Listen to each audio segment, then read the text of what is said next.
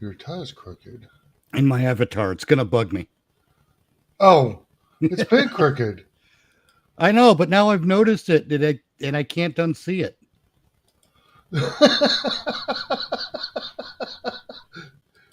There's no getting around that. Okay. I don't have a suit anymore. I can't retake the picture. Wow. Let's see. Let me go to my page. I need to get like $8,000 together, pay someone to deep fake the tie being straight. Right. Oh man. You All know right, what? let's see. I don't like my voice on. I hear it back. What are you getting, like a slight echo or? Oh, I when I clicked over, you wanted the link for the YouTube, Right. Yes. so I clicked over, Ah, okay. and I'll put it in private chat. All right. There you go. Groovy. I think I'm going to invite Tier also. Do you know Why who not? Tier Alexander is? I'm not sure if I do or not. Um, It may be one of those scenarios where I'm. Oh, we're already being called you old guys. Great. Or yo. I'm sorry, that's yo old guys, not you old guys. yeah. Ah, God. See, my eyes are going too. It's great, Hey, man. I love beautiful. getting old. Angela Arriaga, yeah. She and I started dating Hey, Angela. back in Vietnam? No, October. we're not that old, are we? No, we started dating in October. Oh, right on. So, yeah. But anywho, yeah. All Tier, right, do you want on? I need Dr. to. Funkenstein? What am I trying to do here? How have I forgotten that? Oh, God, I'm getting. There we go. Yeah. Now to hit the shilling machine. Yeah, I'm fixing to do that as well. I don't do stream very well. Ah, yeah, I know what you mean. I don't do it enough. It's there are little things you learn with only through experience.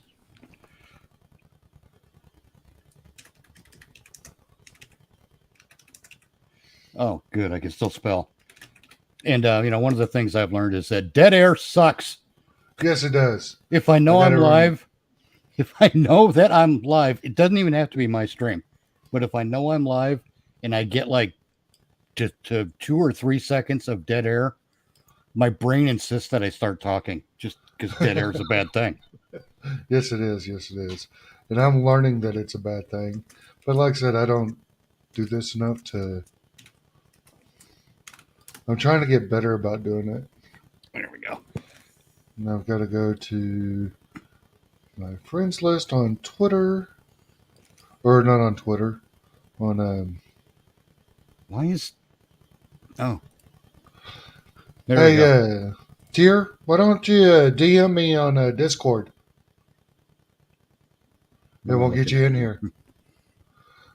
Yeah, but my I woke up for the third time after and I hit Twitter, you know, Always a and I mistake. come across this. I'm going to share the screen. Oh, It's get it. There something we go. simple, but it pissed me off. Isn't it great how dumb things have a tendency to do that to you? Yeah, yeah, And I don't mean dumb by someone just being stupid. I mean it's a little thing. Like, okay, I'm not actually this guy, but I know of people like this. If the broccoli on their dinner plate is not arranged properly, they freak out as if there's a proper arrangement for broccoli written down right, from eons ago. exactly. But But yeah, but now yeah, that it's I'm it's a there, dumb little thing that for some people it'll ruin their whole fucking weekend. you know? wow. Well, it's not going to ruin my weekend, but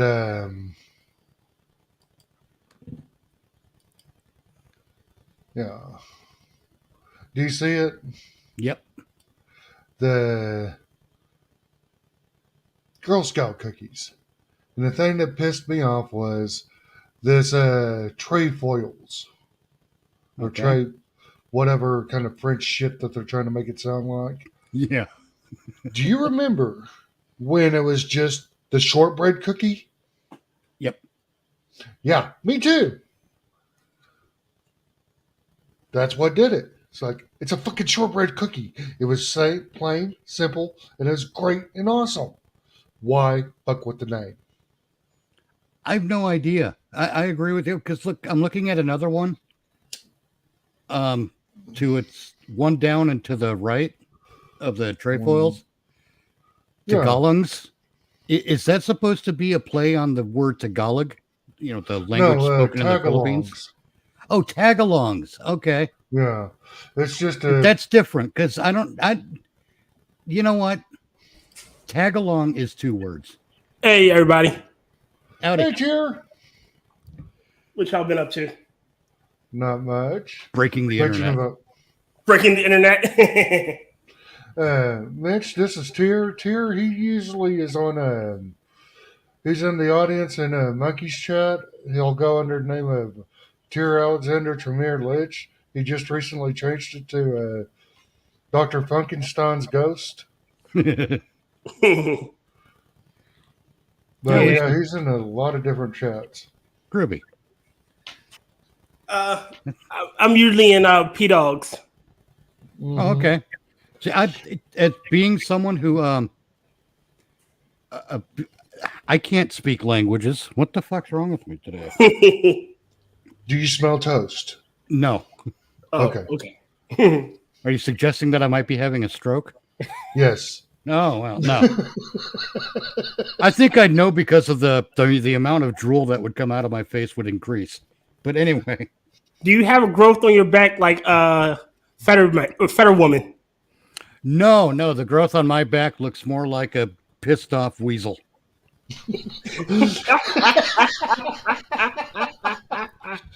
So I don't know what's going on there. You know, doctors don't even want to look it in the eye.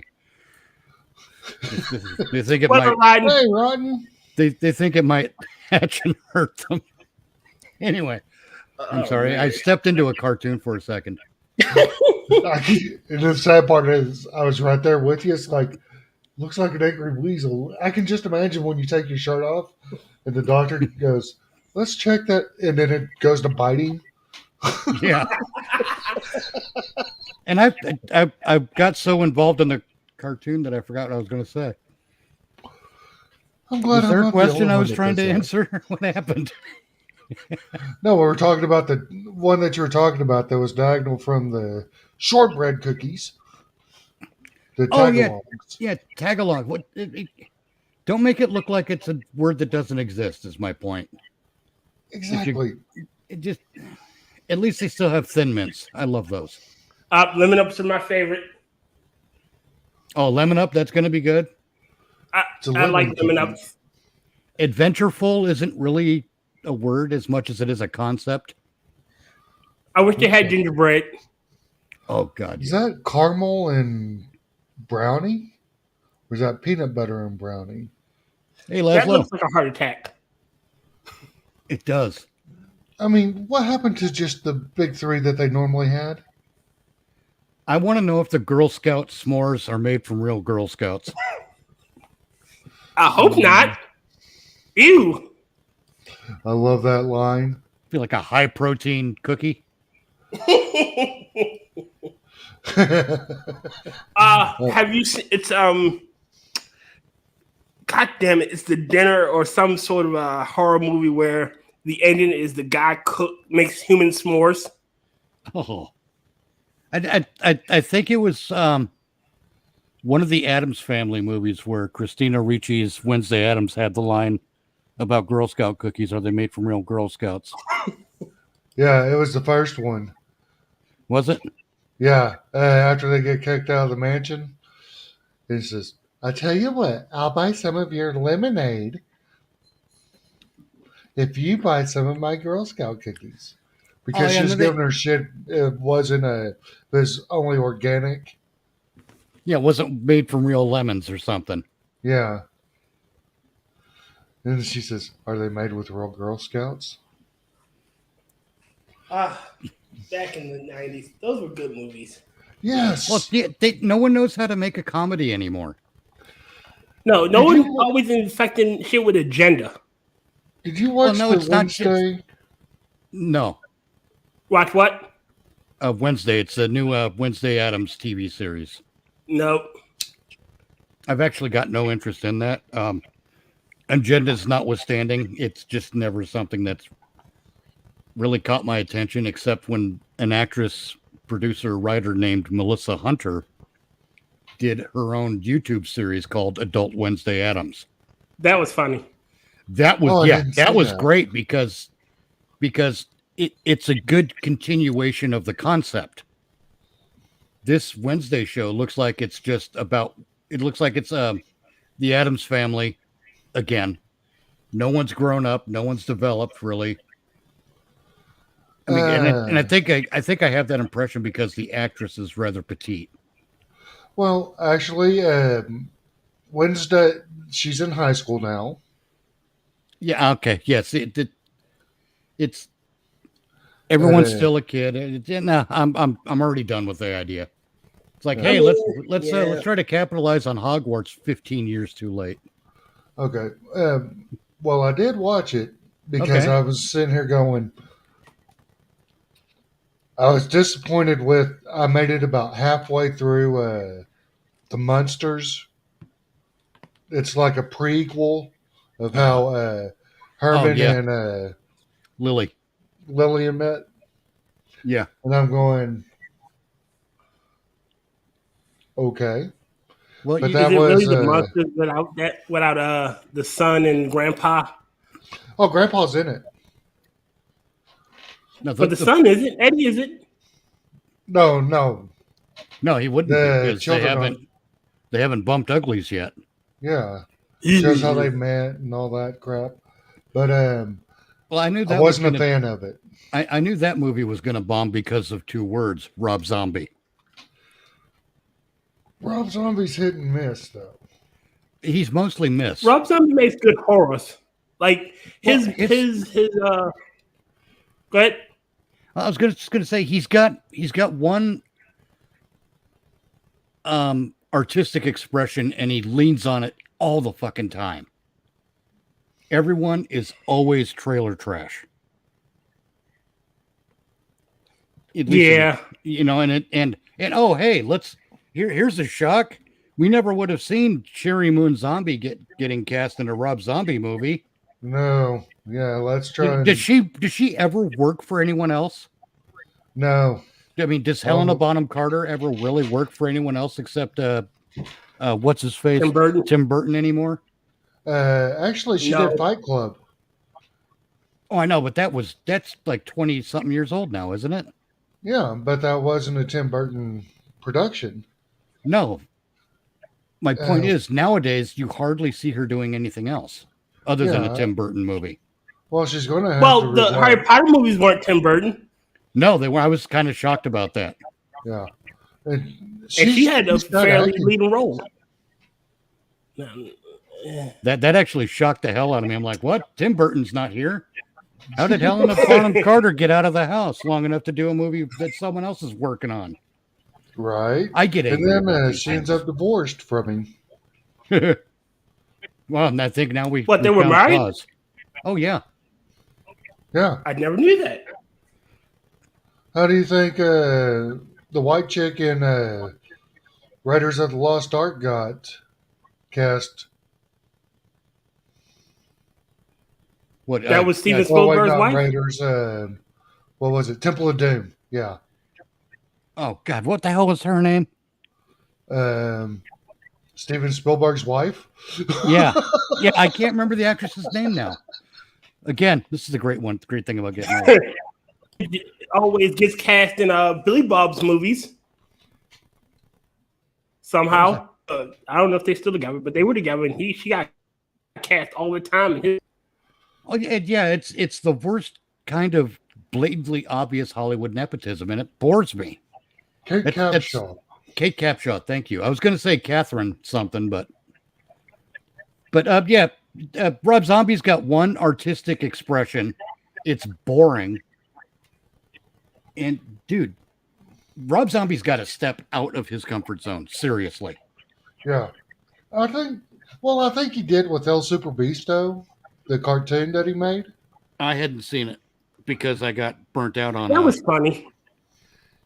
between the two Halloween films. Well, I'm sorry, the Yeah. 1.5 Halloween films Right? and House of a Thousand Corpses and what was the other Devil's Rejects. I'm like, See, oh God, these are all the same people in every fucking movie. And I don't mean the same actors. I mean they're all the same loud, obnoxious asshole characters.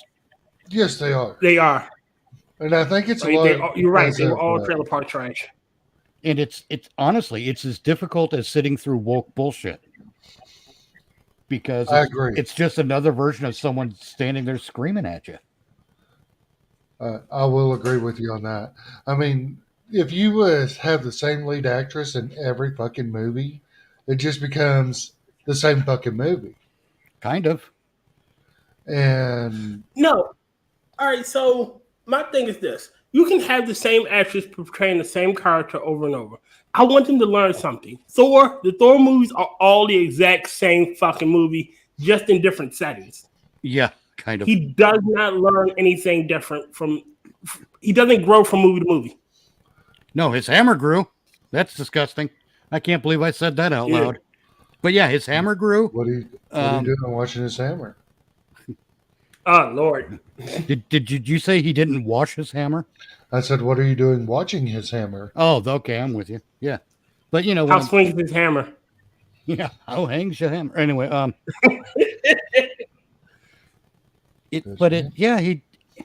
Thor actually has, and I'm sorry, Chris Hemsworth actually has a lot of great range as an actor, Oh, yeah. and in some way, I'm glad he played Thor. I'm glad he got the job, he got the work, he got the money. I'm glad all that came his way. But I want to see him do other things. I want to see him do smaller things. I want to see him do see him do a serious role. I want to see him in a horror or a drama that isn't fucking Cabin in the Woods. Yes. I would, okay, to be honest with you, you said you want to see him doing smaller things. I immediately went to the whole idea of him dating a midget. Okay, that's a weird place. But for the most part, And I can agree with you on that. I would like to see him in a vulnerable role where he's not the. I like him in Cabin in the Woods too, Rodden, but Well, I still would like Dudley to see him be serious. I would like when I say smaller things, I should clarify that. I don't mean a smaller property or franchise. I don't mean a smaller role in a movie. He's still got leading man chops, so he should do leading man stuff. But and this is where the superhero type movies absolutely fail. They don't know how to do small stakes. You're right. They absolutely forgot how to do that. Iron Man, the first Iron Man movie, okay? By comparison to everything else, that's small stakes. By everything else in the MCU, that's a small stakes movie. Yeah, It's a personal story for Tony Stark. It's not, it didn't go from zero to blue sky laser going to blow up Earth. Right. There's more. And it was more character driven. It had great secondary characters in it. No matter what I think of Terrence Howard,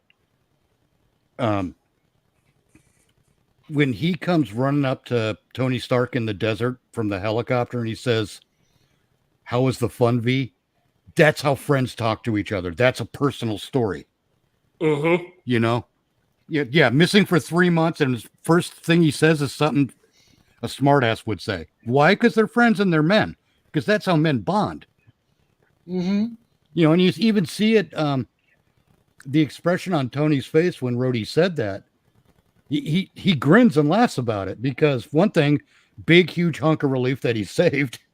And also, this is my friend and this is how we interact. Mm-hmm. It was Rhodey saying we're still friends. We kind of parted on bad terms there for a second, but we're still friends. Yeah. Yeah. It was a great moment between male characters in a movie. And But- it's just how was the fun V? One fucking line, you know? That's what I mean by smaller. I can understand that for Iron Man because Tony Stark is basically the MCU Batman. Kind of. Yeah. Yeah. That's what they made him out to be. I mean, I liked him in the 70s rendition when he was a paraplegic. No one knew he was Iron Man. Yep.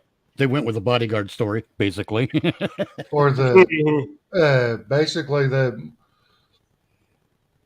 was a show in the 90s called Mantis. Oh yeah. And basically they ripped the fuck off of the 70s Iron Man. Yep. Really? Oh, yeah. yeah. Get this. Black weapons designer, paraplegic, but he has an exosuit that lets him walk and fight crime, Yeah. which is basically 70s Iron Man, paraplegic weapons designer.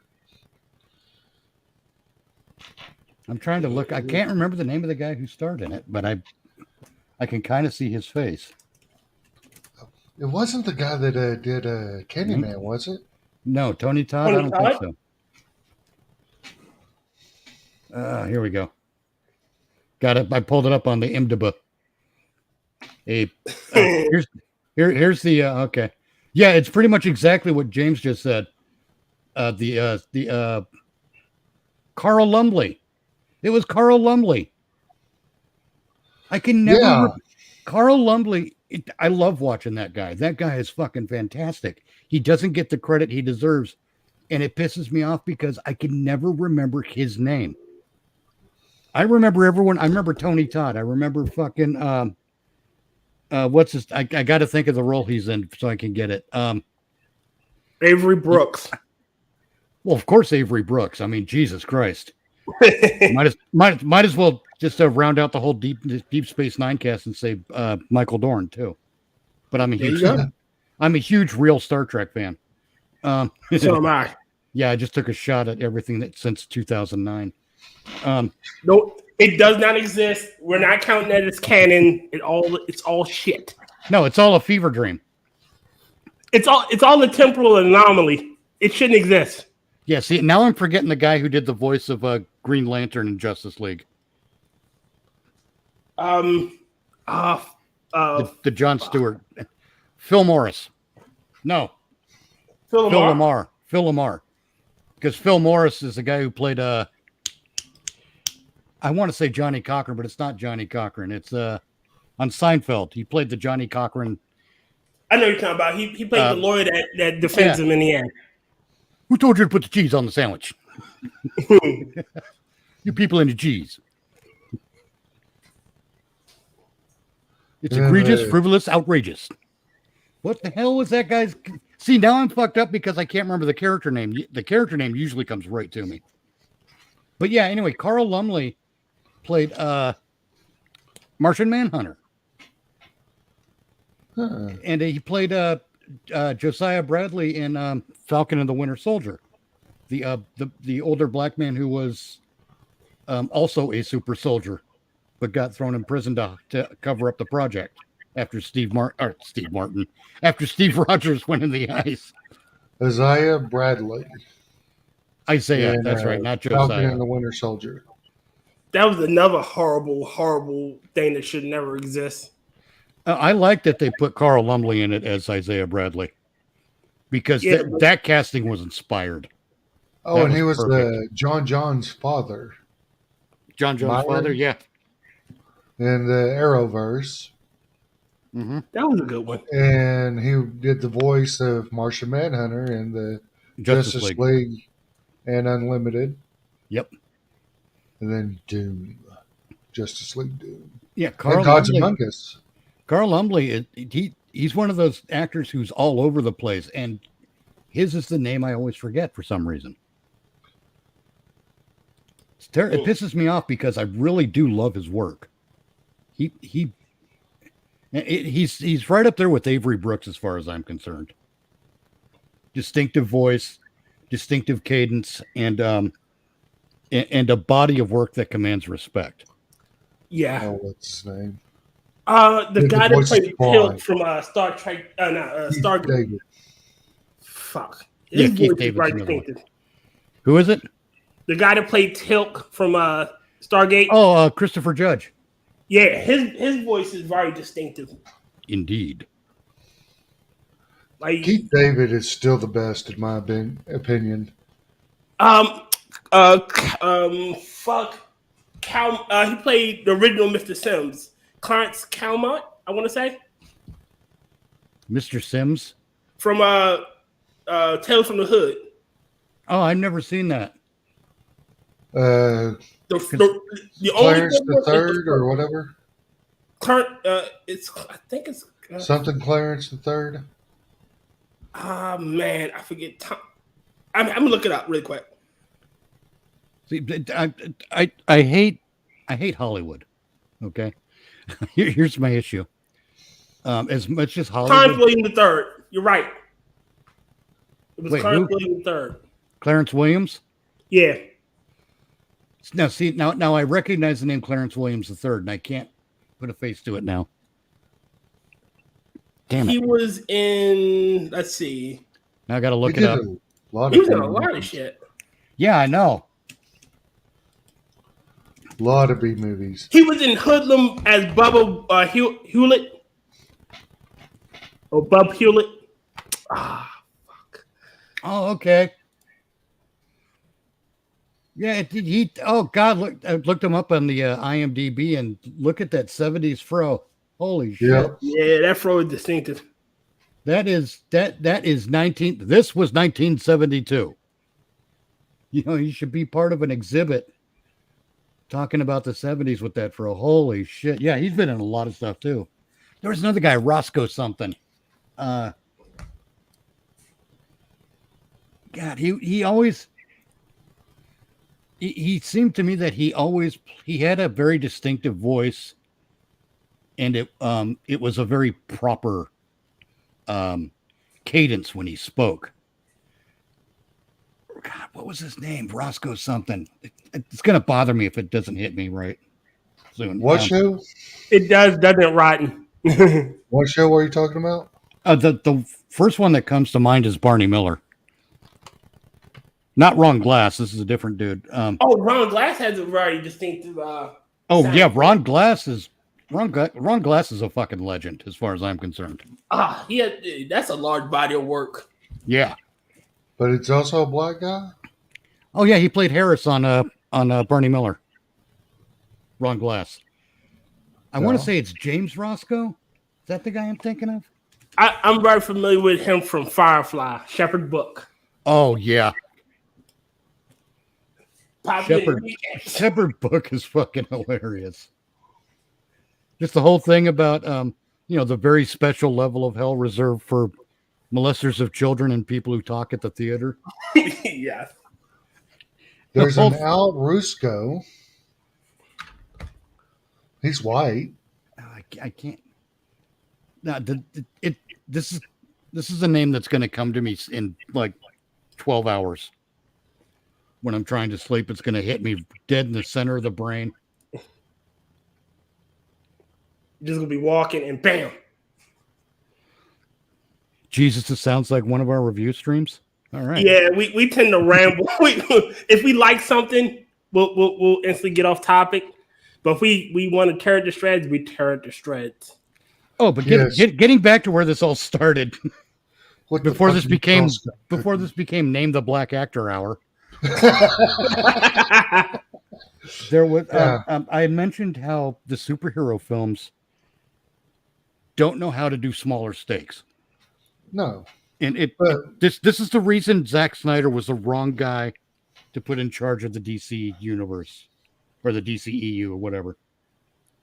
It's because, again, like Tim Burton and like Rob Zombie, he's got one artistic expression, and And the thing about an artistic expression is if you only have one, it's fine when you do your original works. But when you try to use your artistic expression as the vehicle to tell a story about an established property, an established universe, and established characters, you're gonna fuck it up. Yeah. Well, if you remember, Zack Snyder is the one that gave us Christian Bale's Batman. That was Christopher Nolan. Oh, Yeah, no, Christopher you're Nolan right. gave us those. You're right. I'm sorry. What did Zack Snyder do before? Watchmen. He was. I think he was most well known for Watchmen. He did. I think he did a.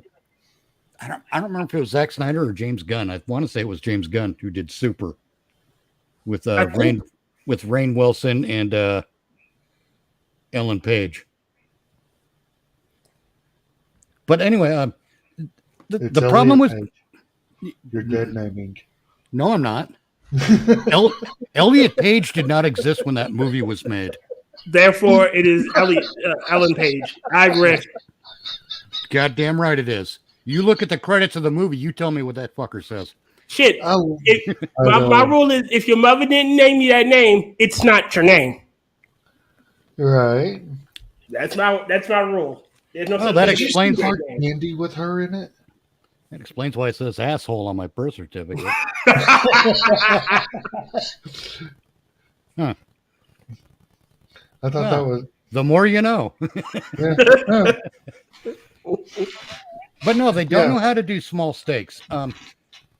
The problem with Zack Snyder doing the DC universe, what was the not even the first installment? The first installment, I get what he was going for with the two things people complain about. There's the obvious one, Superman breaking Zod's neck. I get what he was going for with that. And I can kind of forgive it because it is kind of obvious what he was going for there. But the other thing people complain about is when young Clark Kent says to Jonathan Kent, should I have just let everyone die when in that bus accident where he saved everyone in the school bus? And Jonathan Kent says, maybe. No one gets that. No one understands. Jonathan Kent's not saying maybe you should let him die. No, he's admitting that he doesn't know what the answer is. Yeah. That's the trick there. And again, that's bad writing because it didn't translate well for the audience. But that's what's really going on there is you look at the way he says maybe. He's not saying, oh, maybe. Like it's worth considering. He's saying, maybe. Like, I don't know. Yeah, and that's how it's too subtle is the problem, but I get it. That one I can't forget because it really is too subtle for most of the audience to catch. And and besides that, Zack Snyder should not have made these movies. Furthermore, he should not have made Batman v Superman with studio interference because I bet you anything, even though Zack Snyder has one visual language, that being slow motion. Jesus Christ. Have you seen Zack Snyder's Justice League?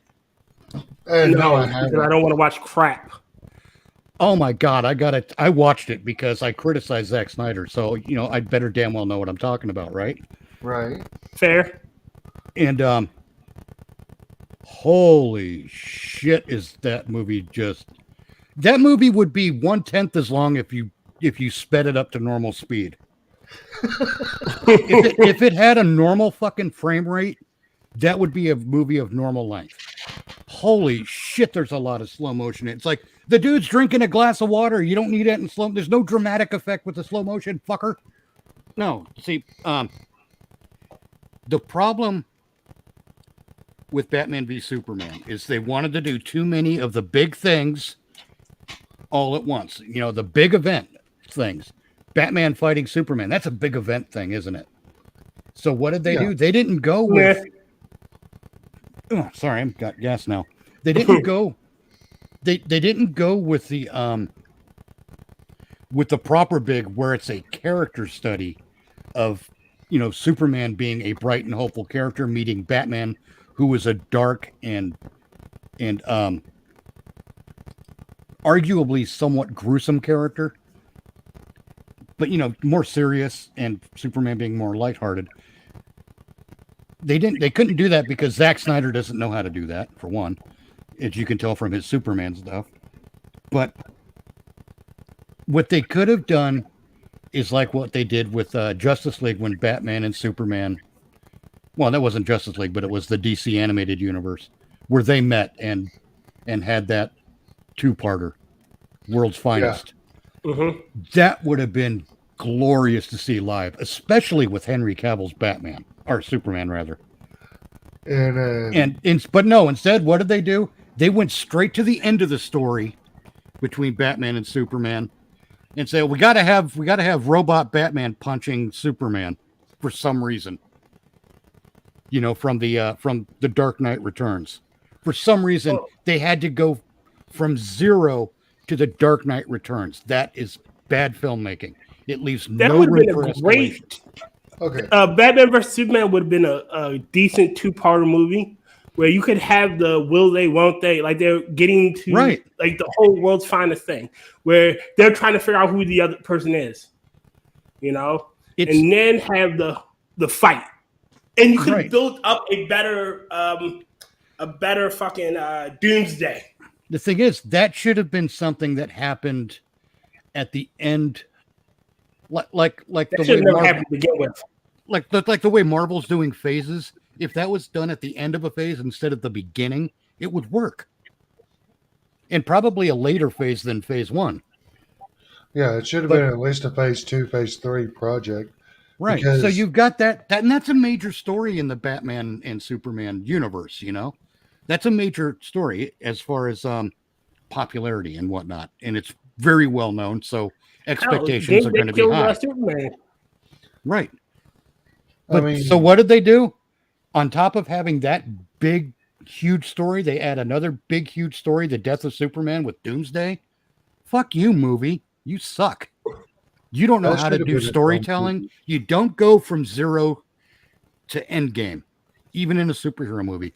You have to have room for things to escalate, especially with a property like the DC universe, because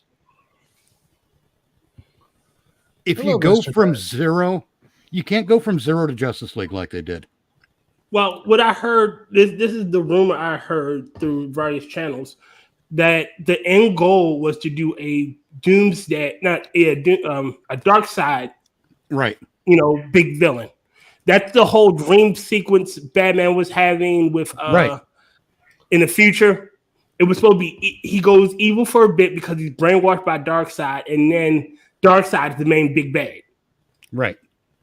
Which that works because that's okay. That's if they didn't start off at that, because Zack Snyder's Justice League was Darkseid. And you don't even in a series of Justice League movies, Darkseid is the end of the story again, not the beginning. The beginning of the story is like they did Granny Mayhem, Granny Goodness, and Caliban in them. The Weaklings, the Furies. Yeah, if you could have let's say Granny Goodness is running an operation to get the Children of Earth or something, some shit like that, and she brought along 1 or 2 Furies and a shitload of parademons. Like how in the first Avengers movie you had the Chitauri, which were basically disposable villains. Well, that's your parademons. You can have your disposable bad guys and your fight scenes with the parademons, and have the real climax of the movie be fighting Granny Goodness and a couple of Furies with the Justice League. And that's where you can start a Justice League thing in that universe. They team up and say, hey, let's punch the bad guys. Yay, we punched the bad guys. Now what do? I got to get back to Central City. I got to get back to Metropolis. But, or you can even do this. You could start the building of the really big league, because Big Barda was a Fury. So you could have that, they take out Big Barda, and Big Barda is now trapped on Earth because, we captured her. Maybe you could do a Mr. Miracle movie. Yeah. See, now, look, you stumbled onto it, all right? Because there's a story to tell there. that doesn't involve giant blue space laser and big space bad man. Well, Big Barda gets captured by the forces of Earth, the Justice League, and probably sent to a government prison or facility, or something like the Vault at Shield, something of that nature. And boom, Mr. Miracle pops in to go get her out because he's Mr. Miracle, and that's the perfect kind of job for him. And we can see that throughout such a movie, you can develop the I was going to say customer, the relationship. Well, you can develop the audience's understanding of that relationship, because I think the relationship should just exist. But I might be wrong. I might be misremembering stuff here in the canon too. Because no, they're married. They officially Big Bart and Mr. Miracle. Right. Yeah, I know that. But I don't know how much the pre-marriage type relationship was established. But you have, you do have to take some shortcuts when you're translating a huge franchise like that to film. Yeah, but if you're going to do Batman versus Superman as a starting point, I agree with you. That's the wrong way to do it. Unless you combine, like you said, the world's finest. After Superman finds out who Batman is, and then when Wayne shows up at the Daily Planet and schmoozes up Lois Lane, he knows exactly what he's doing there.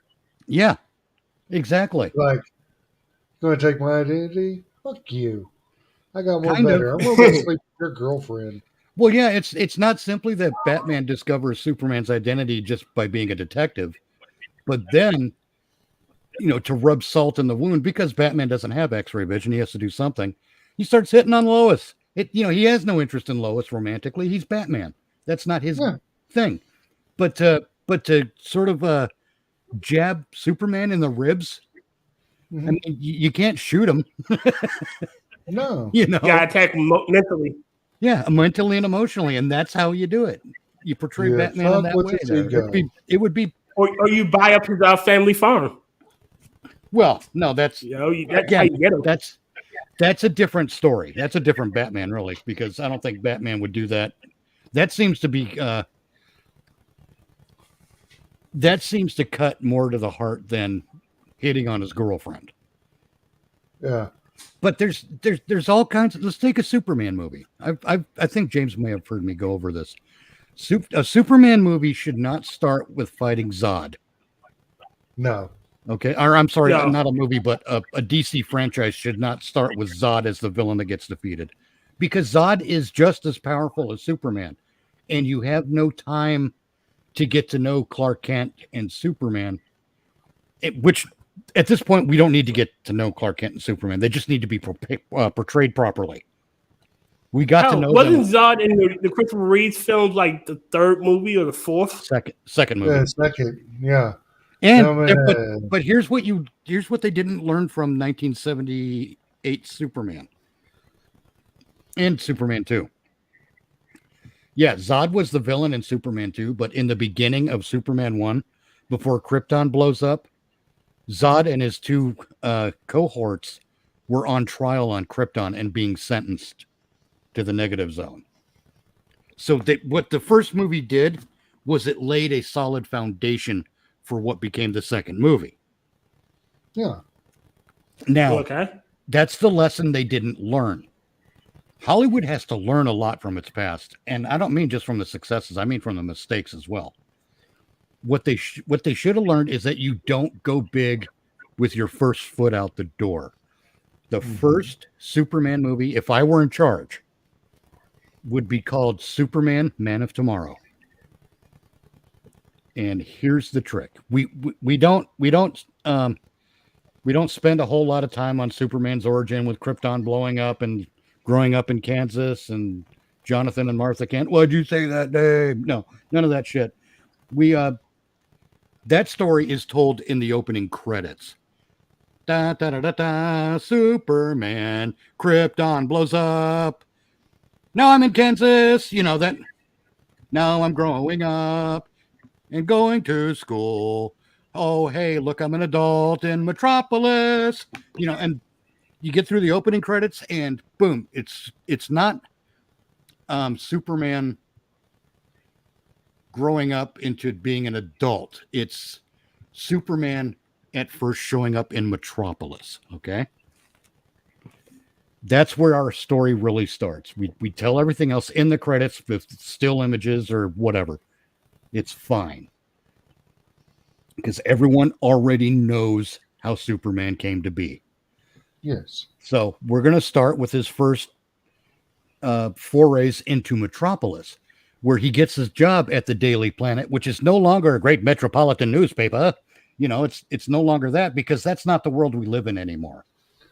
So I have this concept of the Daily Planet being an operation very much like Project Veritas was with James O'Keefe, but bigger. It's the one remaining news organization that does serious investigative journalism. And I think that's going to make Lois a news anchor instead of a on-the-ground reporter. Kind of, yeah, but not a news. But we'll see. Make her a news anchor in that Project Veritas kind of way, if you know what I mean. There's no news desk. There's no studio. It's just, well, there is a studio with Project Veritas, but it's used for interviews with people who have blown the whistle. She could be the interviewer. She is. She's the interviewer. Yeah, and and Clark Kent is one of the field operatives. Okay. And they work. Lois and Clark work as a team, much like they did at the Daily Planet. But he's like the field guy, and she's the interviewing the whistleblower guy. So they still work together to get the job done. And again, it's because we have to put it in a modern context. But here's where it gets fun. Here's why I'm calling this movie Superman, the Man of Tomorrow. Is because when Superman gets to Metropolis, say 80% of Metropolis has been cleaned up and renovated to be the city of tomorrow. And who did all that? Who paid for all that? Well, of course, it was Lex Luthor and Luthor Corps. The thing is, Lex Luthor is not our villain in this movie. This is where the lesson of laying groundwork comes in. So Clark is out at a presser for Lex Luthor. He's giving a speech about the newest project, the latest portion of Metropolis to be renovated into a city of tomorrow. And the city of tomorrow is it's a forward thinking, as far as its infrastructure, like it would be like building a house with all the proper internet connections and technology connections for this generation and the next generation. Okay. So, that's what Lex Luthor is turning Metropolis into. And Lex Luthor's not a villain at this point. He's actually kind of a hero for Metropolis. He's basically renovating an entire city, and not a small city either. He's Bruce Wayne. He's more Bruce Wayne than a villain. Okay.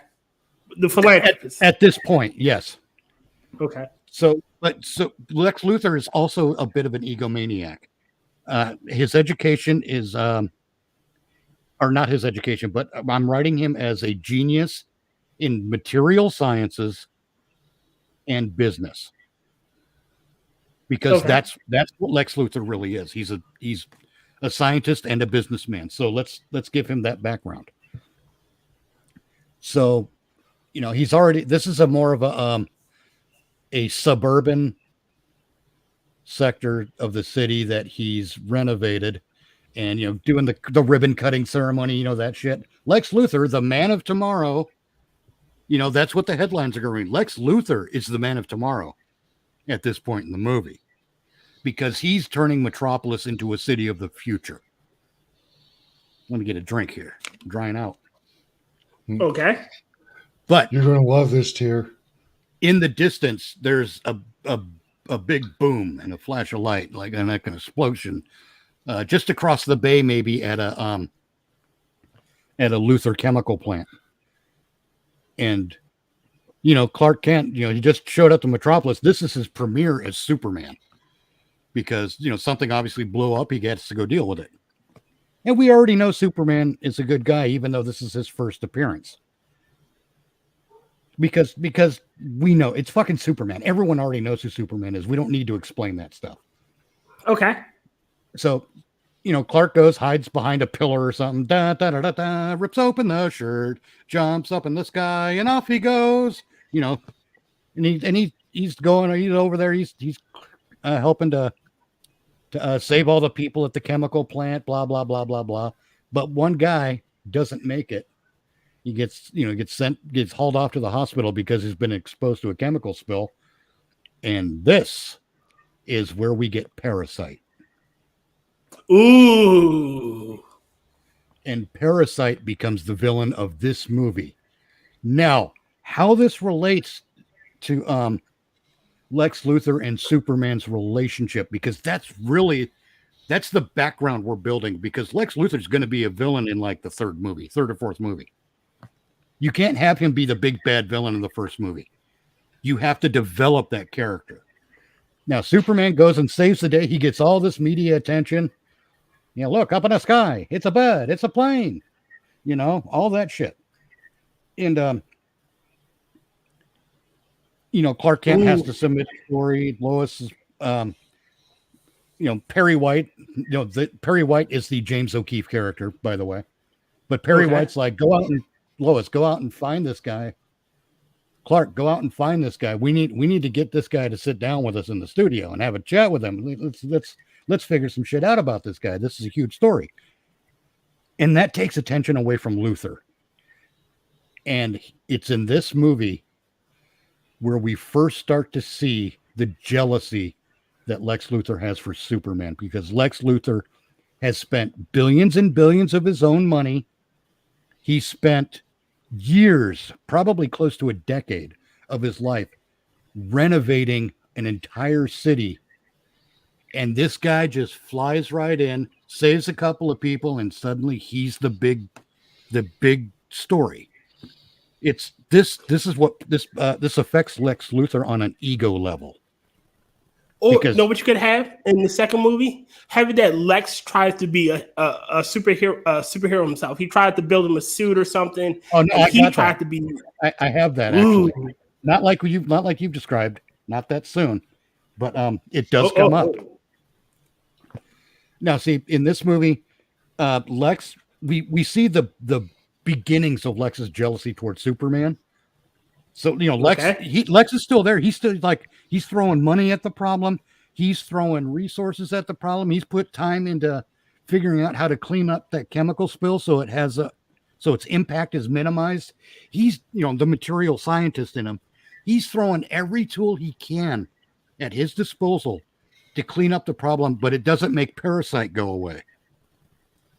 Superman makes Parasite go away eventually. Maybe Luthor helps a little bit, but we see the beginnings of Luthor's jealousy here. And now by the end of the movie, though, who is the Man of Tomorrow? Is it Lex Luthor or is it Superman? We got to leave the movie with that question, because in laying You could have laying that groundwork is going to make it so much better when it pays off later. Oh, and all you get. what at you could the end have of the- for that one. Oh wait, what you could have at the end of the movie is have like a someone's looking at a screenshot of something and it says Superman, Man of Tomorrow with a question mark. Yeah, that kind of thing. Yeah, And the movie ends there. yeah, but the second, now see, you got to do these things in stages. So the next movie would probably be a Batman movie, because you're laying the foundation for the universe here too, in which these characters coexist. So next movie is a Batman movie. We'll deal with that later, with the synopsis there later. But because there's a bigger Superman story that has to be told. Now this next Superman movie, something is falling from the sky. It's a meteorite of some sort that is actually a piece of debris from an alien technology. Okay. And it crash lands and it gets, the government grabs it up, takes it to a lab. And as it turns out, this thing has a piece of the Brainiac AI. This is our Brainiac story. Oh, no. You can't introduce. Brainiac has always been a massive. I know. They I know to that. band together. I know that. This is okay. But remember, this again. At this point, Brainiac is just like a microchip with the AI imprinted on it. And are you going to tell the Brother Eye story? No, actually, okay. I don't know enough about Brother Eye to speculate, to be honest. But no, it's still Superman's going to have to do something about it because the lab that this thing was taken to has been taken over by this artificial intelligence. Now, there's no major robot body shit going on at this point either, okay? Because our technology isn't quite at that point, at least not at the lab where this thing was taken. But you can even have that at Star Labs. Well, not yet. That's just it. It's not at Star Labs yet.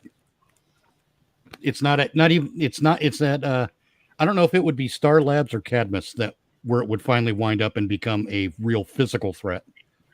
But it does manage to get itself shipped. It learns our shipping and receiving stuff. It learns how to use UPS, and it ships itself out to Cadmus or Star Labs, where there's more robotic. Probably Cadmus would have more robotic technology going on.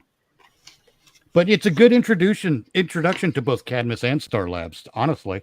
So probably Star Labs first, so it can get smarter, and then ship itself off to Cadmus to get a body. And eventually you get a body. It's not Brainiac with big spaceship bottling cities. This is a smaller version of Brainiac. So so basically it's a space robot that gets into a punch up with Superman, and Superman beats the space robot, not knowing that Brainiac can imprint itself on any piece of technology, and have an AI that will grow and develop from that. But at the end of this movie, Lex Luthor finds a piece, and he starts studying it. Thing is, Lex Luthor's going to be smart enough to keep the thing isolated so it can't do all the things that it's already done until there's a fuck up in the procedure or a blackout or something down the line. But Lex Luthor starts studying the Brainiac technology, and being a material scientist genius,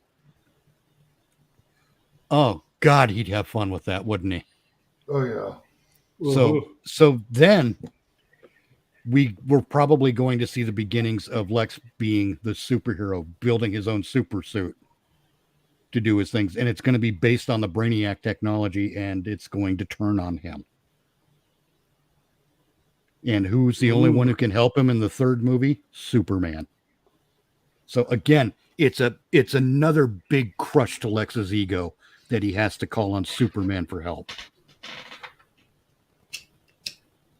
And by the time we get to a fourth movie, or even to you know what? The first Justice League still has to be a basic, the parademons get punched kind of movie. Okay. But then the second Justice League really could be like the Legion of Doom. Because at that stage in this universe, Lex Luthor is pissed off enough at Superman that he's become the supervillain. That he's become as much a villain as he was once a hero for Metropolis. If you see what I mean. So Lex Luthor gets this huge character arc as a villain. And I'm really sad that Clancy Brown is probably too old to play a live action Lex Luthor. Because, it would have been good. Oh God, that would have been awesome. Clancy Brown all balled up, getting out there, chewing up the scenery as Lex Luthor. Oh God. yeah. God, that would be awesome. No, he's not. Clancy Brown is only what? 64? Yeah, but you can't. You got to remember, this is a whole universe we're talking about here, and Lex Luthor's not a character that you kill off. True. So we can't have. We can't have. Michael Eisenberg if they did Tom Welling to that Superman, I would love to see Michael Eisenberg not Michael Eisenberg. Rosenberg. Rosenberg, yeah. Hey, it's a Rosenbaum. Sorry, Rosenbaum. Yeah, actually, yeah, I wouldn't mind seeing him come back as Lex Luthor because he did it well. He could come back and be Lex Luthor again. That would be awesome. Oh, from Smallville. Yeah. Yeah. Yes. I thought you were talking when he said Eisenberg. I was going back to the movie. No, I he was Eisenberg. More the Riddler than he was. Oh God, that he would have been a better Riddler. He would have been a great Riddler. He would have been a better toilet seat cover. Yes. Again, Zack Snyder. I don't know if Zack Snyder was in charge of this, but whoever casted Jesse Eisenberg was trying too hard to say, "Hey, the kids seem to like this guy. Let's put him in the movie." It was that kind of bullshit. This is why you don't cast a big name as your heroes. You don't cast Ben Affleck as Batman. Whatever you think of how well he did or did not do the job as Batman, you don't cast Ben Affleck because with Ben Affleck, the name Ben Affleck brings an expectation to the performance in the eyes of the audience. It's the same reason you don't hire George Clooney, because we didn't get Batman in that movie. We got George Clooney as Batman. And bat nipples. Well, there's that too. And the horrible Arnold Schwarzenegger as a scientist never did it for me. Yeah, well, yeah, you don't cast Schwarzenegger as Mr. Freeze because you're not getting Mr. Freeze. You're getting Schwarzenegger as Mr. Freeze. I actually liked him as Mr. Freeze because they put in there that he was also a decathlon champion, which explains his physique. Yeah. And Mr. Freeze, I mean, it was even a bad outside movie. of his suit, is a strong motherfucker. Yeah, I'll agree with that. That's only after that. Go on. Schwarzenegger doesn't come off as a scientist. Like, yeah, we got to mix the chemicals. I don't look at Arnold and think science. I think action hero. I look at him and I think, why wasn't he Bane? Well, yeah, because could you imagine Schwarzenegger as, well, for one thing, Bane is South American, I believe. Yeah, he's Ecuadorian, I believe. Ecuadorian, yeah. So the accent would really fuck it up. But Schwarzenegger could have pulled off the intelligence and all of that is Bane. Mm-hmm. He could have pulled off the personality, if not the accent. Right. Hell, what you could have done, you could have had Arnold's body and have someone dub the lines. Oh, no, another Hercules Goes Bananas. Yeah, no, that would just look silly because it's Schwarzenegger. Well, Hercules Goes Bananas. You'd be like, did you ever see that tier? Oh, no, I've never seen Hercules Goes Bananas. Hercules in New York is one of Schwarzenegger's first movies. Because of his accent being so heavy, they dubbed his voice through the entire fucking movie. It looks terrible. And it is horrible. Think Godzilla without Godzilla. Yeah. That's how bad the dubbing is. It's like watching a Godzilla movie with all the kaiju stuff edited out. Yeah. Oh, God. But it's still a good movie. I mean, I watched it when I was like 6 or 7 as a kid. I mean, that was 100 years ago. Yeah. Yeah. But you see what I'm getting at with the movies, with these the DC Universe thing there? You have, from the beginning, you have room for the threats to escalate. All right, Mitch. You've got your first 3 for building Superman. Now, yeah. As far as Batman goes, we all know the story behind the Bat. But would you start out with Batman also has the moniker of world's greatest detective. Yep, I'm a big fan of advocating that we need an honest to God detective. We need Batman in a Sherlock Holmes murder mystery. I was thinking the Holiday Killer or The Long Halloween? yes, Calendar that would Man. showcase the detective side as a start to the Batman I think so reintroduction too. to the Justice League. You go there Okay. with the Long Halloween.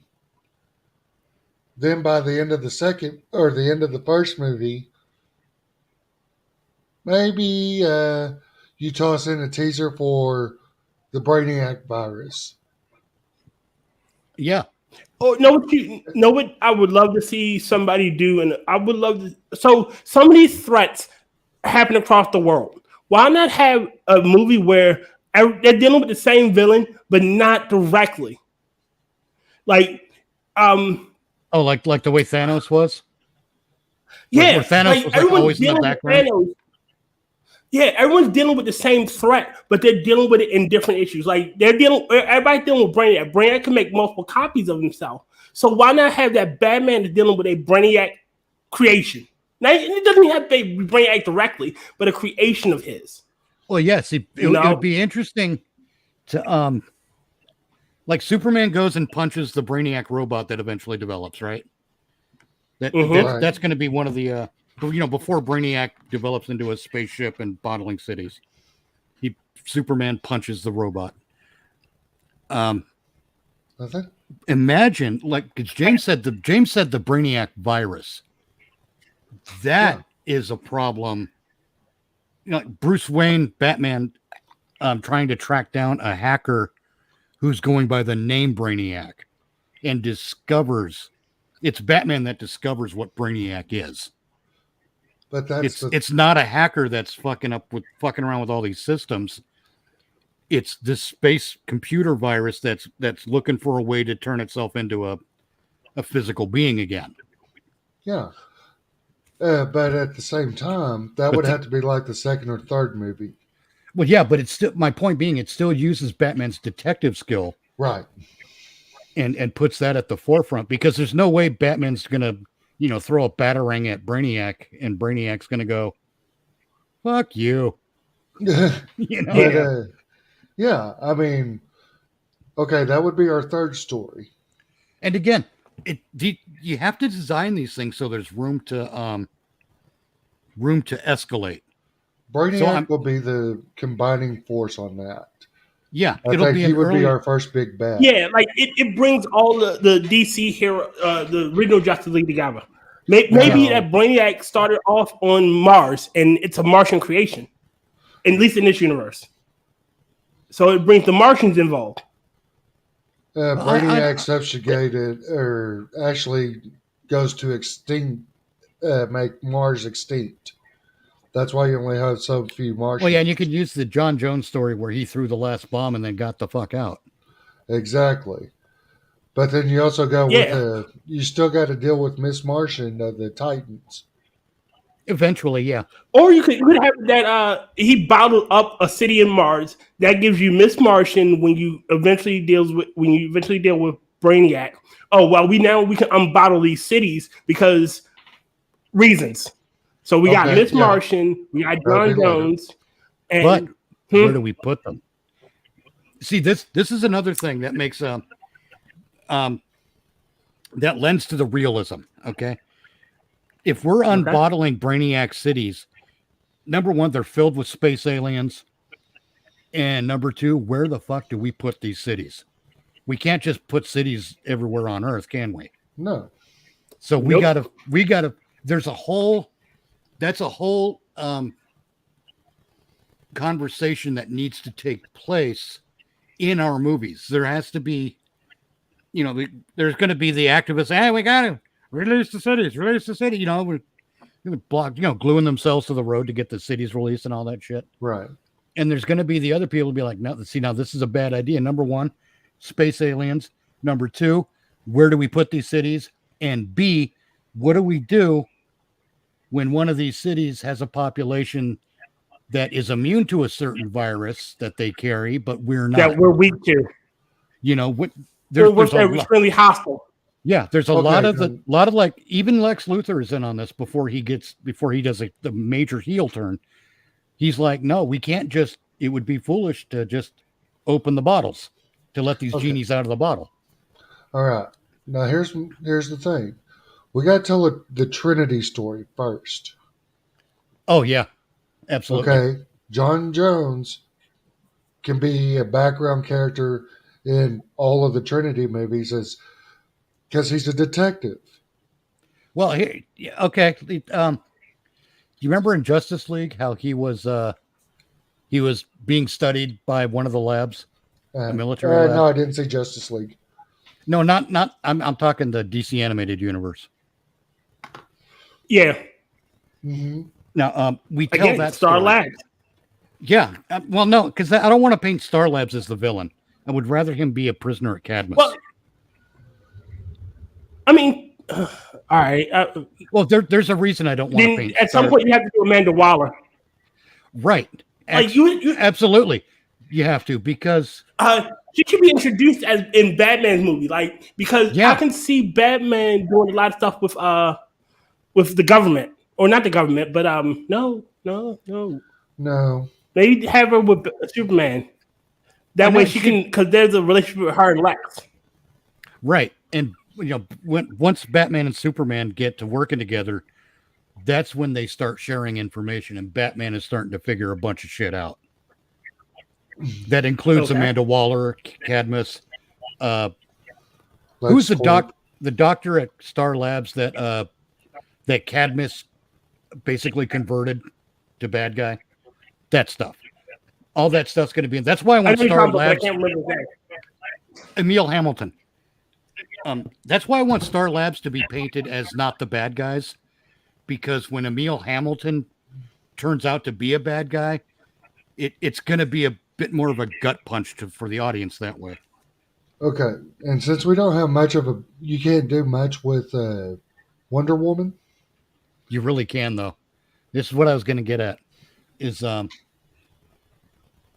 John Jones is a prisoner at Cadmus. They're studying him, and he's there's constant sedations and stuff, and he's only just he gets out from under the sedation long enough to send a couple of mental impulses out, and under those conditions, it's gonna take a long time for him to be able to make contact with Superman, Batman, and Wonder Woman. He can be sort of a Thanos, but on the good side early on in this. Because he's trying to get them together because he knows of a bigger threat. That's coming. Okay. Probably he knows of the Brainiac thing. And that's why he's trying to get in touch with the heroes.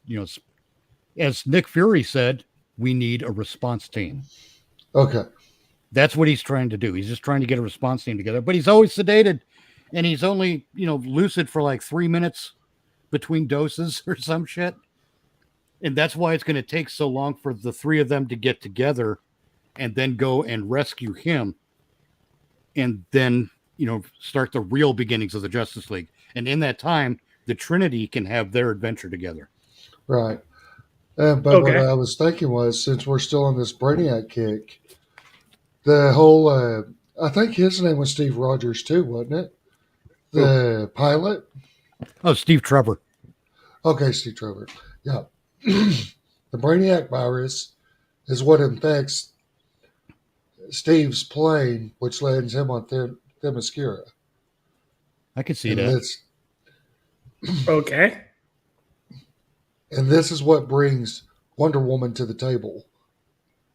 Right. And when she hits Well, when she starts the getting out lab there, where John Johns is, that's when she starts. She's the first one to pick up on it. yeah. Because as part of the Trinity, you can't always lead with Batman and Superman. If there's a Trinity, you have to lead with Wonder Woman somehow. Yeah. Okay. Excuse me. She I would can be a just- perfect fit out of War Story.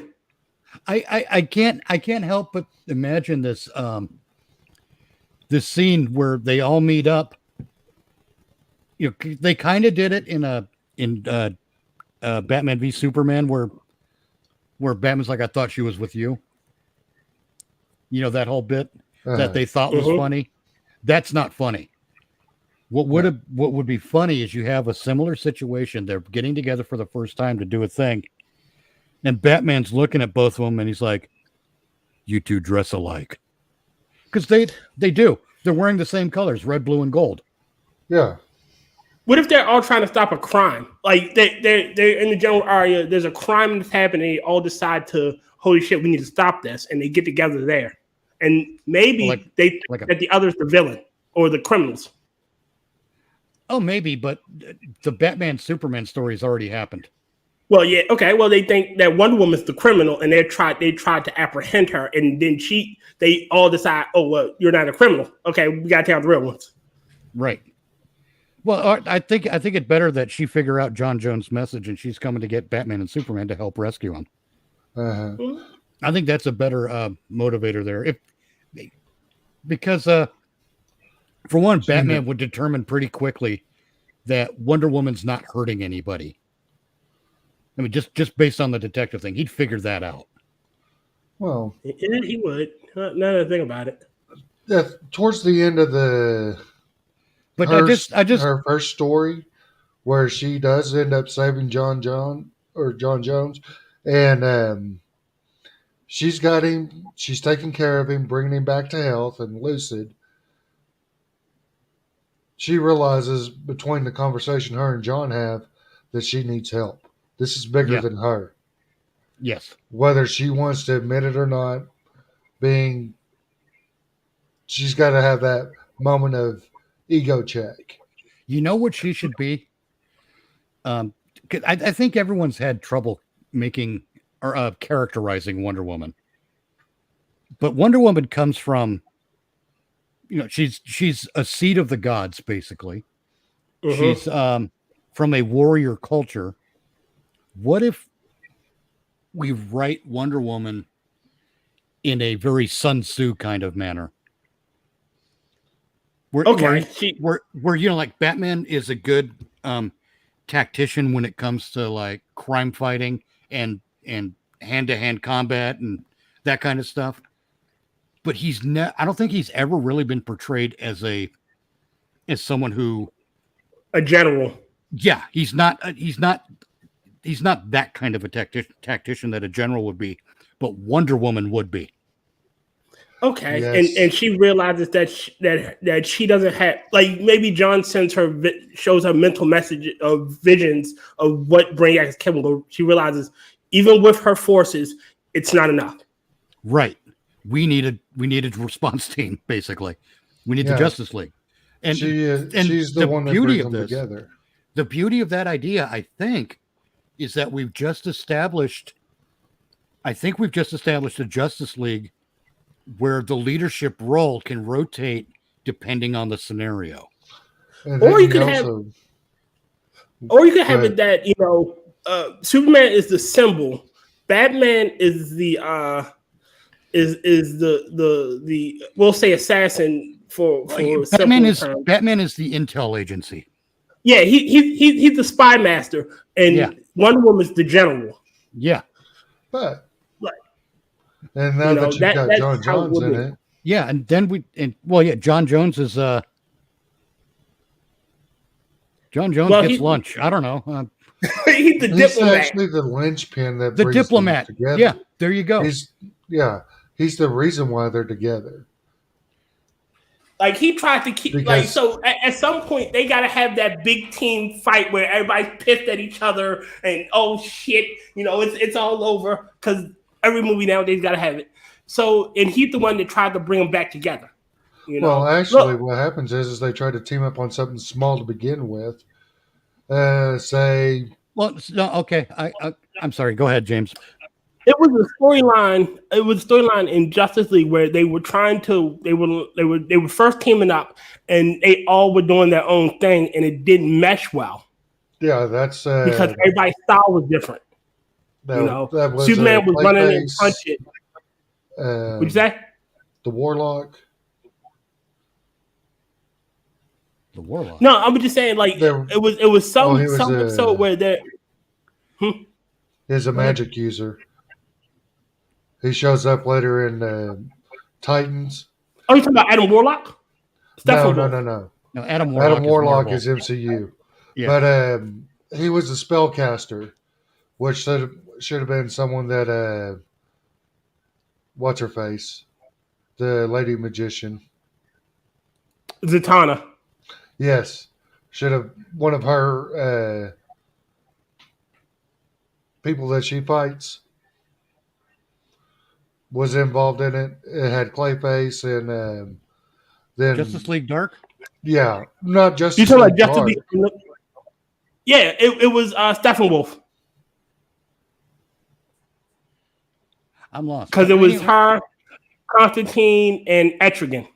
No. I'm not talking Justice League Dark, but the team up that you were talking about, where they first tried to team up and meet, they were fighting Clayface, Captain Cold. the Injustice Society. Oh, or yeah. something. Yeah, Yeah, I know what you mean now. Because no, see, I have a similar idea. It plays on the same themes. It's not so much Oh, go ahead. that their styles conflict. It's more that they're getting in each other's way. yeah, Superman, Wonder Woman, and Batman just getting in each other's way because they're used to being solo operators at this point still. hmm So, one of the challenges they have to overcome, like let's say they're not really trying to foil a crime, but they're trying to prevent a disaster. There's a dam that's going to collapse in a small town in the path of the rushing waters or something like that. And the simple nature of the event is that Superman can't be in two places at once, no matter how fast he is. Wonder Woman doesn't have, she's strong, but she doesn't have Superman's strength, so she can't, hold the thing in place that's going to stop the thing, whatever it is. And Batman can't figure out the cause of this thing fast enough. he Okay? miscalculates. So maybe it's not a crime as much as a terrorist act to destroy something like a dam. I don't know what. I'm just using a dam because it's an easy visual. Batman's trying to figure out what caused it, who's responsible. Wonder Woman's trying to do her thing. Superman's trying to do his thing. And they all wind up stepping on each other's toes. Wonder Woman sees people running. Hey, they must be responsible for it. Batman, I got something over here. So he checks that out when he should have stayed on the course he was on because he was following up a new lead. Superman. Let's see. What's Wonder Woman trying to do? I forget. Hold the dam in place. Or maybe she's trying to get people out. Yeah, she's trying to get people out. There we go. But Superman, being faster than her, decides to go help. And she has, she sees that part of the dam is collapsing and she has to go jump in on that action because Superman left his post. It's not so much that their styles are different. They're getting in each other's way because they haven't worked together long enough to really trust each other's abilities yet. Well, And for me, and then that's where John Jones comes in. it has to give him a black eye, but it's Yeah. something that is a struggle to clean up. Yes. Where it's more, we fucked up and we've got to clean this up. It's sort of like punishment. The cleanup effort is. Kind of, Batman, Maybe- they get together at the end, after they've prevented this disaster, and Batman's like, well, that was a great showing. Saying some smart ass Batman thing that pisses the other two off and gets them defensive. So they all start arguing, and then finally John Jones has one of his lucid moments. I'm picturing this before he's part of the team, really, because this is the Trinity story. Yeah. And it's okay. while they're arguing that John Jones has one of his lucid moments, and because they're all in one place, he can hit them all at one time with a quick telepathic blast, a message. basically, get your shit together. I need help. Okay. You know, and that's when it hits them. You know, it's not just their fault; it's my fault too. You know, that's when they realize their failing was not in how they attacked the problem, but in that they didn't trust each other to do. You know, they didn't trust. Yeah, they didn't trust each other to do their individual job in the scenario, and they should have. Mhm. And it's thanks to John Jones that. So now they've prevented this thing from going straight to hell, and now they got to fly off and go save John Jones. That works. Maybe Katniss found him and recaptured him. Maybe. Or here's the even better one. You can have that Waller found him. Like they didn't hide him well enough.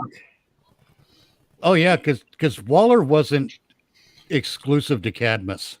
At least that's not how I see her. I think Waller is very much a Nick Fury character, and she's going to have her finger in other pies as well. So she knew who Batman was, so she knows things. Yeah, I mean she's probably just as smart as Bruce Wayne. That's why I like Amanda You can always Waller. have that she's a dark picture of she's the opposite of Bruce Wayne, like where he wants to do good. She's a patriot. She's a hardcore patriot. Whatever I have to do to protect my country is what I do. Yeah, that's what I like about Waller. What I like about Waller is she's not really a villain. She is one of the good guys, but she's an extremist. She goes way too far to achieve the ends that she wants to achieve, which is what. Here's a better idea. Having that bombing, the destroy the dam was her trying to see if they could work together. Like I know it's coming too, so I need to know if I can place my finger in the crux. Oh, that's brilliant. She recognizes because this is pretty much established. Waller recognizes the threat of a superhero team up because Waller is right about that. That is a threat. So it's they're not pointing the gun at us, but it's a gun in somebody's hand. They're holding the gun. Yeah. So you have to be aware of it, and that's what she's doing when she sets off that disaster. What she's really interested is in coming up with a psychological profile of this team. That's what she's doing. She's trying to figure out how they operate, how they interact, and how to disrupt the bond between them if she has to. She's basically planning ahead. And this is a test. In case. Yeah, and this is a test so that she can gather information and have it ready when the time comes. That's brilliant. Oh, that's awesome. I like that story. And then that's how we control the Suicide Squad. Yep. Well, the Suicide Squad always have that she because she helps with Cadmus building Power Girl. Right. So you can always have it that she is the ace. Like that's my ace in the hole. If Superman ever goes broke. Yep. And you can even have that start building that up. You can even bring in because again, Brainiac has Kryptonian City bottle city of Kandor, if I'm not mistaken. Yep. So you could have that in this universe. That's where Kara is. Yep. And okay, well now. After all the Brainiac shit has happened and he gets her back, like there are too many Kryptons on Earth. Like I need a failsafe just in case they fuck up. I can't get to Superman's DNA, but I can get to hers. Right. And that's we got Power Girl, and she could be a villain, one movie villain for Supergirl. Yep, Galatea. Yes. I don't know that there should be a Supergirl movie because... Or you could have a Supergirl where she teams up with... But definitely, another Superman movie. Well, yeah, definitely part of the Justice League, though. I would actually like to see, because I think this would be far more interesting, because it's an interesting way to develop characters. Okay, Kara Zor-El comes out of Kandor. She gets DNA hijacked by Cadmus, and they make Galatea. And eventually, Kara and Galatea fight. Kara wins, but she doesn't destroy Galatea.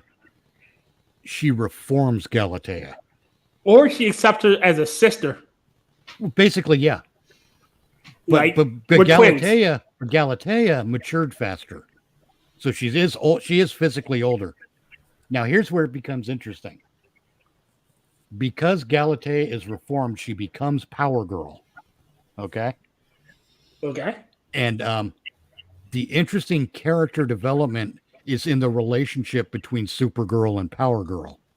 Well, really, Galatea and Kara. Because Kara's got to teach Galatea how to be low key. And Kryptonian. Yeah. Mhm. And all that stuff. So much to learn, so much to understand, so much to reveal. And I mean, you could tell some really good stories because they are the same person in many ways, but because of the differences in their development and growing up and physical age, they are going to be distinct from each other also. So it's a really weird thing where like Galatea can look at Power Girl and be like, that's just like me. Is that why I'm doing this? Holy shit. You know, there's a whole lot of and that can go either direction. And It's then, great for character Interesting development. fights up too. And you know what? You know what's even better about it? It's not. Here's the problem with Supergirl in modern media. Supergirl in modern media is Superman, but a girl. And I mean that they steal Superman stories and just put Supergirl in the role of Superman. And it makes Supergirl look like a leftover. It's like, oh, leftover meatloaf. Yeah. It's been what, 3 days? Yeah, I can't wait to bite into that. but then we don't. But at the same time, the overruling story on that would be, we ain't going woke on this shit. Well, yeah, exactly. But you can still We're gonna have a tell story good with. story without the woke bullshit. Right. And I without mean, but the you can tell a good LGBT story or without the woke plus bullshit. shit. You can at this point you can create like she doesn't have a Rose Gallery very similar to Clark's, so you can create a brand new Rose Gallery for her and Power Girl at the same time. Maybe they fight the same. Maybe they fight twin villains. Imagine this. You know why the Captain America movies, the first two, are so good? It's because the first one is a war movie first, and then the superhero movie second. The second movie is a political thriller first, and a superhero movie second. It's a political thriller with superheroes in it. The first one's a war movie with superheroes in it. Yeah. That's why those movies, especially Captain America, the Winter Soldier, the best of the MCU movies. Makes sense. And now, following that idea, imagine Supergirl and Power Girl as like a buddy cop film, but maybe with a little less humor. Maybe it's the lady buddy cop film that we never got that can be a success, because now we're dealing with an interesting interpersonal relationship between the two main characters. But Power Girl with the loose cannon. You're going to hate this idea. Maybe. Going off of the characters. Just physical attributes. Power Girl has one problem. What, her tits enter a building 3 hours before she does? Exactly. Now, and that can be a joke or three in each of the movies. Because you know what? No, we can still do that, because the excuse they used before is that it's a distraction. And honestly, that is think like Amanda Waller. If you want to give Power Girl an advantage, well, I say Power Girl, but Galatea had the boob window too. Make no mistake. But if you want Galatea to have a psychological advantage over opponents, that would be one way to do it. Yeah. Most men will focus Not even on her men. tits more than Not even if you see the way women criticize each other, holy shit, she'd have an advantage Exactly. over everyone. I mean, you have Supergirl, who might be a B cup, and then you have Triple D Yeah. Power Girl. And it's like, Or, yeah, or you I can know how always you have it, stop crime. You don't even need the triple D. I mean, just have a bigger cup. You could even have it that, that's one of Supergirl's hangups with Galatea. Like, are you me when I get older, or this is all I'll ever be? well, you know what? That sounds silly, but that's actually a good analogy for their interactions and character development. Yeah. It really is. And you could have it that, people mistake Power Girl or Galatea for Supergirl's mom. Again, throwing that shade. Like, why are you with your mom? Yeah. I mean, there's all kinds of relationship dynamics that can be played with in a story here. And when in actuality it would be the reverse. And the best part is you don't have to do the tism to reach that goal. Yeah, and here's the thing: you can take like C tier characters that put up C and B tier enemies, like Blockbuster. Yeah, well, yeah. I mean, look. Shit, you could introduce part of the Suicide Squad, Captain Cold, Boomerang. They can fight those two. They can. I mean, you could have early. That'd be a good one. Amanda Waller would probably take Power Girl personally, if you know what I mean. Not like I'm your real maybe an I'm your real mother dynamic. Holy shit! But that would be even better. Like, but an element of that plus Power Girl represents Amanda Waller's failure with Galatea, so she takes it personally. This is one of my failures. Another little bit. I got to put together this team to clean this mess up. Wait, I got even another little bit. Having that Amanda Waller DNA was also used with Kara Zor-El's. Like there were some coding issues that she had. Like she claims her because we had to fill out the DNA. Like the best we could was me. So you're part of me too. So technically, I'm your mom, or I'm one of your mothers. And Amanda Waller has that kind of arrogance. Honestly, look at the. It would be an interesting mirror, but turned a little bit to the side of what happened with Terry McGinnis and Bruce Wayne in Batman Beyond. Yes. With Amanda Waller, it would be an interesting twist on that. So it fits, it fits her personality great, and her strategies. It's brilliant, and what we get here. Who better to save the world than me? You know what we get here without being PC and woke? We get a two mothers story without it being a big trans lesbian wheelchair thing. Yes. So we can tell that story without relying on political correctness. I love it. And what a way to, when the woke crowd starts making noise, point that shit out to them, and they won't know what to do with themselves. Mm-hmm. And you could do it where you don't have to change the aspect of the character. Like you can have, blonde hair, blue-eyed Galatea, and always say, well, my DNA was used to fill out the holes. So you didn't get any, and my genes are weaker than Kara Zor-El's. You know what another bonus of this idea is? When it comes to hiring an actress, you don't have to match eye color between Kara and Galatea because of Amanda Waller's contribution genetically. Yes. Yeah, you don't have to. You're right. You can say, well, it's Amanda's eye color. Yeah, you can. Or you can take the recessive trait. What's that? Or you could say because humans still carry my grandmother had green eyes, but I don't. So you can always say he got her eyes from Amanda's DNA. Yeah. That's just one So of you the. don't have to match. Yeah, her eyes is But- just one expression of Amanda Waller's DNA. It's brilliant. Yeah.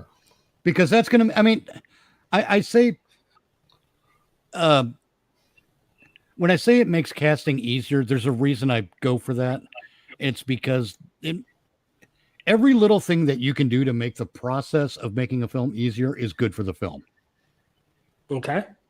You know, so if casting is a little bit easier, so you don't have to rely too heavily on blonde-haired, blue-eyed girl and blonde-haired, blue-eyed girl, because one blonde-haired, blue-eyed girl is going to act better than the other blonde-haired, blue-eyed girl, and they're going to be compared on that basis relentlessly. Shit, So you can even it's- have so- the hair color is a expression. Yeah, you can. There's all kinds of ways you could play with it. We don't know how Kryptonian and human DNA is going to interact.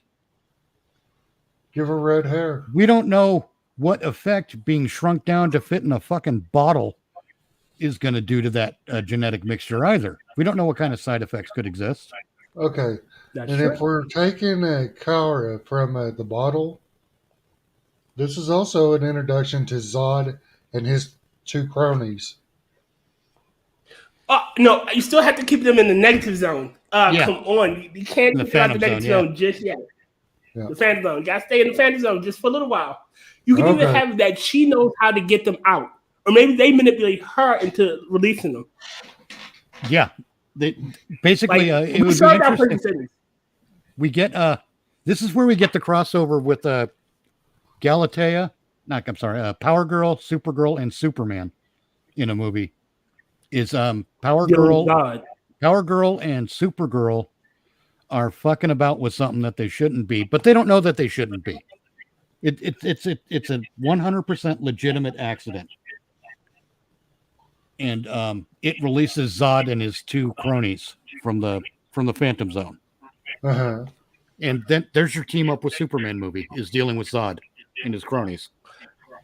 Maybe Zod has more than two cronies in this movie. Or here's what you could do with that one. You could have that Kara is they're trying to get Kara to join because we're Kryptonian. This is like, you know what it's like to be a Kryptonian. Whereas though Galatea's like, I'm a fucking Earthling. I've never seen Krypton. And so Superman, so they're not trying to get them. They want Kara. They want your Kara Zor-El, your Kryptonian. Yep. These are two pretenders to our greatness. Yes. You know? So you're And you can going even with have the that whole, in that movie. You're kind of going with the whole one race. Well, it's a way to using Zod in that way. It's a way to do analogs to racism without saying black people, white people, Mexican people, Chinese people. Jewish. Yeah, it's a way to attack those kinds of stories without relying on human racism.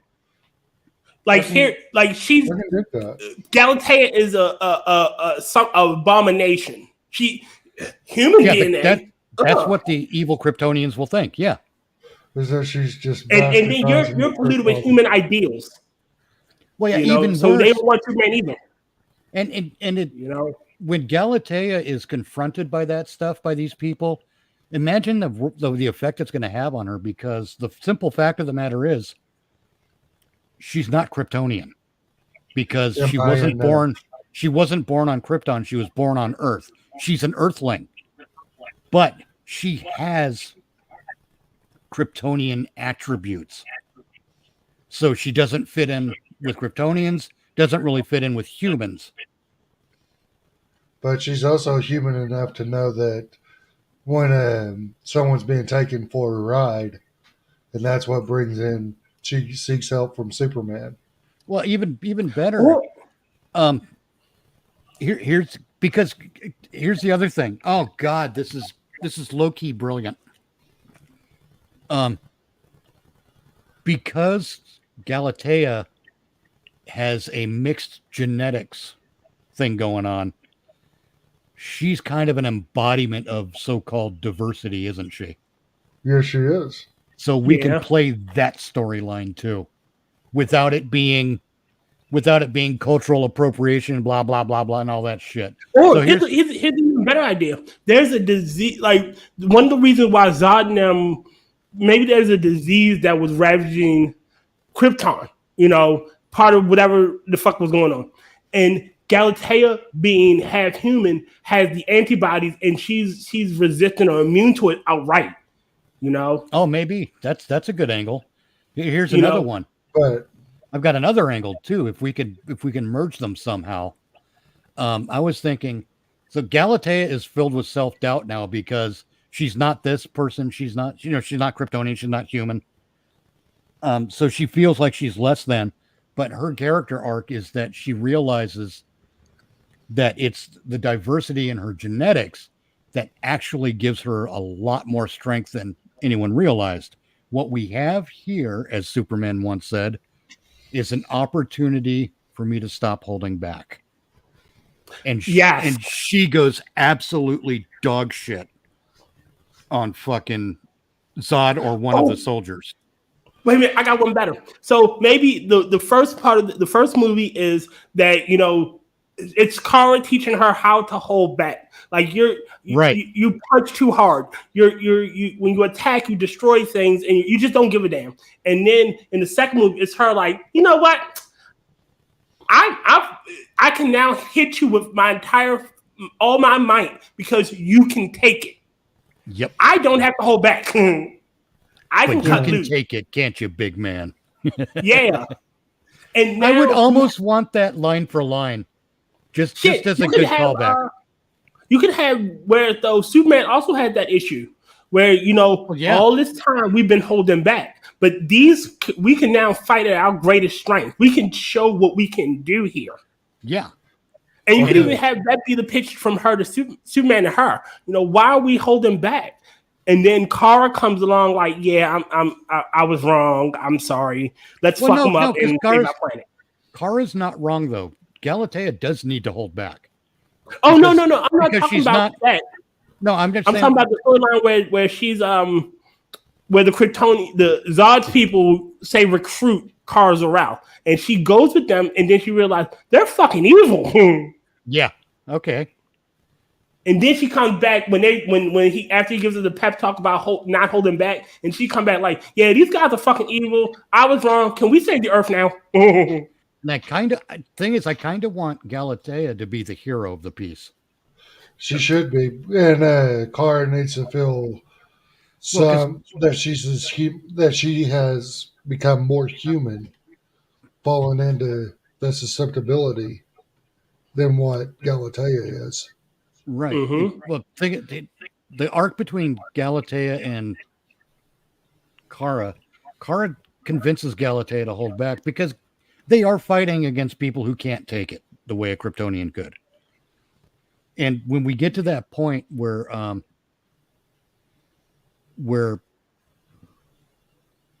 Galatea is able to unleash, I think we should see something that we've never seen before. It's not just that, I feel like I live in a world made of cardboard. It's not just that. There's somehow something more because of the genetics thing. There's something more to her power than just raw strength.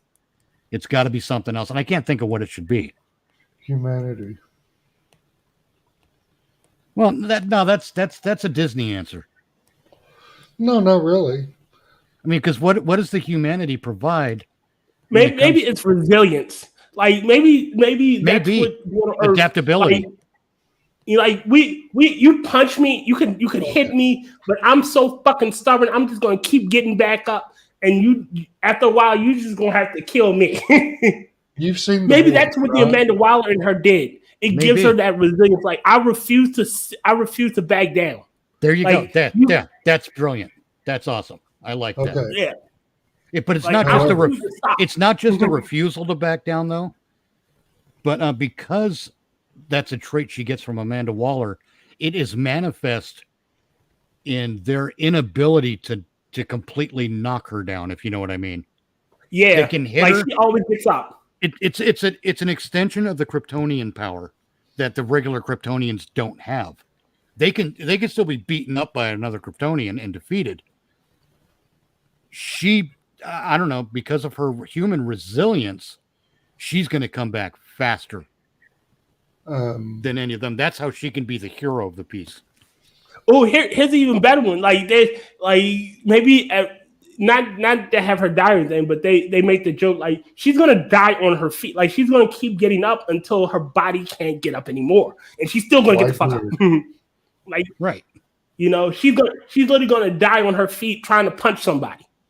Right, but at the same time, I don't want to say just like Wolverine, but you know when Wolverine was facing Phoenix in that movie, and she kept trying to burn him away, but he kept healing just a little bit faster than she could kill him. I want it to be something like that. But it's not. Maybe Zod and like three cronies are attacking her together with like a wind or maybe a laser beam, and she just keep pushing. Yeah, she just keeps pushing through it. It's not having the same effect on her. It's not having the same effect on her at all that it would even on another Kryptonian. She's able to power through it because she's Power Girl. That's awesome. I think we just won the internet again. Or I want cookies. God damn it! You know what you could do? You know what could be would be a nice little thing. Maybe they've captured Amanda Waller because like you polluted a Kryptonian and you should die publicly. Like you should be the one we execute to show our authority and our might. And then it's her trying to save Amanda Waller, showing that because I'm part of you, I can do this. Like because of that little piece you gave me, I can now save you. And you're still a bitch, but but the brilliance there is it puts Amanda Waller into a position to reevaluate her position on Galatea. Because now, what's Amanda Waller supposed to think now? You know, it would be a little funny little line. Don't expect me to send you Christmas cards. Yeah, but you see what we're doing here?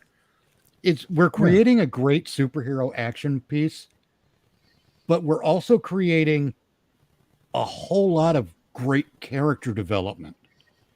Where you know, characters have to, because of what's going on, they have to rethink their positions. They have to actually grow.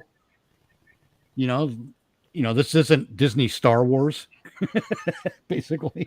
Yeah, where they just magically get their powers in their gifts. And the beauty of it is we're, instead of just going world dominating threat, can the Justice League defeat the bad guys? We're not just doing that. We're like, that's the background story, really, because the upfront story is the development of the relationship between Kara, Galatea, and Waller. Because between Waller and Kara, there's an abusive relationship. Because it's almost an analog for rape. She stole my genetics. Okay.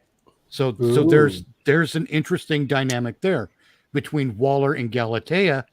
It's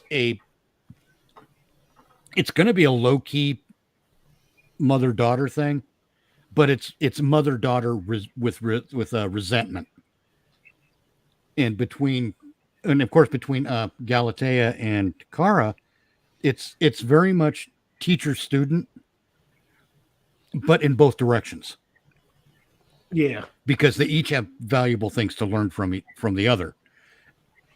And my God, what a fun little triangle that is. That's what would be a great movie. It's not to that movie. What's that? A great ending to that movie would be Superman giving Galatea the title of L. Like, even if you don't accept this, you are Galatea L. Like, you're part of my family. No, he'd probably call her Galatea Zor-El. It would probably be a Zor-El because she's a clone of Kara. That worked too. That would be awesome. Yeah. And he's not handing her a certificate or a plaque or an Emmy. Nothing like that. Supergirl would probably know about the Fortress of Solitude, right? Yes. Mhm. So Galatea wouldn't necessarily, but at the end of this movie, Superman and and the two of them all go to the Fortress of Solitude, and Superman simply says, "Welcome to the Fortress of Solitude, Galatea Zor-El." You know, it's not a big fanfare thing. It's just a tiny little statement like that that lets Galatea know that Superman has accepted her as part of the family. Okay. Hey, memes. Yes. What up, memes? Hello. And again, we're hitting a lot of the woke stories here Okay. And about here's the genetic purity / racism, two mommies, fucking we're doing all this stuff without, hey Johnny, without thing. without horny pervert sex or political agenda, and without preaching. It's freaking brilliant. The original X-Men comics was about, Right. civil rights. Yes. Well, no, But it wasn't a direct overt thing. Right. That's exactly it. It's a subtext. And that's the beauty of this is we're hitting all of these so-called woke ideas, but we're doing it intelligently, and we're not doing it based on skin color. Okay. You know, we're not doing it based on dangly bits between the legs. We're doing it based on the experiences these people have with each other in their relationships to each other. And that makes it more real. What's that? No, hold on, really sorry. No means. See, what the difference between Rise of Skywalker is she took the name. In this one, in our little story, she's given the name. Superman is accepting her in. It's not like the Skywalkers are all fucking dead. It's not, and Rey just took it. Like she wasn't handed the keys to the kingdom. She just said, "I'm fucking a Skywalker now." Earned it. Yep. And here's the thing, man. Here's the funny part. The Rey Skywalker thing. I love pointing this out. She appropriated the Skywalker name. She did. She took their land and she appropriated their name. Yep. Rey is a villain. The woke always write themselves as villains. What's that, James?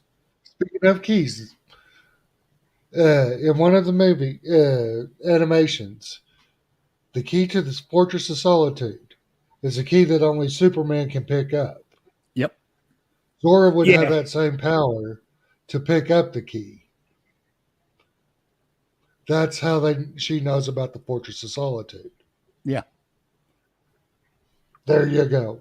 Well, I still say that Kara would be invited in because she's family. Like you can even have that's a big thing. Like Superman when she first appears, it. Well, go ahead. Well, let's see. It's Galatea / Power Girl. It's not just that she's invited in; she's accepted. Mm-hmm. That's the important part. No. They're accepting her for and who she is. Oh no, I was saying when Kara first shows up before she gets her genetics stolen, it's him showing her because hey, this is where the House of El is currently located here, and that's why Kara knows. And then at the end of that movie where they finally accept her, he shows her where everything is and goes, Galatea Zor-El. Yeah. This is our fortress. Welcome to the Fortress of Solitude, Galatea Zor-El. And it just in that little line, that one line is the invitation and the acceptance of Power Girl as part of that family. And it's okay. Stepping in dog shit, right? Stepping in dog shit is such a small thing in the grand scheme of things, right? But look at all the time you have to spend dealing with it. It's a small thing that happens, but it has a huge impact. That's what this is. That one little line, welcome to the Fortress of Solitude, Galatea Zor-El, is going to have an enormous impact on Galatea. Because she now has a family. Yeah. She's been like de facto a part of things, but still an outsider. Now they've told her, you're not an outsider anymore. You're one of us. it doesn't matter that you're genetically altered. It doesn't matter that you're a clone. You're one of us. She's fully accepted. And it's not that they were, of course she'd have to prove herself in some way, right? Because you can't just go around accepting everyone into the House of L. You just can't. Makes sense. It's why we have border checkpoints. You can't. Oh God, that might be another subtext. But you can't just invite everyone in. Otherwise, the thing that everyone becomes a part of is no longer special. And again, it's done without inflicting woke politics onto your audience. It's done without preaching because it's just a part of this story. You don't, us behind the scenes discussing it, we're like, hey, yeah, this is a great way to tell a story about diversity. Mm-hmm. But they're not going to say,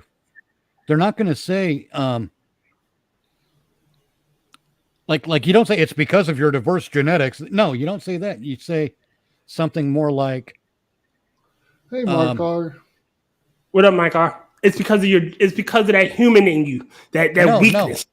No, it's not that. It's a. You don't use the line. It's because of your genetic diversity. You say something to the effect of, it's because of your unique genetic structure. You see, I like that even better. Yeah, see that way you're not pushing. You're not staring at the camera and saying, "And let this be a lesson to you kids out there," because that's what preachy entertainment does. Is it stares at the camera, treats you like an idiot, like they're like the people on the other side of the camera are imparting knowledge that you don't have. No, we know what we're doing behind the scenes, right? In the creation of the story. But a lot of the stuff we discuss here doesn't really make it to the script or on film. But it does. It's just not explicitly mentioned. Like my idea about having if you have a slasher franchise and you write a Bible for that slasher villain so that you as a filmmaker know this is how far he'll go. This is the kind of methods he uses. This is what can stop him. This is what, yada, yada, yada. You don't populate your movie with that stuff, but you do populate with your movie with stuff that adheres to those rules. But you never come right out and say what the rules are in your movie. So, there's this YouTube channel called Pops Reviews. He was talking about slasher villains and their consistency, and he brought up Freddy Krueger. Freddy Krueger has a limit. He can only do what he can do in dreams. It's not explicitly stated, but you get that information. Like, he can't do anything in the real world. Like, his powers don't work. But while you're sleeping in your dreams, he's a god, essentially. Kind of, yeah. Stay awake, you can beat him. What's that? Like, the theory is, like, if you don't go to sleep, he has no power. There's nothing he can do to you. But the moment you close your eyes and stop sleeping, you're fucked. Yeah. However, your villain also has to have a weakness. Your slasher villain. That's true. So there has to be a way to defeat them. Like Jason Voorhees, okay? Remarkably inconsistent. Yes. But, he always comes back. It's not that he's immediately indestructible. It's that he always comes back. That's the thing. So you can beat him, but only long enough to get the hell out of there. After that, you can beat him, but you can't defeat him. You can't kill him. Right. You can, if you beat him and you don't get the hell out of there, you're still fucked. But you don't, that's not what you say on screen or in the script or in the character dialogue. You don't say that. You just know that because you've watched the movies and you've seen how they played out and you're putting little pieces together. You're as an audience, you start to recognize the rules over time. If someone, if you mention in that first movie what the rules are of the movie, there's nothing to discover for the audience. You got to have something for the audience to discover on their own. That's why you don't come out and say this. That's why the Friday the 13th movies don't start with Jason hacking someone to bits with a machete, then turning to the camera and saying, "Hello, I'm Jason Voorhees." because that would be breaking the rules, wouldn't it? Because Jason doesn't talk to anybody. Jason's got nothing to say. Jason is all action, no words. So if Jason talks, it literally destroys the mythology that's built up around Jason Voorhees. Speaking of inconsistencies with Jason, Yeah. where is it? But half the issue with stuff like slasher flicks is different writers and creators putting their hands in it. Yeah. You probably saw how I answered that, didn't you? Yes, I did. Yeah. Oh, yeah, there it is. Yeah, there it is. It's right there on the side. Box. Yeah. Speaking of inconsistencies, what was the deal with the metal mask? Was Okay, that let me explain. That was Jason's face. Let me explain to you the tale of Jason Voorhees. Actually, it's the tale of the Friday the 13th franchise. You're right. Different writers, different actors, different yada yada yada. In many cases, from beginning to end, several production companies as well, several movie studios. But here's the thing: the first Friday the 13th movie is a standalone movie. It wasn't even him as the villain. Right. It was his mother. It was his mother. You're right. Now, if you look at the next three movies, those are the tale of Jason Voorhees. Yeah, the first one is his mother's story. The second, or the next three, are Jason's story. And that ends with part 4. 2, 3, and 4 form a trilogy, actually. And it's accidental. I want to make that clear. No one planned this, because Friday the 13th, when it was written as a film, was not designed to be a franchise. That idea came later. That's why I talk about the Bible for your slasher villain, because, and that's the behind the scenes thing. It's because we now know that there's a great chance that you're going to have a film franchise on your hands if your movie is successful. So you have to, it makes sense to be prepared for that, if you know what I mean. Mm-hmm. Prepare for success and have the rules established before you even make your first movie. Because that way, when you get bought out or someone else takes up the mantle to make your films or the movies in that franchise, they have a map to follow. It's just good planning. But anyway, first one, standalone movie. The next 3, 2, 3, and 4 are a trilogy, the Jason Voorhees story. Then 4, 5, and 6 are another trilogy, the Tommy Jarvis story. And that's why a lot of people in their headcanon stop at 6, is because it's a logical endpoint. Because Jason's story is played out. Now, after in part 4, we get what's his face, the kid actor, Corey Feldman, is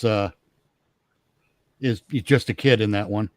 And that's where his story starts, is in part 4. And he's in part 5 in the halfway house at Pinehurst. And in part 6, he's responsible for bringing Jason back to life as a zombie. He created Zombie Jason. Okay. And defeated Zombie Jason at the end, technically. So there we go. That's there's 2 trilogies in 5 movies. Then, starting with part 7, it becomes episodic, if you know what I mean. It becomes like the old TV show. This is the one where the Enterprise punches a space amoeba and everything is back to normal at the end.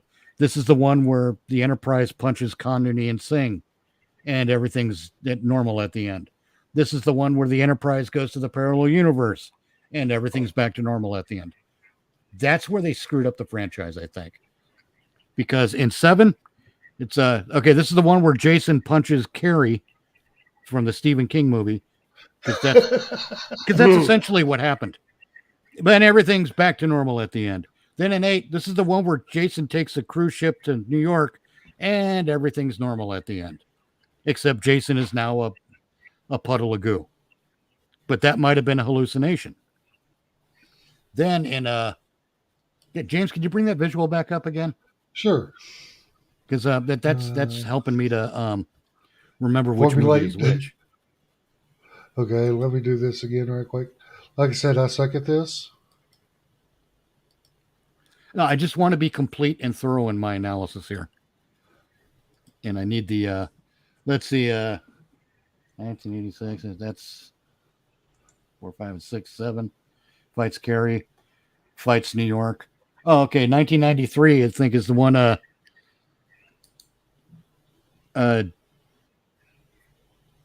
Wait a second. Am I seeing Jason Goes oh, to no. Hell. No, 1993 is Jason Goes to Hell, where for some reason Jason turns into a hell slug, and the Necronomicon is on an end table, along with the Kandarian dagger or whatever from Evil Dead, because they were trying to do a little connection there and it just didn't take.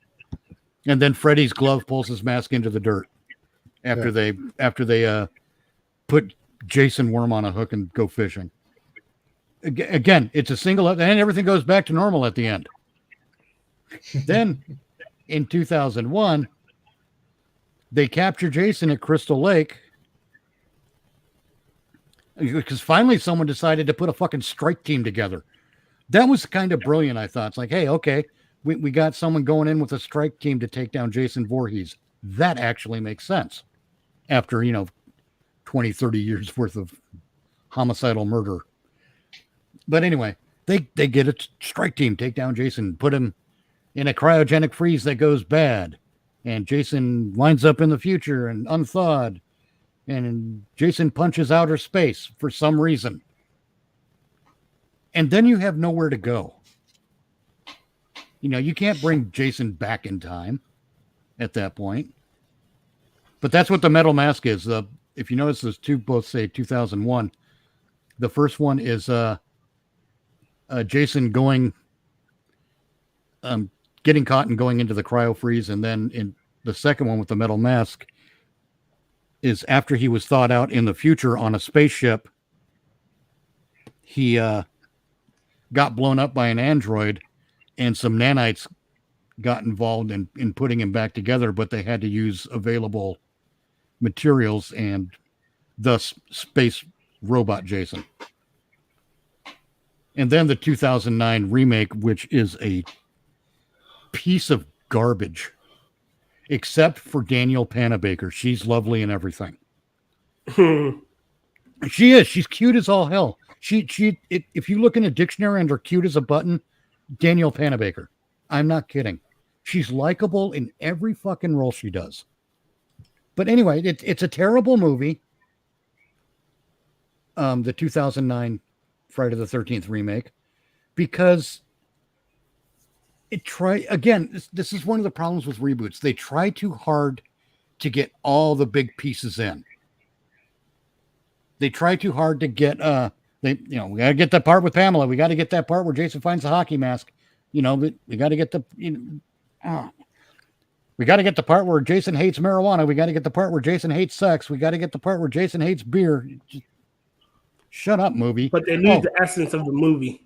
And then we got to have a cast that is made up of completely diverse characters who swim in different social circles and make absolutely no sense that they all hang out together. And then, then you got to have the stereotypical where Tyr dies first. Go to hell. But then this was my best. This is my favorite Jason. Actually, it's from Never Hike Alone.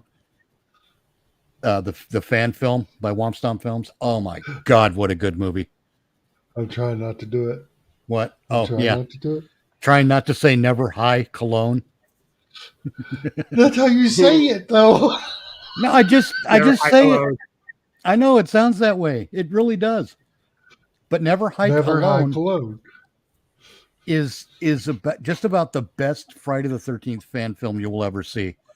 And this version of this, Let me explain this universe. This follows the established canon up to part 8. So the filmmaker behind Never Hike Alone actually has a concept for a film where Jason is making his way back to Crystal Lake from New York. And I've kind of... Oh What's that? God, that's scary. The whole him hiking back to Crystal Lake from New York, the towns in between of the amount of murder in between those towns. No, I don't know. It depends, because Jason never wandered outside of Crystal Lake before, and when he did in New York and Manhattan, that whole thing, he didn't kill indiscriminately. It was defensive. For some reason, It was he was people in Crystal Lake. Well, no, it wasn't, because I think he didn't kill the guys with the boombox. He just kicked the boombox, and they said whatever, it's cool, and he just went about his way. So there's something about there's a territorial nature to what Jason does. Now, imagine that being the case and him making his way back to Crystal Lake. He's probably only going to kill someone who tries to stop him from getting back home. Which is, cop pulls him over. Got any ID? Jason's like, have I committed a crime? Do you have reasonable articulable suspicion? And all that shit. Well, he wouldn't say that, but he busted. But he's walking around with a machete. So, yeah. A cop would stop him. Machete. Oh, and anyway, I guess no one knows for sure what happened at the end of part 8, where Jason dissolves into goo and becomes a little baby boy again. But this version of Jason from Never Hike Alone, you happy, James?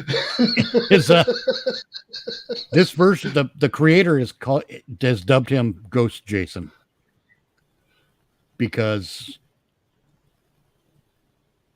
honestly, it kind of makes sense, because we really don't know, do we? And what happened there? If that was what's her face's hallucination, because she was popped up on the fucking heebie-jeebie drug, the heroin or something.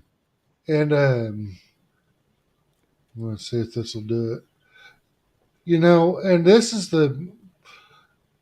what I like about the picture, or the Never Hike Alone version of Jason. Yeah. If you notice, in the last 4, he looks less mongoloid. He starts Waterhead. Yeah. Right. He doesn't look like,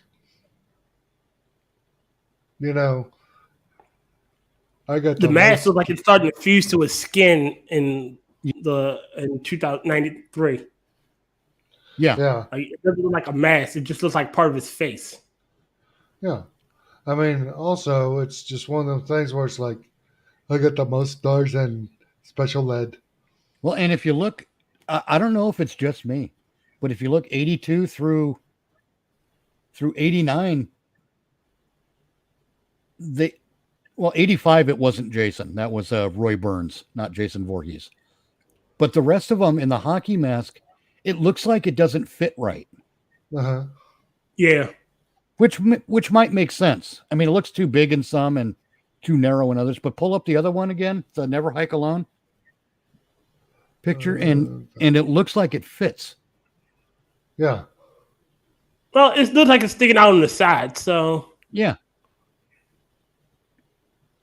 And the other thing, if you can't really tell in this image, but the skin on Jason's skin under that mask, it's not black, but it looks decayed, like he's mummifying.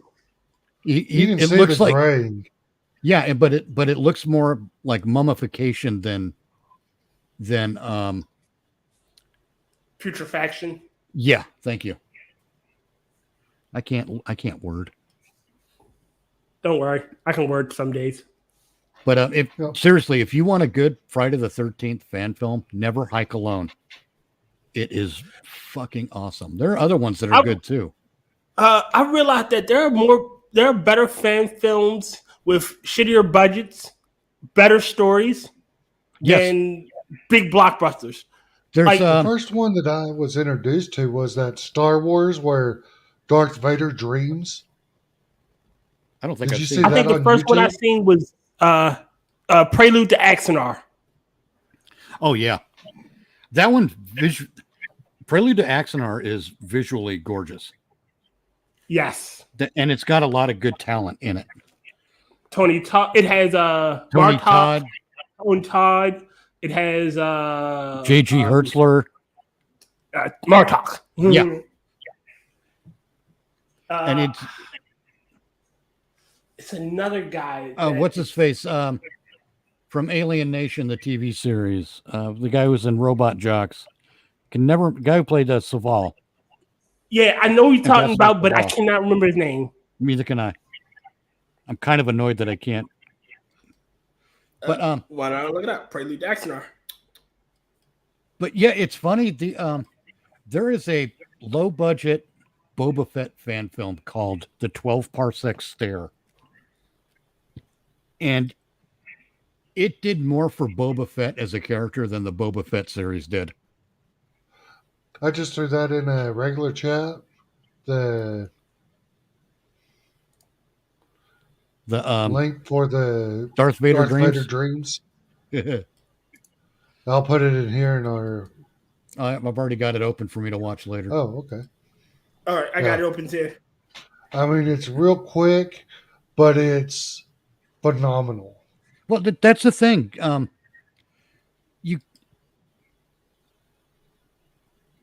What was I want to say? It was a. I'm just going to use a round number. I think the first Never Hike Alone fan film was made for around $20,000, but there were other things involved too that could elevate that price to 50, because people like donated their time and their efforts and their skills. So the budget in real cost that's not restricted solely to dollars is actually higher. Oh yeah. But It's called passion. People, Yes, when you love yes. something, you want to express that love. For a corporation like say CBS. CBS Star Trek is a paycheck. It is a cash cow. For fans, it is something I love and enjoy. right. You know. That's exactly it. The people people at Womp Somp Films are fans of Friday the 13th. Yeah. They want more than spreading their ego on film. They want to create a product that would do the franchise proud, and they have. Yes. I can't wait till they release part 2. And again, it is that love that keep these franchises alive. Like, I'm a Star Trek fan. Like, Me too. But I haven't seen STD or Picard or any of the anything since the end of Enterprise. I haven't watched anything. But I've seen Prelude to Axanar. You know, and it's because it keeps the spirit and the essence of Star Trek going.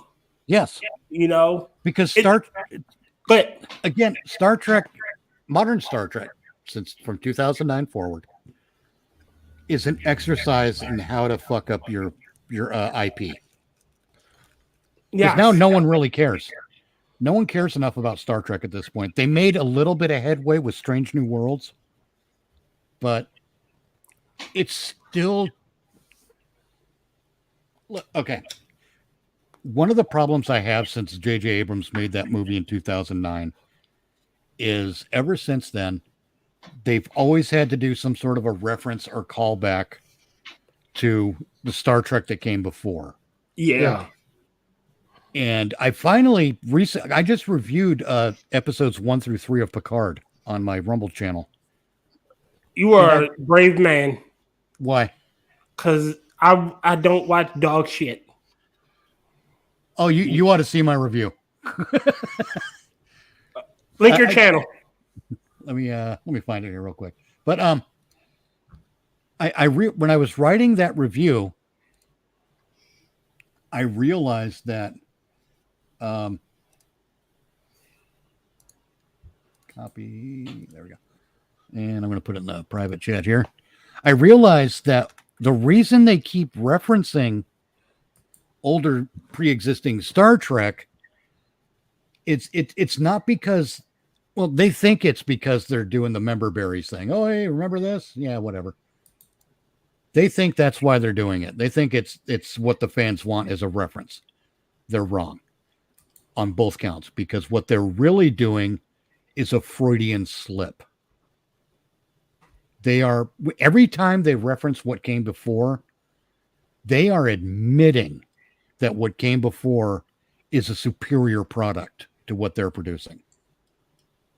And I realized that from my analysis of Star Trek, of Picard season 3, episodes 1 through 3. So yeah, I am going to keep watching it because they are doing a couple of things right finally. But I'm not on board yet. If they can impress me all the way to the end, I might be on board, but I think I've seen some things already that are going to prevent me from being on board. One of which, and I put this in my review, with all that matter-antimatter reaction going on in a starship, why did they stop installing fucking light switches? Yeah. It is fucking gloomy inside a starship now. Remember when you could see? I got one better for you. The whole first season makes no sense. Of what? Picard. Oh, I know. I didn't even bother with it. No, like how does a stellar empire get reduced to a refugee status when a single planet, their home world, when you're a vast stellar empire? Yeah, it makes no sense. It doesn't.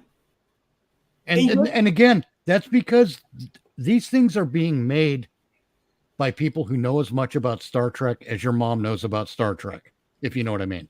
Yeah. Because they're out, here's $5, go get a Star Trek. You know, that's what your mom knows about Star Trek. In fact, your mom calls it Star Trek. This is go watch your Star Trek Packard. It's like, what the fuck are you talking about, lady? You know, go get a Star Trek Enterprise. Yeah, I want to stop y'all makes for no a fucking second. sense. You're gonna what? I want to stop us for a second. Okay. And let's do a little shilling. Mitch the Ripper, you can find him on YouTube. I got to tell you, James, I'm no longer Mitch the Ripper. Oh, what are you? And I don't put content on YouTube at all anymore. I'm just Oh, Mitch okay. Nemo. I dropped the Ripper Mitch part. Nemo. Okay. Damn it! I hit the wrong window there. But yeah, I dropped the Ripper part. I'm just Mitch Nemo, and I can be found on Rumble and Twitter for the most part. Oh, okay. Well, then I'll take out your YouTube link. The sad part is, here, let me get you a proper channel link for Rumble. Okay. Oh, damn it to hell! There it is. I sporadically forget how to internet. And while you're doing that, we also got Tyr Alexander, otherwise known as Dr. Funkenstein's Ghost. What up? And you can find him in a lot of different chats. Yeah. Me and Rod usually hang out with James and Angela on Sundays and do a movie review. Yes, that too. I forgot. I'm sorry. I'm losing my marbles. It's okay. Wait, you've got marbles? Yes. Fucker. I didn't spit them all out. I swallowed a few. Okay. What was I babbling about on Star Trek? I forgot. We're reviewing. We did Valley Girls last week. I forget what I think we're doing Vampire's Kiss this week. Oh God! I thought it was something blue. Rodden, what movie are we doing this weekend? Tomorrow. Rodden Corpse would know. Yes, he would know. There's I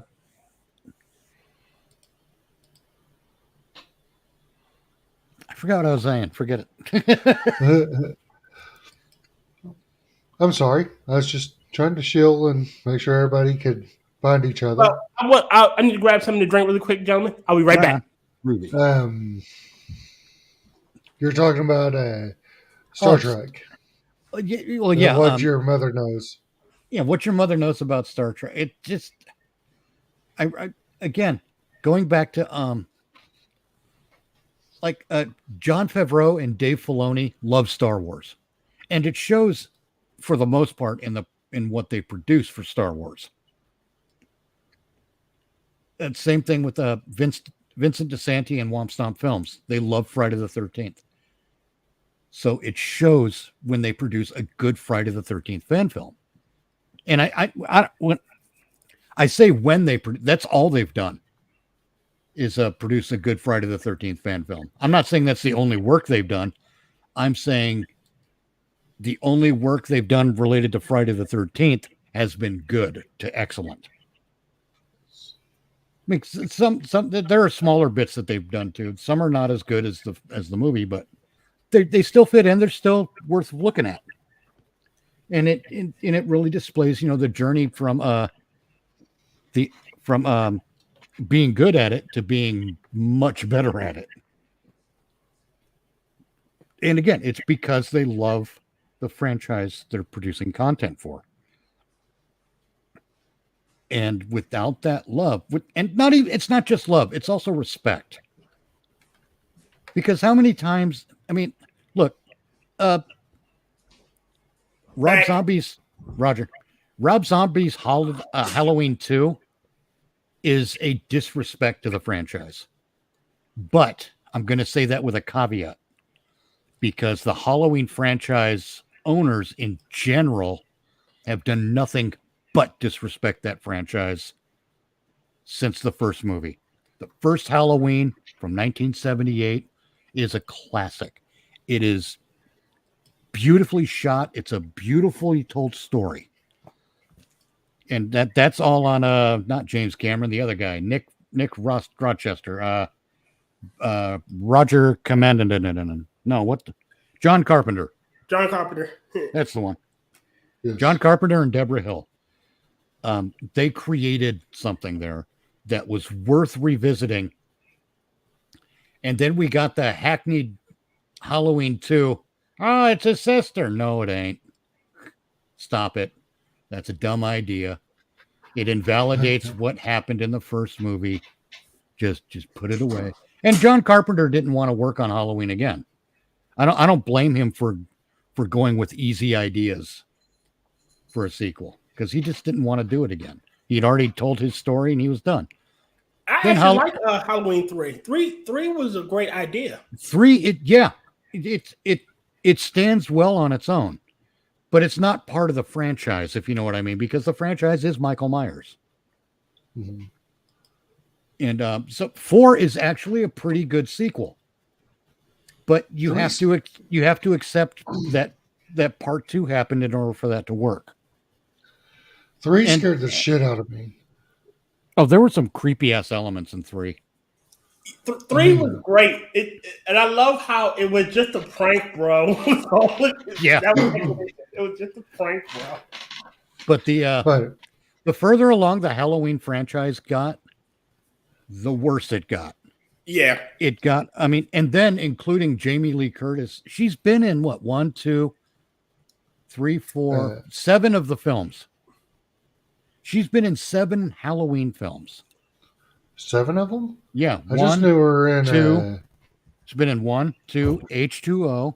Yeah. Resurrection. She was in the beginning. And then that's 4. And then this recent trilogy. Oh, okay. And yeah, 3 was supposed to make an anthology series. Rotten Corpse, absolutely. And it would. I think the mistake they made with trying to introduce an anthology series at that stage was the identity of Michael Myers was already established in Halloween. No, in Halloween 3, the story was too far outside of Halloween, as established already, I think. Here's what I think. They make a reference to that one guy in Russellville when the gravedigger guy is leading Loomis to Judith Meyer's grave. Mm-hmm. He starts telling a story about something that happened in Russellville. And Dr. Loomis interrupts him. When we never finished that story, that would have been a great story to tell for Halloween 3. What happened in Russellville, the next town over from Haddonfield? And leave it as a mystery. Is it related to what happened with Michael Myers in some way? Is there some semi-supernatural boogeyman-ish type element that carried over somehow? We don't know because we haven't seen enough movies yet. We'll have to figure that out down the line. Okay. It would have been a great way to keep. It would have been a great way to keep everything in the same universe. Halloween 3 is not the same universe because Michael Myers is on TV in the movie Halloween. In Halloween 3. So it doesn't work that way. You see what I mean? Mm-hmm. But if they had kept the story for Halloween 3 in universe and related in some way to the original films, I think it would have been more successful and it would have been a better way to jump off into an anthology series. But anyway, the last 3 Halloween movies that they did Were ass. Yeah. Here's why. They let Jamie Lee Curtis insert politics and activism into it. And no one, when people complain about Halloween Ends, they never even talk about that, about the activism that was on full display in that movie. That movie was a masking movie. It was a virus infection movie because of COVID. That's what that movie was. And no one talks about that. They only talk about how they fucked up the whole trilogy with that movie. And they really did. It's not a trilogy. Okay, so in Halloween Ends, from what I saw, like they wanted to play that he's supernatural and somehow he infected the kid with whatever Jason has. With murder COVID. Huh? With murder COVID. Yeah, murder COVID. And somehow he kills the guy, he kills the original Jason and becomes the new Jason. Michael. Sorry, the new Michael and becomes it was some bullshit. It really was. It was. See, this is what bothers me. This is like when George Lucas said, I had the whole Star Wars thing written when I was 3. No, you didn't. You were making that shit up as you went. And we know it because Luke tried to fuck Leia. Yeah. Don't tell us you had that all worked out. You horny pervert. Well, he admitted that it until like it was the end of the third movie, he wanted, I don't want the prince to get the hero to get the girl. So I need to shove him aside so someone else can get him. And that's when he threw in the idea of him being a sister. So it instantly makes us turned off from the idea of them getting together. Right. But it's but at the same time he claimed he planned it out. You know, he claimed that he had like 3 sequels planned out, or 3 or 4 sequels planned out, I forget. And that's fine. You know, he probably did have something planned out as far as a broader story, but not very detailed. He probably had that planned out. But he didn't have all those details worked out. Now, he was making shit up as he went. Just admit it. But but that's what happened with Halloween Ends, is they made that shit up as they went because they didn't know how to handle a false flag pandemic. All right, I'm not saying COVID wasn't real. I want to make that clear. That's not what I'm saying. I'm saying the overreaction to it was stupid. Agreed. Okay. And Hollywood was a big overreactor to it. And Jamie Lee Curtis, being a leftist activist, had to do some fucking activism in these movies because that's what they're called upon to do. They're no longer actors, they're activists.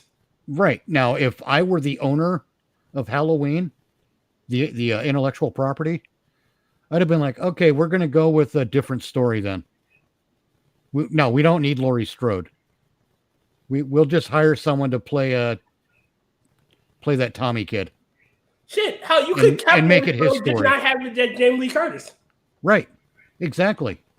We'll just hire someone to play that Tommy kid who's still haunted by that night, and it's affected his life and relationships. And then Michael comes back and holy shit. You know, they could have done that. My idea, honestly, I think a better trilogy would have been to hire William Shatner as a retired criminologist turned documentary filmmaker.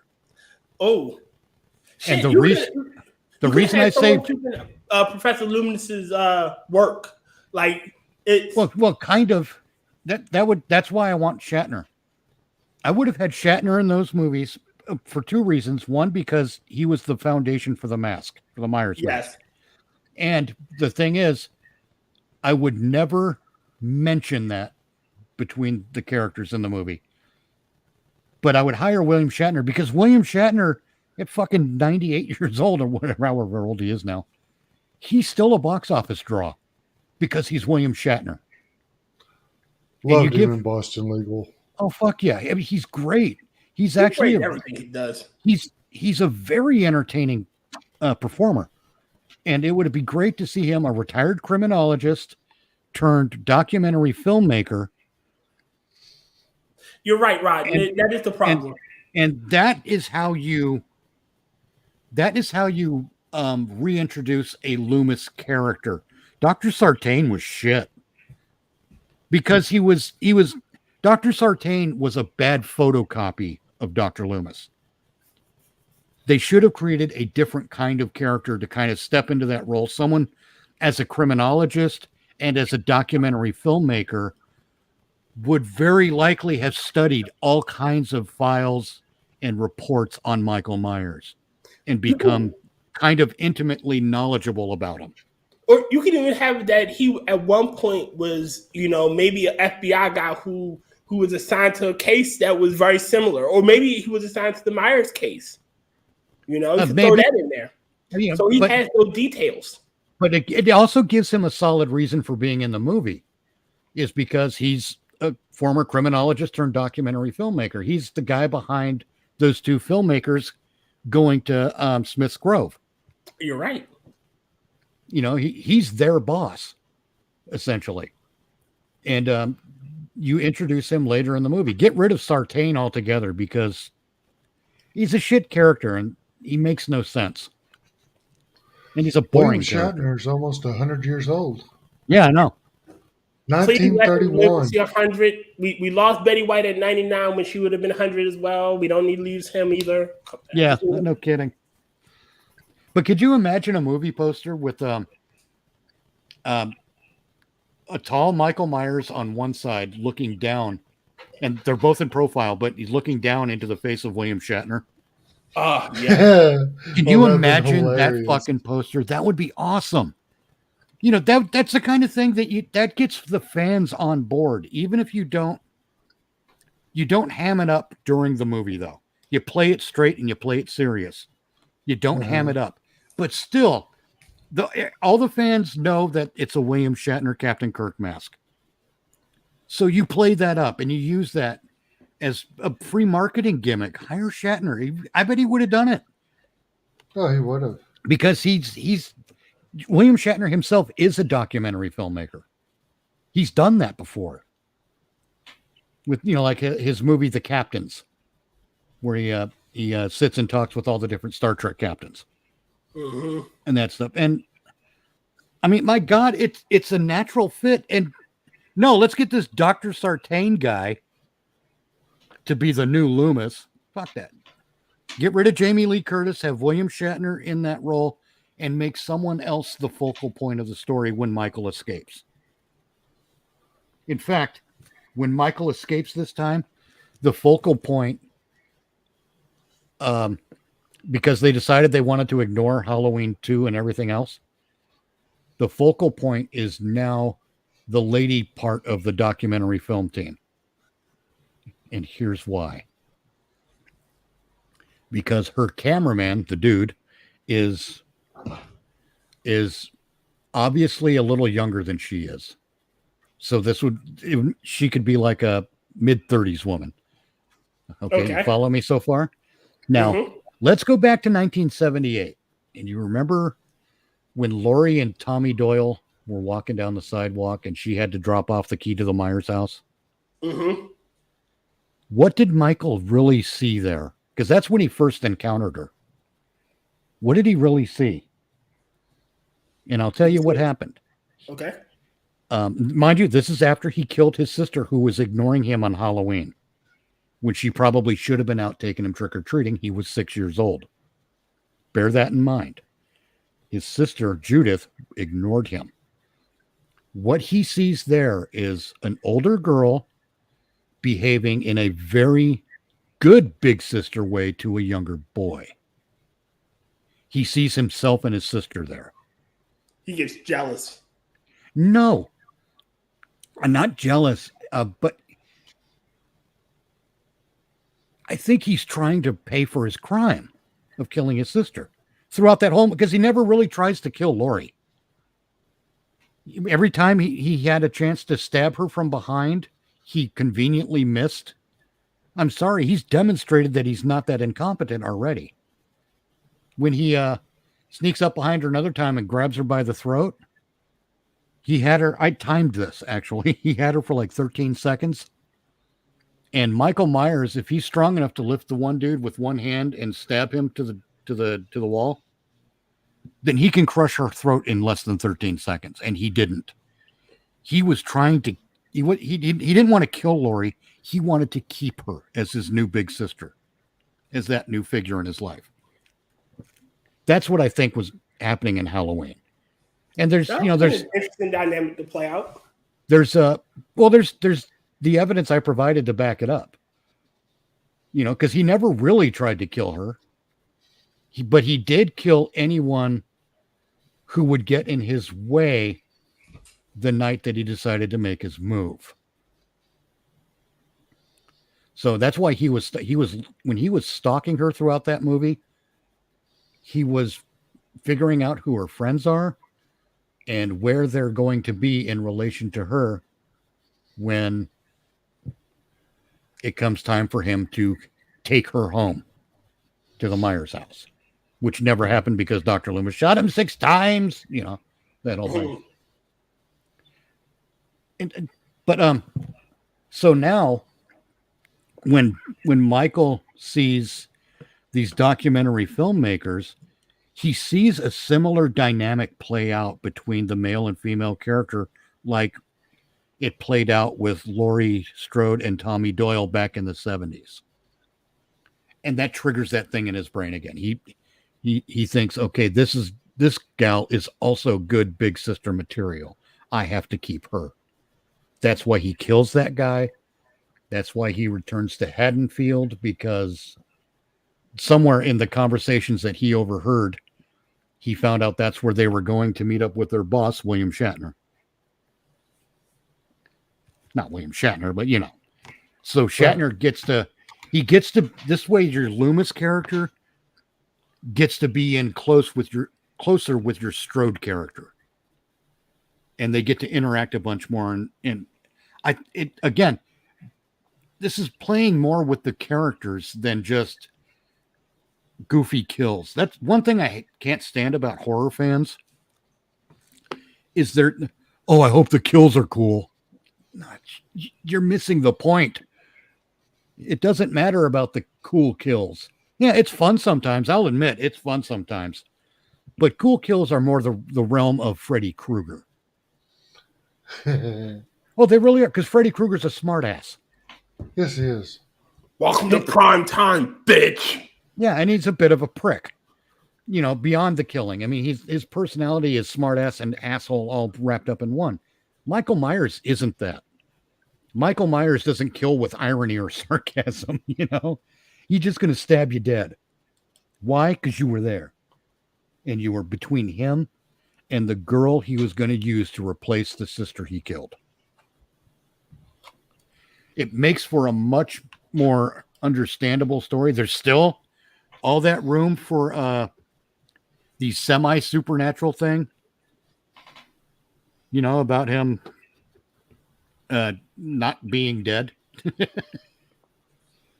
after being shot 6 times. Hmm.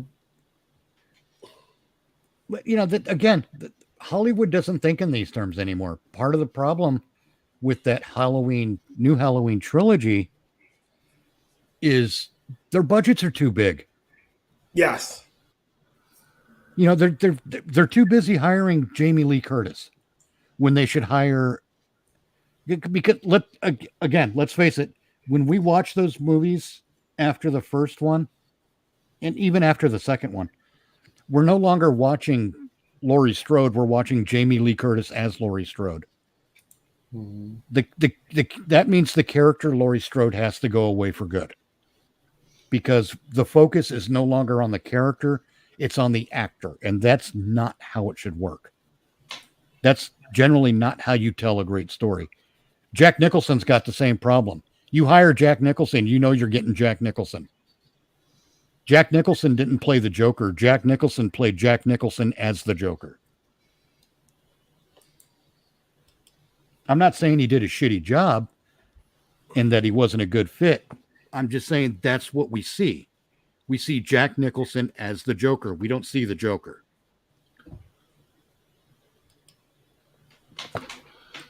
But at some point, you get that you get there and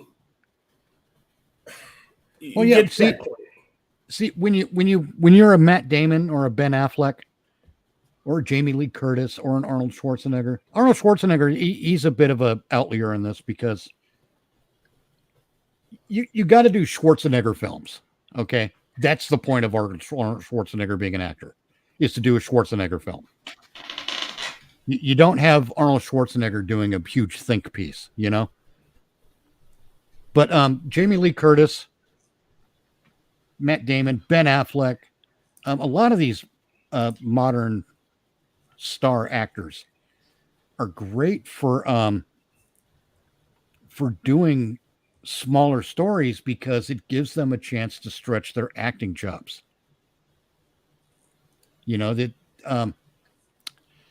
Scarlett Johansson has spent years being the Black Widow, but when she shows up in a movie called, I don't know, The Mailman's Revenge, or a smaller, genuinely smaller scale story that's a character driven story, you do the big Avengers movie so you make the money. And that's going to free you up to do that smaller story where you can stretch your acting skill a bit. So Nick Cage in Willy's Wonderland. Yeah. That's why you do the big movie, so you can do the smaller, slightly more artistic film. And when I say artistic, I don't mean it's got to be some fucking, set in a French city with fucking at an outdoor cafe, just two assholes sitting there drinking coffee for an hour and a half. I don't mean that movie. That movie sucks. But would you have a real drama? Let's say a husband and wife. It's a relationship drama. I hate those. It's a relationship drama, but with the edge of murder and mystery in it too. For some reason, never mind why, but it's there. And when you have Scarlett Johansson and Matt Damon have to act off each other, and it's important to have two stars in that kind of a movie, because especially two stars who can act, and they both can. They're both very good actors. But you get them acting off each other, they can build, if they have good chemistry, they can build off of each other's performance, and that's going to just, you add mystery and intrigue to that, and the threat of murder. And it's not, it's not some major big serial killer police investigation. No, it's smaller things. It's little details. It's hey, why are all those broken bits of Pringles in the bottom of the can? We know why, but it's a little issue like that. It's it's not like, okay, say the Scarlett Johansson's character is a serial poisoner. She's a murderer. Okay. And her husband, Matt Damon, starts to find little clues about it. But at first, it's nothing serious. An eyedropper here, or a bottle of laudanum over there, or whatever. There's always reasonable doubt as to why these things are in their house and why he keeps finding them where they are. But over time, his tension is going to increase as he finds more and more things. And as news stories keep cropping up about someone was poisoned over at the Walmart, whatever.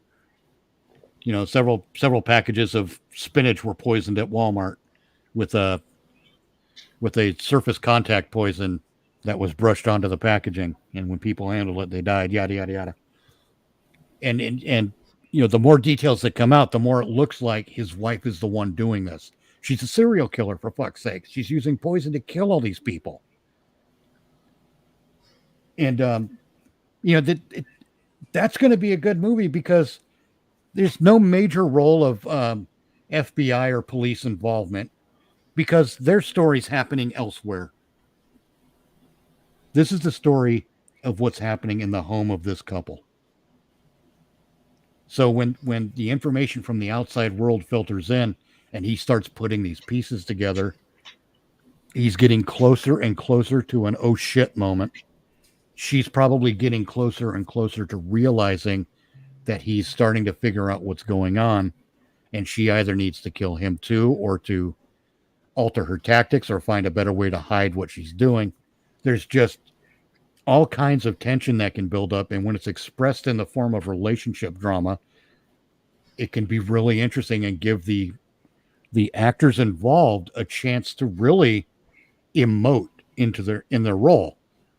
Then, if you want to add a layer of fuck-uppery to it, the woman works at a daycare part-time. Or you could add, since they're husband and wife, maybe they're trying to get pregnant. Maybe. But there's all kinds of avenues to explore is the point. There is a really good horror movie I seen not too long ago that kind of plays on that idea. It's CM Punk was in it. It's called Girl on the Third Floor. I'll have to look into it. And the premise of it is it's a couple. Guy goes in to renovate this house that they just bought out in the country, away from the city. And it's to give him and his wife, who's carrying their child, a fresh start because he had some jackassery as a hedge fund man. Whatchamahoo? Yeah, basically he was doing like high-end business, got a plea deal in it. But it ruined his reputation. Yeah, starting over. So he's got to start over as a drugstore clerk. Pretty much. Or something, yeah. Yeah. And he starts seeing shit in the house. At first, it's like little things like a marble here or catch a shadow somewhere. It's a really good suspense horror movie. Oh, yeah. What was the one where the kid, the kid was living in the walls, and you think she's dealing with the doll? Fuck. Oh, I can't remember. I know which one you're talking about. Can't remember the name. It plays on that too, surprisingly. Yeah. Where she out of nowhere, she sees like, oh, it's actual human being instead of oh shit. Yeah, but he isn't the villain. Yeah. No, that's why I chose the wife to be the serial killer, because traditionally a serial killer is a man. But I think when you add things like elements of Munchausen's by proxy and things of that nature, to a female character who's a serial killer, you can really get an interesting series of motives and whatnot. I think it's a more fun character explanation, or I'm sorry, not explanation, but exploration. Or maybe she's also a nurse, and she's trying to make herself look better. Yeah, I mean, there could be completely selfish motivations to it like that, where it's not really, it's not really because of some psycho trauma. It's because she wants to advance in her job. Yeah, I've cured. Look at all the people I've cured. They came in with this disease, this mysterious ailment, and I've taken care of them. And look at me. Yeah, it could be completely driven by ego, which I guess Munchausen's is driven by ego. Munchausen's by proxy. But that's also why I wanted her to work in a daycare. Or you could have it where she's poisoned, not necessarily trying to kill the husband, but she's keeping him sickly. Yeah, well, that's Munchausen's by proxy. Yeah, that would be fun too. Oh, here I'm in the middle of pre-sneeze and I'm kind of stuck. What color is it? I don't know. Okay. Oh wait, Jack doesn't send out Quipper's link until. Wait, that's a Sunday thing, isn't it? Yeah, it's yes, Sunday. it is. Today's Saturday. Saturday. But Rotten Corpse, Freddy and the Leprechaun do fun in their own kills. Yeah. That Angela? She probably heard us. But you gotta remember, she's in California. Their whole time schedule thing is just weird. We don't talk about them. Yeah, California is not a real place. It is. She's looking out for me. California is about as real as Canada at this point. California is like Australia. I don't believe it exists. Right. Well, I'm going to be moving there this fall. Australia? No, California. Oh, God. I thought it was going to be Canada. Oh, Lord. No, Canada isn't real. No, Australia isn't real. Tara's an AI. In Canada, nobody can hear you apologize.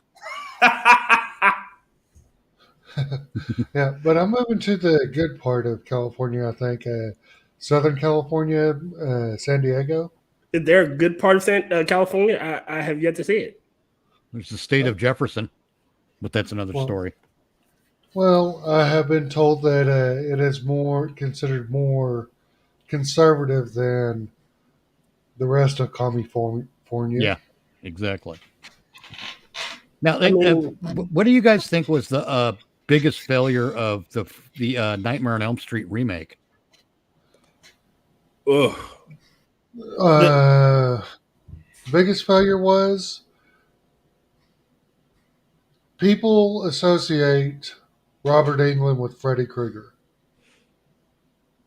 That's interesting because I think the casting is one of the better parts of that movie because Jackie Earle Haley is a tremendous actor. Well, he was great. I mean, he did a good Freddy, but he wasn't Freddy. I dislike them outright saying he. Don't get. I'm not trying. This will come out wrong, but I dislike them outright saying he's a pedophile. I like did he in the original? Was he a true monster? No, in the original, he was a child killer. Yeah, but that's not a pedophile. Yeah. See, I agree with you. I agree with you. It was did he or didn't he? And then they said it came out right. He was touching kids, and that's why they burned him. I think child killer is bad enough. Honestly, I think adding pedophile to the menu is just we need to make this more edgy and extreme. Yeah, like you. Yeah. And honestly, the other issue I have is we had no reason to care about any of the characters except Freddy Krueger. Exactly. You cannot make your villain heartwarming. Well, no, he wasn't heartwarming, but you cared. You he develop likable. Certainly, but you develop you have an emotional interest in Freddy Krueger from the outset because it's Freddy Krueger and what Robert Englund has already done in the role. So you've already got a focal point with Freddy Krueger. Angela, that is the thing that was worse. What, that they made him a kitty fiddler? But or the fact that you had no reason to care about anyone but Freddy Krueger. See, the original Nancy was a nice girl, a nice high school girl that everyone liked. Yes, to which one, Angela? Because those were two statements. Yeah, yeah, just P for pedo or C for character. That'll tell me which one you mean. But in the original, Nancy was cute. You know what? Nancy was a successful Rey from the Star Wars. Because Nancy was cute and you wanted to root for her. Okay, a P. Now we understand. I agree. That's the dumbest thing they did. But that's the big failing of Rey in Star Wars is that she was a cute actress. You want to root for her until she starts being a feminist, and then you don't care anymore. So almost immediately, because she was cute, not just cute to look at, but when she's eating her puffy bread, whatever the fuck that was, and she sits down at the foot of the Imperial Walker, and she's kind of like a kid with the toy surprised out of the cereal because she puts on that fighter helmet and just keeps eating like she's a little kid watching TV on a Saturday morning in the old days with a bowl of cereal. That's cute. Exactly. Yeah, that's cute characterization. And at that point, you want to be on her side. But then she starts acting like modern American feminists, and you're like, oh, God. But that movie could. All right, so Rise of The Force Awakens could have been such a great movie, but they focused on the wrong character. It should have been Finn. I agree. Finn was in all the promotional material. Like the scene that the teaser trailer was of Finn. Now, when you did the second movie and y'all introduced like the dyad, you could have had that it's Rey and Finn. Yep. You know, Kylo Ren could have still been the villain. He could still have been the Darth Vader. Make him competent. Make everybody in the first order competent. Yes. They were all stupid. Well, that's J.J. Abrams for you. Yeah, like don't kill your main villain. You shouldn't have killed Snoke in the second movie. Or if you did, have him come back. Oh, that's just a spare body. You should not have introduced Snoke at all. It was a stupid idea. True.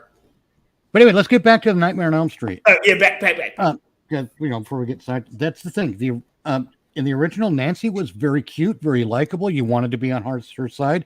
You wanted to root for her, and you wanted her to win.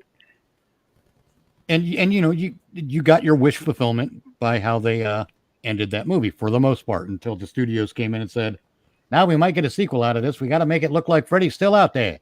Then they did the reshoots with the car and dragging dead mom through window indoor. Yeah. But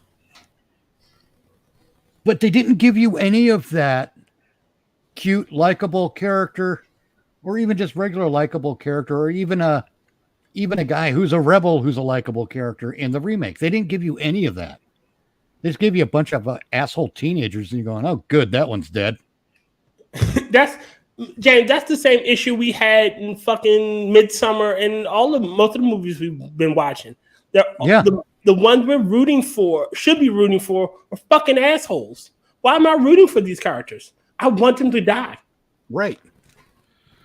Now, see, I have a concept for a remake of A Nightmare on Elm Street that I think would be a great way to flip the script, as it were. Okay. In my version, Freddy Krueger is innocent. I like that idea. And he's innocent. He's, again, we get to hit some speculation diversity point shit here without really pointing at it. Freddy Krueger is a single man who lives in a neighborhood where, not in just a neighborhood, but a community. He lives in a suburb. Let's put it that way. Okay. A suburb where children go missing and are found dead. and this started happening about the time he moved in to the neighborhood. You know what else you could add to make that even worse? Make it that he's a Nick, Saint Nick type character. He's always giving the kids little gifts because he just likes giving stuff. Well, yeah, he's a genuinely kind man who likes to likes to do things for people. It's not just kids. He'll do a barbecue for the neighbors, whatever. He's a good guy. But he's falsely accused. In fact, he's not just falsely accused, but the real perpetrator is setting him up because he's a single man, lives alone. He's nice to everyone and nice to the kids. And he's a perfect patsy. Yeah, he's a perfect target for this setup. And here's an even better idea. You could have it that it's still a mob mentality where the real perpetrator whips them all up into a frenzy to go kill and burn down his house.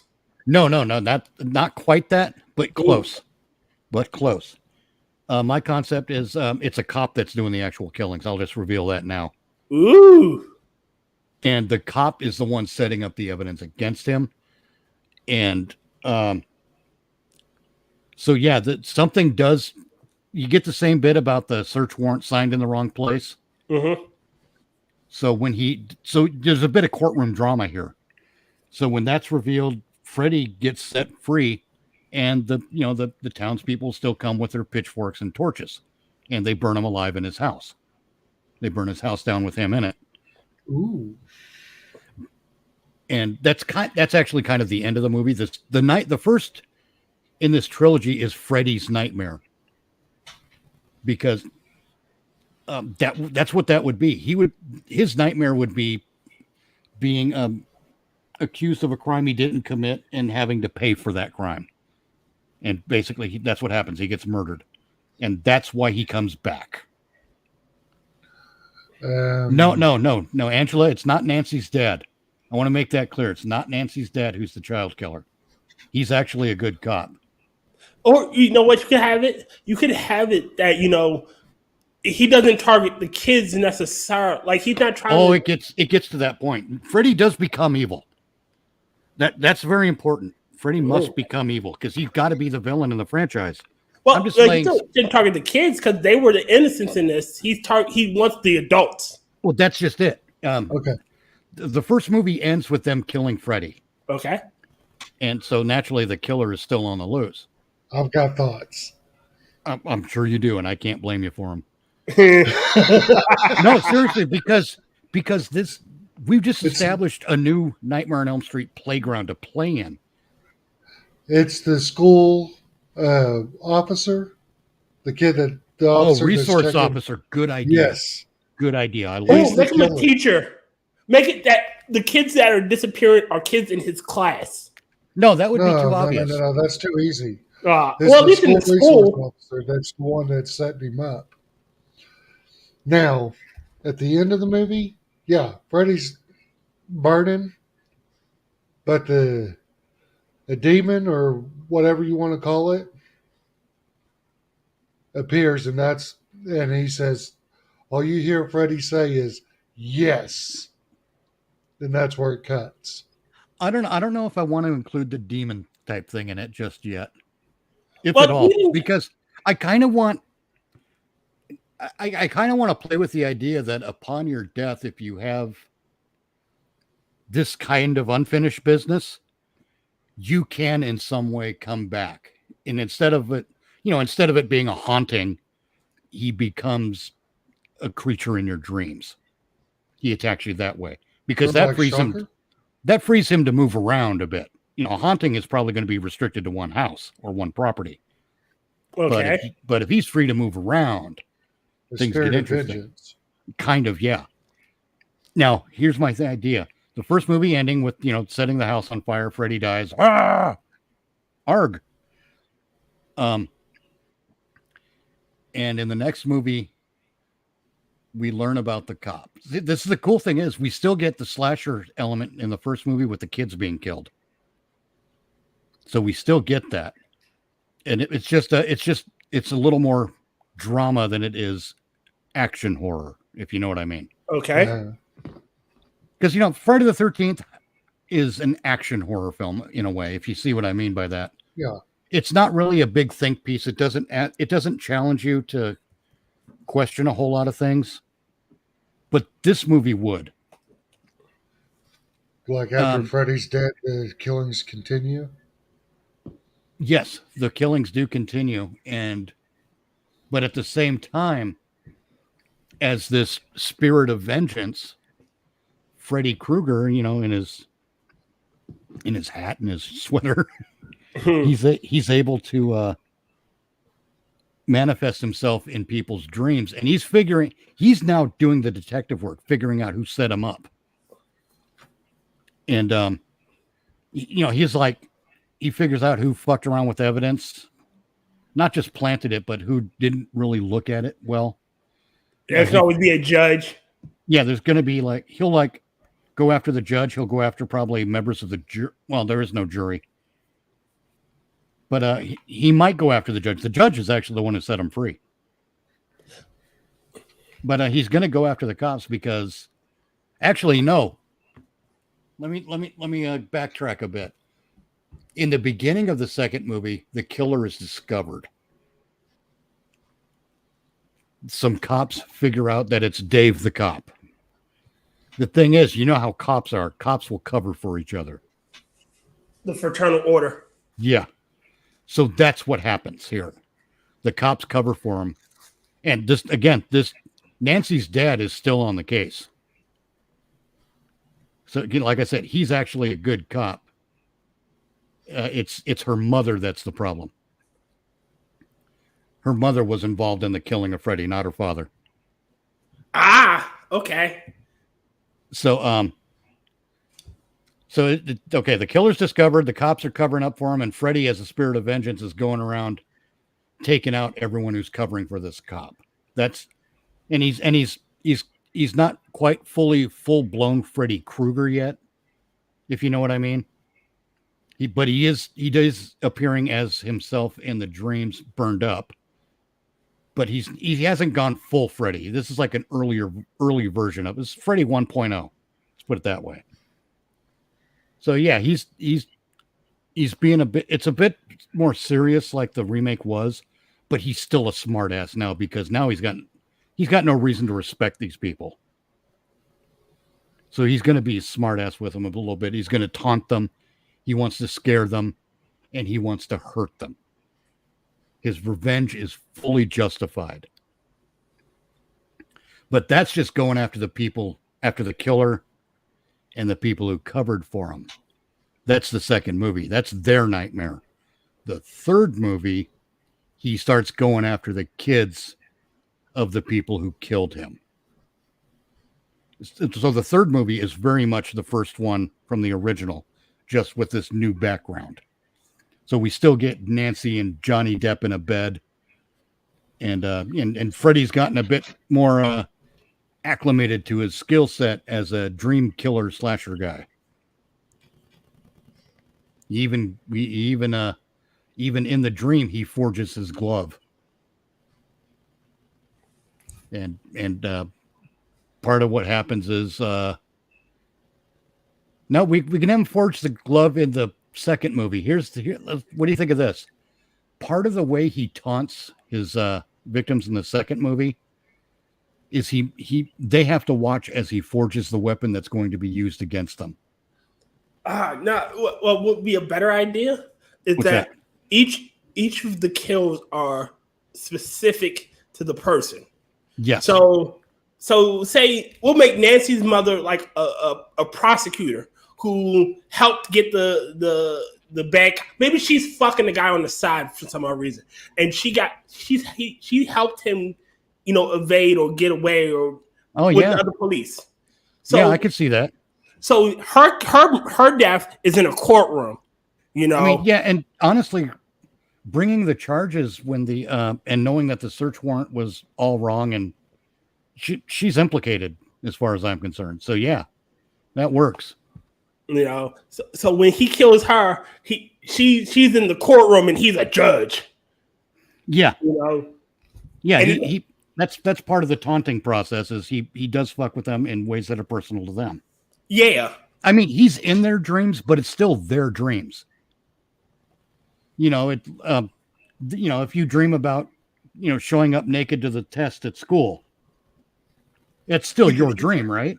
Yeah. But now Freddy's in there, making fun of your little dick, just to make matters worse. That's what he's. What you should have is that he doesn't kill you the first time he shows up. He likes to break you. Yeah, exactly. He's in part he's engaging in a psychotrauma thing. Yeah, he's using psychotrauma as a weapon. But along the way, he figures out the more fear he gets, the more control he has over their dream. Right, and by the time we get to our third movie, because the glove's going to come into the second movie somehow, but that's by the time we get to the third movie, it's like, okay, this is my thing. I like this thing. This one's really fun. So he's going to stick to that for the third movie when he's going after Nancy and her three friends. And it's fun to switch things up. Remember in the original, Nancy says, I take away every bit of power I gave you. You're nothing, you're shit. And he just dissolves into blue sparkles. Mm-hmm. Similar scene, but throwing some due process and the rights of the people of the United States into this. When she does the research, she finds out that he was condemned without a trial and set up by the real killer. Everything's come to light by the time she's around to do the research. So when she researches all the stuff, she finds out that he was not convicted of any crime and killed anyway. Basically, his due process rights were violated. And that's going to be the wedge or the thing that stops him with her when she finally gets rid of him. She points out to him, you came back because you were unjustly killed because of these crimes, and now you're doing exactly the same thing to other people that happened to you. I didn't commit any, basically I didn't commit any crime against you. You're targeting the wrong people. And that stops him because somewhere in him, he doesn't want to be the monster he's become. And, we can, I only planned out like a trilogy, but you could conceivably take the story further than that with multiple sequels and have a big old stupid franchise that gets worse as they continue. But I think it's more interesting to have Nancy use that little bit of conscience left to defeat him. She found his Achilles heel and severs it brutally as far as he's concerned. Yeah, she points out his hypocrisy. Like you're angry that they did this to you, but you're doing this to others. Yeah, you're mad at you. They did this to you, and now you're doing it to us. You are them. Congratulations, you are the thing you hate. Rah, rah, rah, rah, rah, rah. Blue sparkles. I think because again, the horror genre started off in part being shocking. The movie Psycho was a shocking movie. The way things went on in that movie, it was shocking, frightening. Oh my God. Ladies and gentlemen, keep your kids away from this movie. All that shit. Then, Black Christmas in 1974, Halloween in 1978, Friday the 13th, 1980. All of these movies, even Evil Dead. I mean, there's shock value stuff in that, and we've mistakenly started to believe, I think, as a culture, that kind of shock value was the horrifying part, and I don't think it is. I agree. It's fun sometimes. And I'm willing to let it be an element to these kinds of movies, but we should really be exploring the stuff that's genuinely scary. But see, the problem with horror is that scary difference between people. Yes, but that's why we still have you still throw an interesting kill in there. You just don't make it ridiculous, but interesting. You throw in a kill that's really grotesque and bloody, but not every kill is like that. Like, I like the first Saw movie. The first Saw movie is a Yeah, because it got into your head, didn't it? Yeah. That's what I'm talking about. The first Everything else Halloween after movie, the first Saw movie sucked. the first Halloween movie gets into your head. The first Saw movie gets into your head. I want to do the same thing with A Nightmare on Elm Street. Because the moment we do that first movie where Freddy is actually innocent, our audience, and mind you, that's presuming we are successful and it's a good movie. Our audience no longer knows where to stand. They don't know what's going to come next. And having Freddy be, I mean, it's fun having him be a smartass. Having Freddy come out on screen and be like, your mama's so black she drinks water, peace, coffee. Having him tell those kinds of jokes and, just screwing with people, that's part of the process of getting into their heads. But it's just one of the tools he has. It shouldn't be like, ha, ha, ha, ha, laugh, joke, make fun of, victim, die. That gets boring. But if you make it one of many tools where he's, maybe sometimes it's being a smartass, maybe sometimes it's just being mean. Hey, maybe one of the people who fucked with him had an abusive father who was an alcoholic, a classic story. Mm-hmm. And Freddy doesn't appear as Freddy in the dream.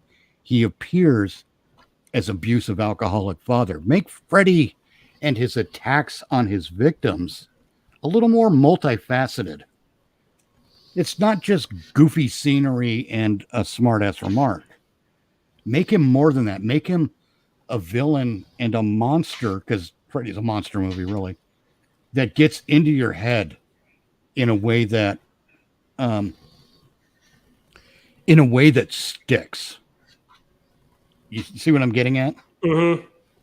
I think that's going to be much more frightening. I think it would be a success too. And, I think horror films in general need to grow up a little bit like its audience has. And again, that's what I liked about that Womp Stomp Films, Never Hike Alone. The filmmaker and the movie itself grew up with the audience. It's more interesting that way. Oh, we got comments here. Angela, the kids we was targeting in the movies were punish the parents and kill them anyway. I was actually just talking to my best friend last night about horror and how you have to tap dance on a line to keep from turning your horror movie into a comedy. True. Oh my God, that is so true. But you can all right, so especially with Freddy Krueger, but you can still use the comedic elements that Freddy Krueger brought. Just don't make them the only thing that happens. Yeah. What are you gonna say? Like, do you remember, you ever seen Freddy versus Jason? Yeah. That was a comedy. Yeah, it was a comedy and what do you call it? It was a prize fight too. Yeah, but it should have been a horror movie. Like you said, you could have Freddy making the jokes, but not constantly making the jokes. Like in situations where he should have been serious. Oh yeah, he should have been, business first, joke second. He was all joke. Yeah, I like the pinball scene in that. I do, and that's what I'm referencing. The pinball scene, like it was unnecessary. now, they did a bad job of Freddy getting into Jason's head. Yeah. They really did. Afraid of water? Come on. Jason's been in and around water his whole life. That fear doesn't make sense. What they should have done was have it that it's his mother. Like when he prayed to him as his mother, it should have been like his mother. That should have been his Achilles heel. Well, yeah, but again, the filmmakers did not research the behaviors of Jason Voorhees and the behaviors of his mother. Because if they had, they would have had a chance for Freddy Krueger to get into Jason's head in a way that sticks. But it's like, he's afraid of water. He can't walk through a little stream of water falling from the ceiling. Oh, bullshit. That's just horseshit. I mean, he could have just walked around it, and even then, it's his dream. So that's another thing that makes no sense. So it's his dream, right? Why is he dream? Why would there real water in those pipes? Yeah, there's that. But what would Jason's nightmare be? Do you imagine? Might it be reliving his mother's death over and over? Yeah. Might it be seeing the machete decapitate her head and realizing that he's holding it because he's committed murders and with a machete, and his brain might make that connection. There's a whole bags of shit that they could have done that would have made that movie better. But no, they wanted Freddy Krueger to be a dick joke. Yeah. And Freddy Krueger is always they always wrote him as being one dick away from a dick joke, basically. And it made him boring after a while. But there was a saturation issue there too. Because, they had all the Nightmare on Elm Street movies, they had tie-ins with fucking cereal. He was on the Wheaties box. I don't know if he really was, but they had a TV show where Robert Englund would put on the costume and be Freddy Krueger for why? To bookend the episodes because it was like Tales from the Crypt. He was basically the Crypt Keeper. That was some awesome. They had one episode in that where it circled around a necklace. It was a crystal necklace that the girl would look through, and then bad shit would happen. Cool. And when she was going to finally use it to her advantage, the tables get flipped on her. Yep. And something else with the Nightmare on Elm Street films, the second movie is where Freddy looks the scariest. And even in the first movie, he looks scary. But as they went on, he just started looking like a guy in a rubber mask. Oh, let's see if I can pull something up. Yeah, I would have to say you're right. He did look. Well, you remember in part 2 at the pool party where he's looking through the fire at the one guy who's like, we just want to help you. He turns and looks at that guy and just an evil fucking stare. And it was genuinely scary. Freddy with his burnt face and it's glistening because reasons, I guess. I guess fire makes you sweat. I don't know.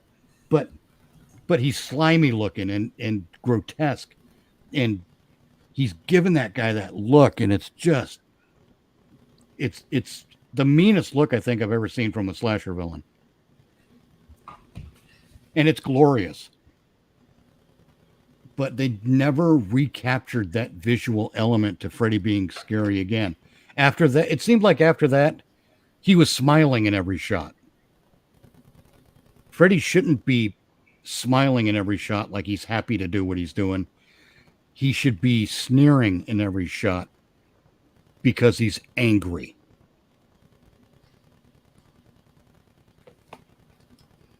I would agree with that. That makes him more frightening. I mean, they turned him into a cartoon. Yeah. They did. I mean, it got to the point where Freddy gets on the screen and all you hear is da da da da da dun dun dun dun dun dun dun dun dun. Was Dream Warriors was the one where he was walking to prime time, bitch. Yeah. That. Well, and again, that's fine the first time. The first time, yes. And it might be fine the second time, but not right next to each other. That's why a Freddy Krueger that varies his methods in the dream is so much more interesting and more frightening. I just wish we had the filmmakers. It's weird. I blame the studios, really, not the filmmakers so much. I'm sure the filmmakers have a vision and it makes sense. But then, you get those notes from the studio about, Yeah. how are we going to get boobies in this picture? We need more boobies. People like to see boobies. Right.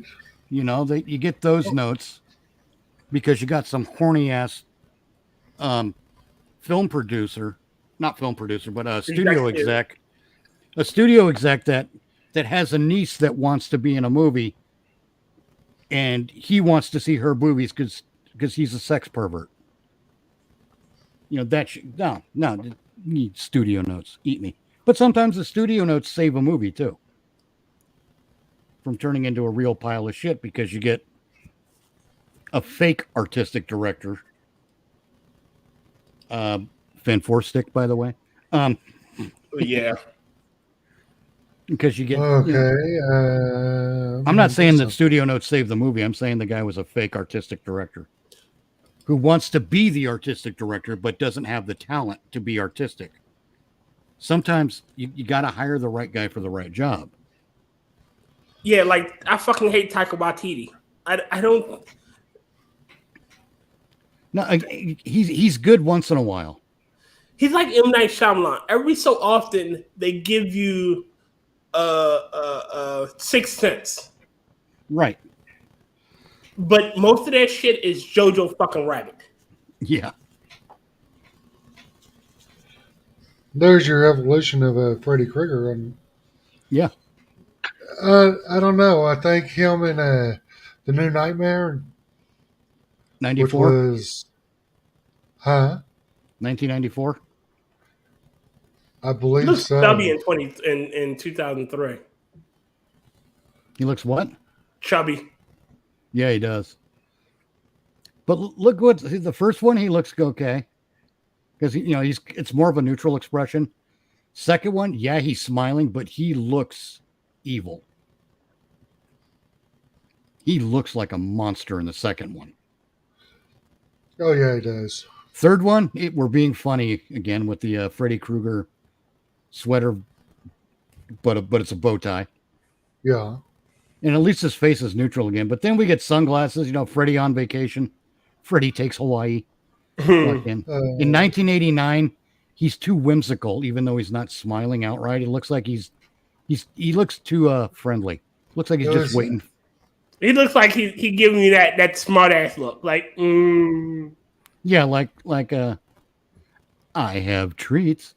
1991, Freddy's waiting for a bus. And, he sees a good-looking broad across the street. 1994, he looks scary again. That was a New Nightmare, wasn't it? Yeah, and the lovely addition of the trench coat. Yes. That worked surprisingly well. Yes, it did. But see, that one was directed by what? Wes Craven? Yeah. So Wes Craven's a horror writer. Of course he's going to make something scary. Yes.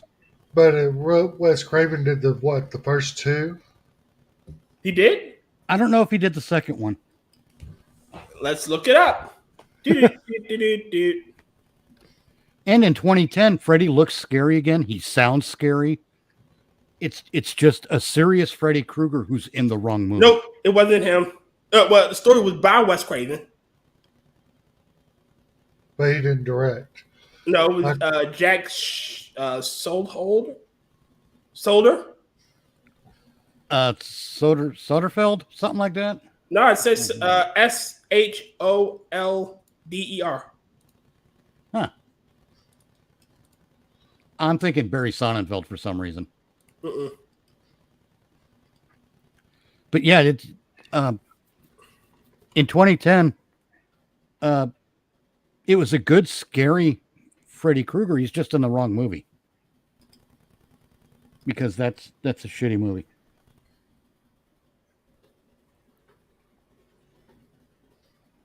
And Rob Zombie.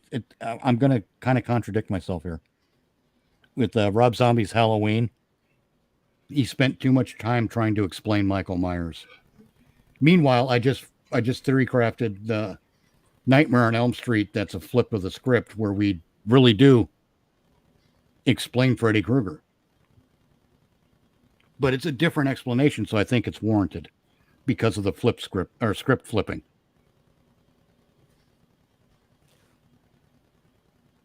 But hey, I could be off base. I don't know. I don't know until the movie's made and someone decides to watch it. Let's see. The studio's recent Carrie remake was basically a shot for shot of the original, though it got closer to Margaret White's personality. Yeah, see, that's the thing about Carrie wasn't the scary part of the movie. Her mother was. No more wire hangers. Wrong movie. That was Mommy Dearest. And speaking of films that miss the mark, Mommy Dearest misses the mark. Mommy Dearest should be a frightening and disturbing film, but it wound up just being funny. Wasn't the two actresses related? No. What? It was a movie that the two actresses were related and they hated each other. No, the story was it was Joan Crawford, the actress, played by Faye Dunaway, and her adopted daughter, Christina Crawford, who were the protagonist and antagonist of Mommy Dearest. Mommy Dearest would have been great as sort of a horror flick, but with no mumbo jumbo. So they'd probably call it a psychological thriller, but it would still be a horror flick. Yeah. I mean, Mommy Dearest was just fucking scary as hell. Yeah. I mean, even as a little kid watching it, I say little, I was probably, I don't even know what year it came out. But whatever happened to Baby Jane? Okay, let me go to find out. Where was I going? Oh, but Mommy Dearest was it was accidentally funny. Yeah. They didn't mean it to be funny, but it was accidentally funny. And there's nothing they can do about it. The wire hanger thing and Faye Dunaway's just over the top performance. It was just hilarious. I mean, not just the wire hanger. There's that one line, tear down that bitch of a bearing wall and put a picture window where it ought to be. Because Joan Crawford was a fucking psycho. Right. The date the movie or the book was produced or come out was 1978. So probably 81. In 81 is when the movie came out. Okay, I was 11 when that movie came out. And at 11 years old, I was laughing at the movie then. I watched the movie over and over because I thought it was funny. That movie completely missed the mark. Now, getting back to Carrie, in the original, Carrie White's mother, holy shit, that woman freaked me out. Yes. Fundamentalist Christian, yeah. Yeah. Well, not even fun. The fundamentalist part doesn't freak me out. It's the fundamentalist psycho part that freaks me out. Angela writes, Joan Crawford was bipolar and never should have been allowed to adopt. I agree. Absolutely. Oh, yeah. She was also an alcoholic. And left her nothing in her will. Yeah. So, but that said, movie, I'll write a book. That movie was based on the book, which was written by Christina Crawford, the adopted daughter. Yeah. So you have to accept that the book and the movie are biased against Joan Crawford. But that's fine. That's fine. We'll probably never know the truth of it. Still made for a funny fucking movie. Oh, yeah. And the Saturday Night Live sketch they did of it, where serving them raw meat and they're putting it underneath the couch cushion.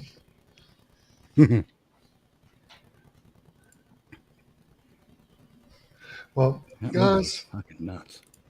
There is good news and there's bad news. What, you're getting hungry too?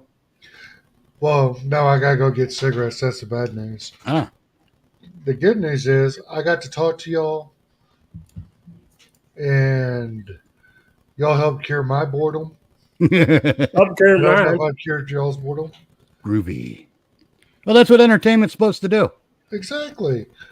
And between 4 and 7 people that have been watching us, I'm sure that they were entertained mildly. At least mildly. I hope they. I hope it kept them from, I don't know, eating a bag of Skittles or something. I hope nobody clipped that part where I tripped over my own dick. Oh God, no. I didn't hear it. Well, that's the last time I played jump rope. I'll tell you that.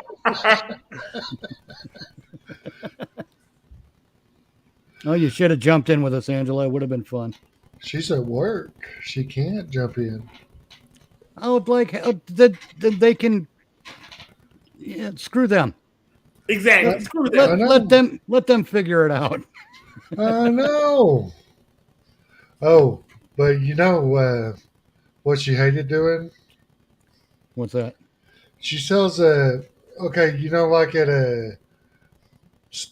event centers, they have a shitty wireless or internet connection. Yeah. So her company sells internet to these venues. Oh. So Really? like at TwitchCon, she had to sell wireless to Cheng's cousin. My heart goes out to you, Angela. To be beside a buffalo Indeed. all day. Yeah. Oh, she's been playing games all day and getting paid for it. Well, it's you talk about bad internet, my brain always goes to one place. Frontier Communications. Yesterday's technology, tomorrow's prices. Even worse. Hassan Hassan Piker. fucking Piker? Yeah, that's a Cheng's cousin, isn't it? No, it's his nephew. Oh, That's- nephew. yeah. It's the one that goes, I would do stuff, but in Minecraft, in Minecraft. Yeah. Cocksucker 101. Yeah. He's a champagne socialist. It has been Piker. Yeah. You know what's Anyway. funny? Before we go, this is going to get into some YouTube drama. Oh no. Hassan Piker is in the for Streamer of the Year, but guess who else is in it? A YouTuber from B Shoujo. Her name is Iron Mouse. Now, Don't Iron recognize that. Mouse, she's has like a anime model, and she streams on Okay. Twitch a lot. Mm-hmm. And a lot of her clips come back over to YouTube. But the thing about this chick is she's from Puerto Rico, and she has some kind of disease where I think it's like the boy in the bubble type thing. Okay. I'm not real sure about what the illness is, but Some sort of she's a- huh? Go on. Immunocompromised. Yeah. Yeah. She's limited on what she can do. And she took that limitation and turned it into big money for herself. Oh, The really? funny thing about it is, from her streaming, she was able to buy her parent pay off their mortgage Oh, cool. and such. Yeah, I mean, it's this little girl. I don't know. She might be a woman. I don't know how old she is. But she's also in for the Streamer of the Year award too. I hope she gets it. Oh, she kicks fuck the Hassan. fuck out of Hassan Piker. I hope Right she on. gets it, and I hope she rubs it in her son's champagne socialist fucking face. Ain't gonna happen. I know. I know it, but anyhow, I hope she wins the award because when you got, she is a story that is one of those ones that when life hands you lemons, make lemonade. Well, Yeah. And I have a different expression about the lemons. get vodka. No. It's screw lemonade. When life hands you lemons, build a lemon launcher and return fire. I was going to say make agree. schnapps, but okay, that works too. I agree. No, I ain't And then, taking that shit. I ain't taking yeah. that shit from life. But that's pretty much what she did. She said, "Fuck this! I'm not going to be miserable. I'm not going to be helpless." And she does a lot with her channel. And I hope that gives me hope for this next generation after me, because these little fucks. Yeah, she's a part of the same group that Silver Bell is. The girl that was playing the Hogwarts Legacy and I hope whoever bullied her burns Dogster. in a fiery inferno and burns in hell. I know. Works for me. Works for me. Have you seen all that drama, Mitch? I haven't. No. Okay, when I basically- see that kind of drama start, I back out. I want nothing to do with it. It's all over a fucking. It's named a video game. It's because J.K. Rowling's name is attached to anything Hogwarts, and she's a turf, and so somehow magically this video game kills trans people. I don't fucking know. Maybe the game goes outside at night and finds a tranny and strangles them. I don't know. No, you know what it is? It's that Brainiac virus. There it That's is. what it is. There it is. Yeah, she got bullied, and they doxed her and all that. Oh, fuck them. And yeah, so she took a little break, but she is coming back. Unlike there was one streamer who started like a short time ago, named Pickle Me.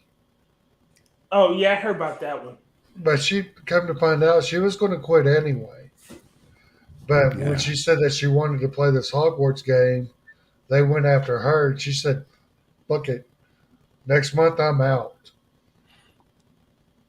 That's like giving them a win. But see, Even the problem is these cunts, these human beings are so. We've given them too much, and now they think they can just take. I concur. Well, yeah, actually, and No. you know, one of my issues is everyone keeps pointing at the wrong enemy, and I mean the anti-woke crowd. They keep pointing at the wrong enemy.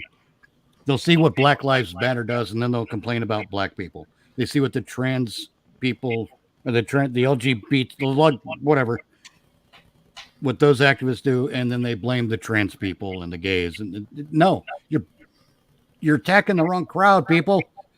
You got to remember, humans exist in two forms: human beings and activists. Yes, and it's the activists I fucking can't stand. Whether they Black Lives, tranny, I don't give a damn. Like, let me. I just want to sit in my little sandbox and make sandcastles. Like, I don't bother other people. I mean, look at the KKK, a bunch of assholes in their cute little costumes and their secret handshakes. They're activists. Yeah. Mm-hmm. Westboro Baptist Church, activists. I hate activists. Activists do nothing but get in the way. I don't want to stop them from petitioning the government for a redress of grievances or anything like that. I'm not telling them they can't speak. I'm just saying they're assholes. I'm tired of them. Yeah. Yes, leave me alone in my little sandbox. And There's if you- good assholes and there's bad assholes. well, yeah, if you glue yourself to a 3-lane highway, I should be allowed to hit you. I'm sorry, you deserve what's coming to you. It's one of the first things you learn in life is don't play in the street. Exactly. Don't play with fire and don't play in the street. Yep. And get home before Before sun goes streetlights down. come on. I done told Angela, said, if I see any of that shit in California, don't be surprised if I get pulled over, if I get arrested for running over one of them sons of bitches. Yeah.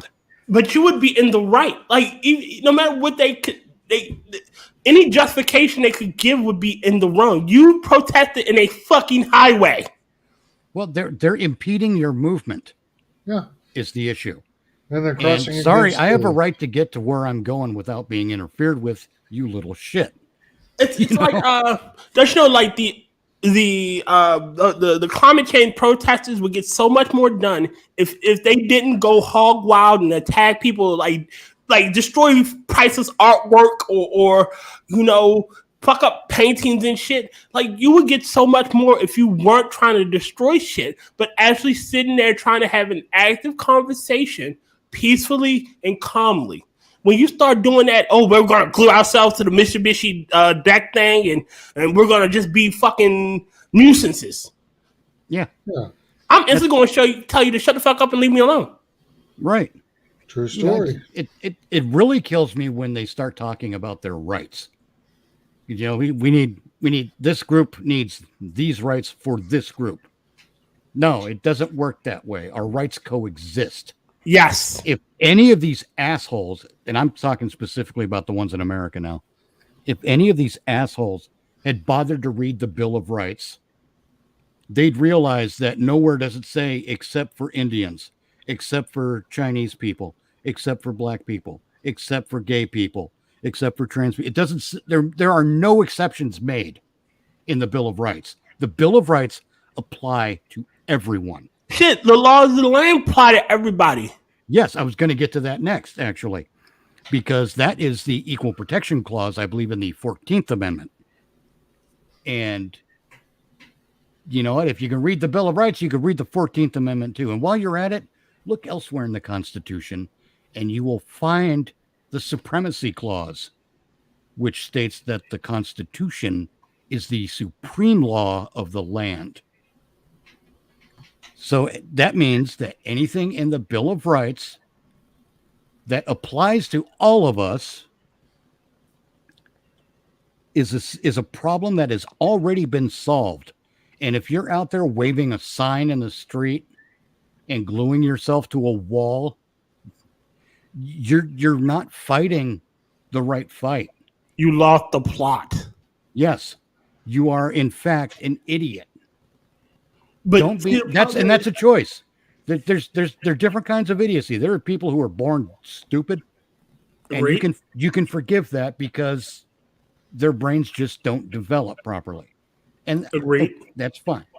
But when you make a conscious choice to be an idiot, fuck you. Mm-hmm. When you glue yourself to the road, your middle name's going to be Tire Tread. When you glue yourself to the wall at a museum and they turn off the lights and the heat. Yes, I agree, Rod. Anything not in that Constitution is decided state by state. Like, I fucking, honestly. Read the 9th Amendment. This is my thing. I'm going to use abortion. And I'm pro-life, but I will never begrudge somebody that decides not to accept my reasoning. Have all the abortions you want. I will. Well, okay. But don't make me cool. Try to make me. Oh, if you don't accept the fact that I want to have abortion, you're a monster. You're a bigot. No, bitch. You turn your womb into the temple of Aztec blood. That's you. Real quick. Rotten corpse and anything not in the Constitution is to be decided by each individual state. That's partly true. That's the 10th Amendment.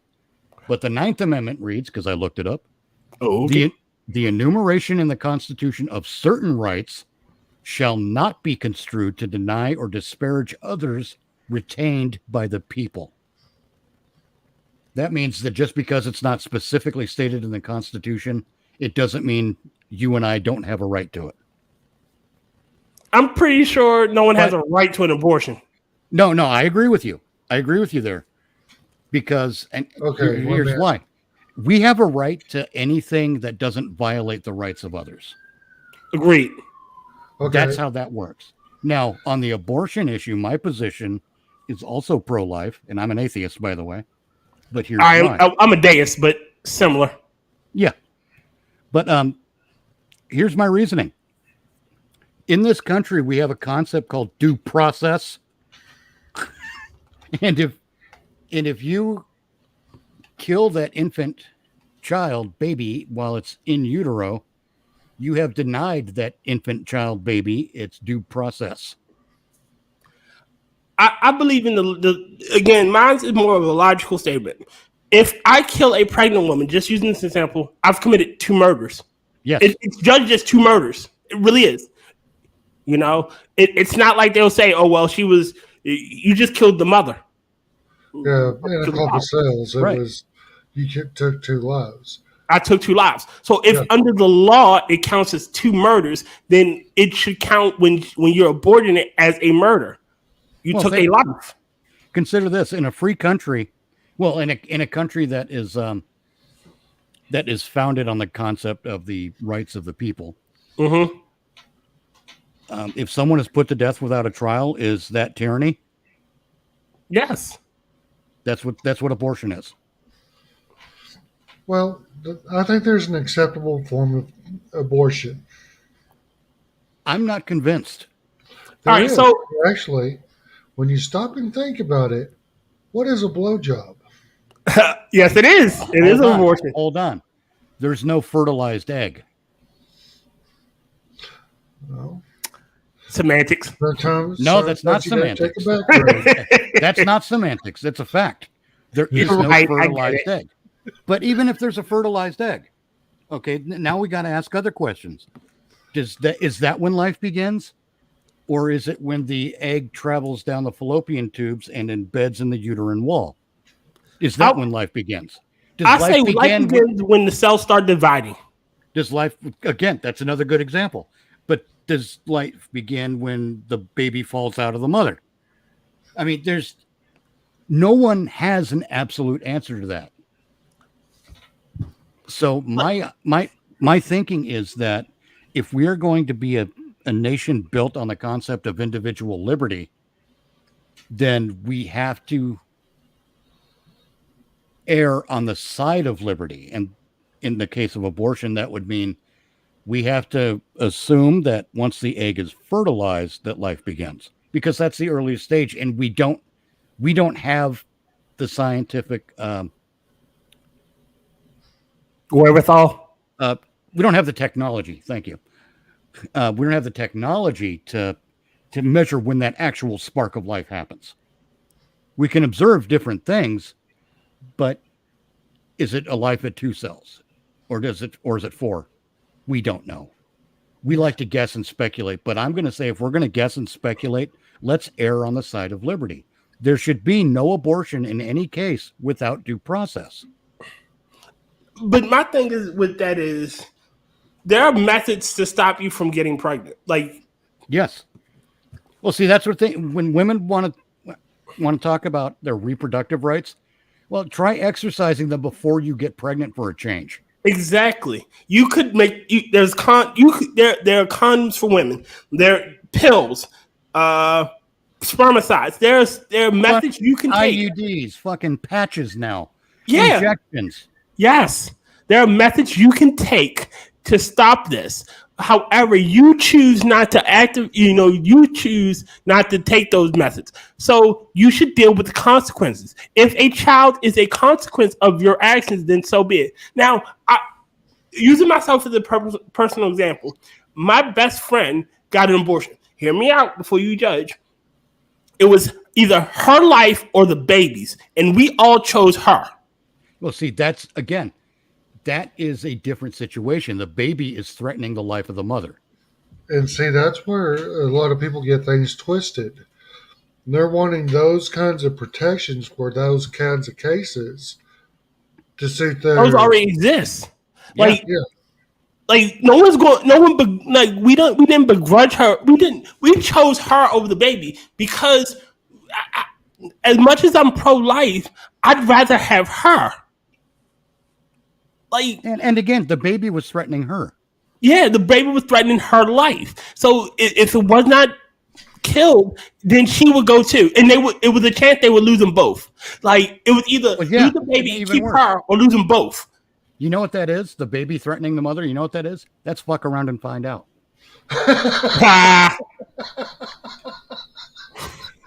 Yeah, I'm gonna be that guy.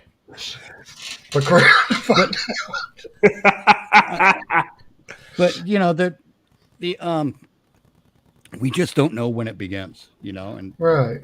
And honestly, I think in a lot of our cases, that we adjudicate, we need to start erring on the side of liberty. It's, well, not adjudicate, but when we legislate, we need to start erring on the side of liberty, because all our laws have done for the past few decades is criminalize. Stop being raw done like a road whore. And you notice that's right underneath Tears' picture. So I'm guessing that's what Rotten Corpse is saying. Funny. By the way, happy belated birthday. Thank you, my friend. It's true though. Stop being, stop being the reason doorknobs exist. Exactly. Like, back in the day, I'm not that old, but my grandmother and them didn't start having kids until she was officially married to my grandfather. And I use married with quotation marks because they got married when their oldest was when I was born. Okay. But they were together. They had a solid relationship. Right. Well, see, here's the funny part. I'm not saying that women shouldn't go out and get their rocks off. I think they absolutely should. Agree. They have the right to be as dirty as the men are.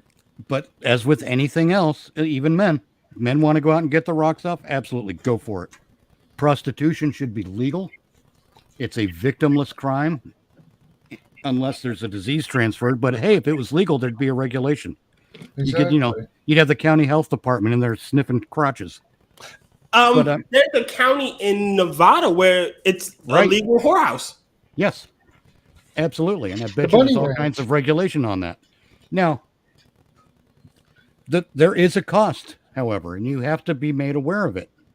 When if you're getting plowed out every fucking day, yeah, you're going to be nicknamed Wind Tunnel. And yes, there is an unfair, unequal perception when it comes to men and women and sex. There absolutely is. Oh. How did we lose? Tear? Yeah. I don't know. He disappeared. Magic. But yeah, there's an unequal perception involved, and I agree there is, and maybe there shouldn't be. No, there shouldn't be. I mean, but you know what? Don't be sorry. Be careful, Ho. Exactly. And now he says, "God damn it!" No, see, men can be hoes too.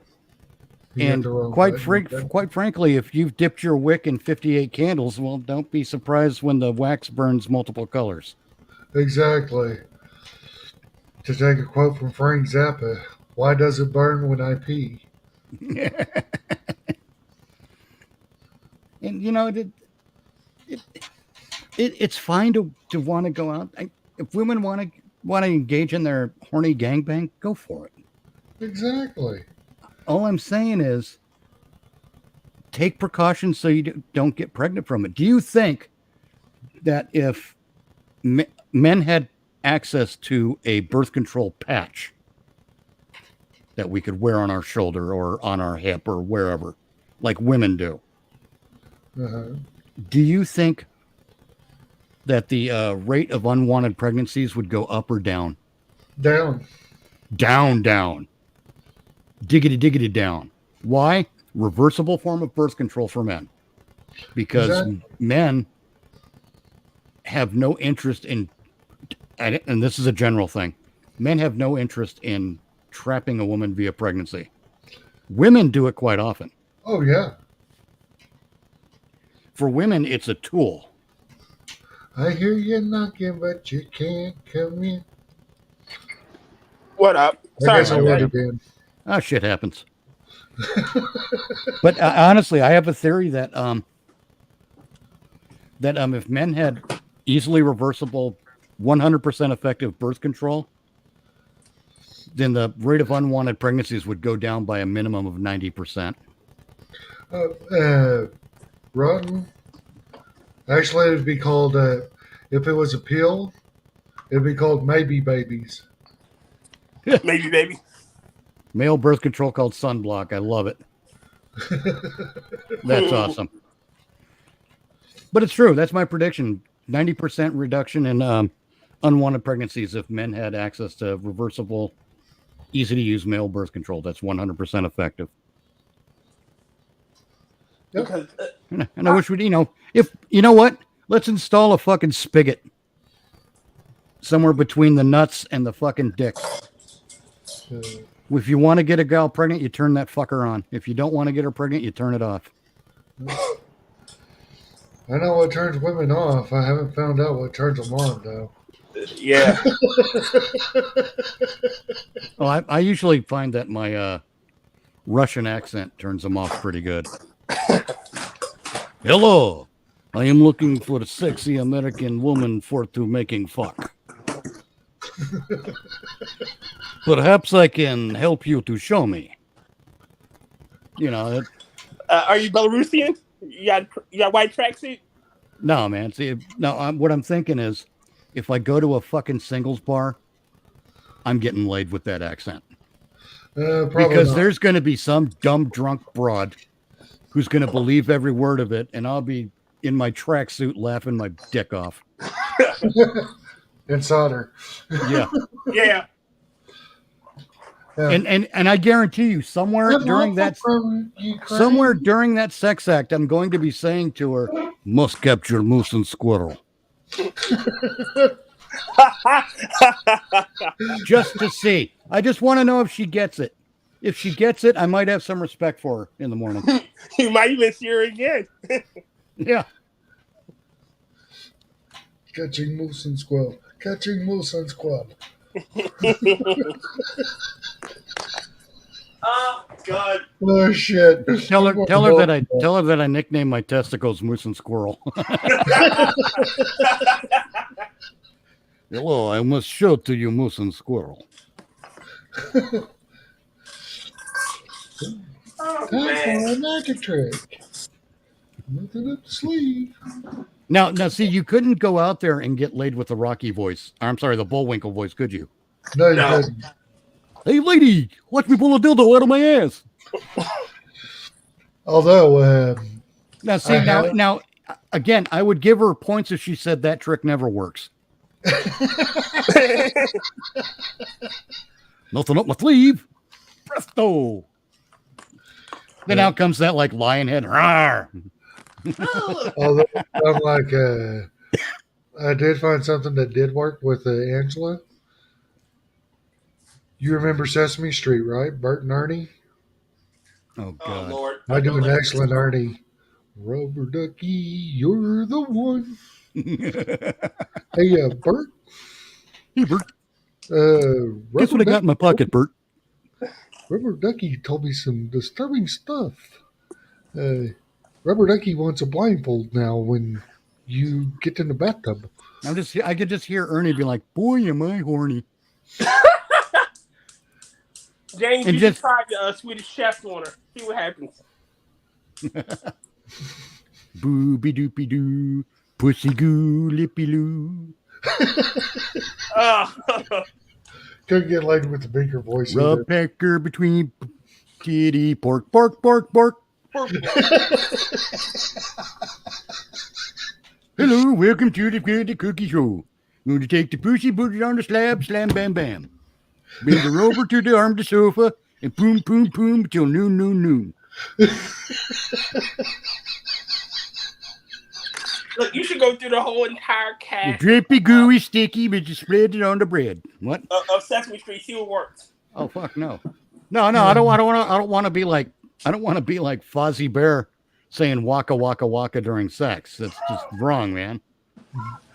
No, Like no. animal, pussy, pussy. You know, just bye bye. Right, of course. And then, nah, if you're a voyeur, then you got the two old men in the gallery. Oh, Waldorf. Statler and Waldorf.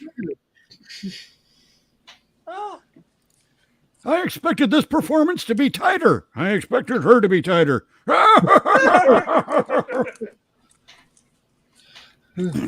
Yeah, there's all kinds of dirty stuff you can do with cartoons and Muppets. Oh yeah. Wow, that needs to be on a t-shirt.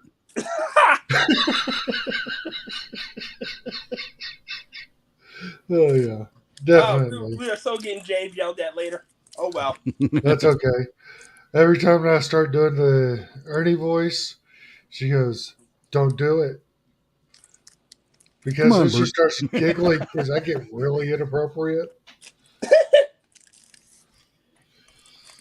Like, Bert, why was the loofah in your ass? Rubber Ducky wants to know. I'm Dr. Buttfuck Honeydew. Just because I saw meep in the chat, you know.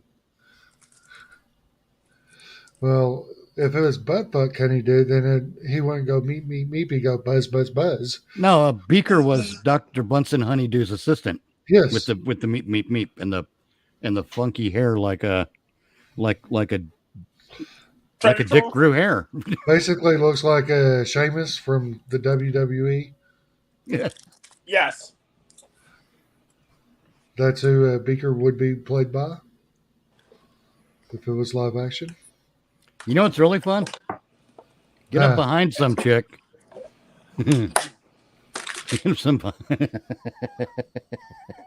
Yeah.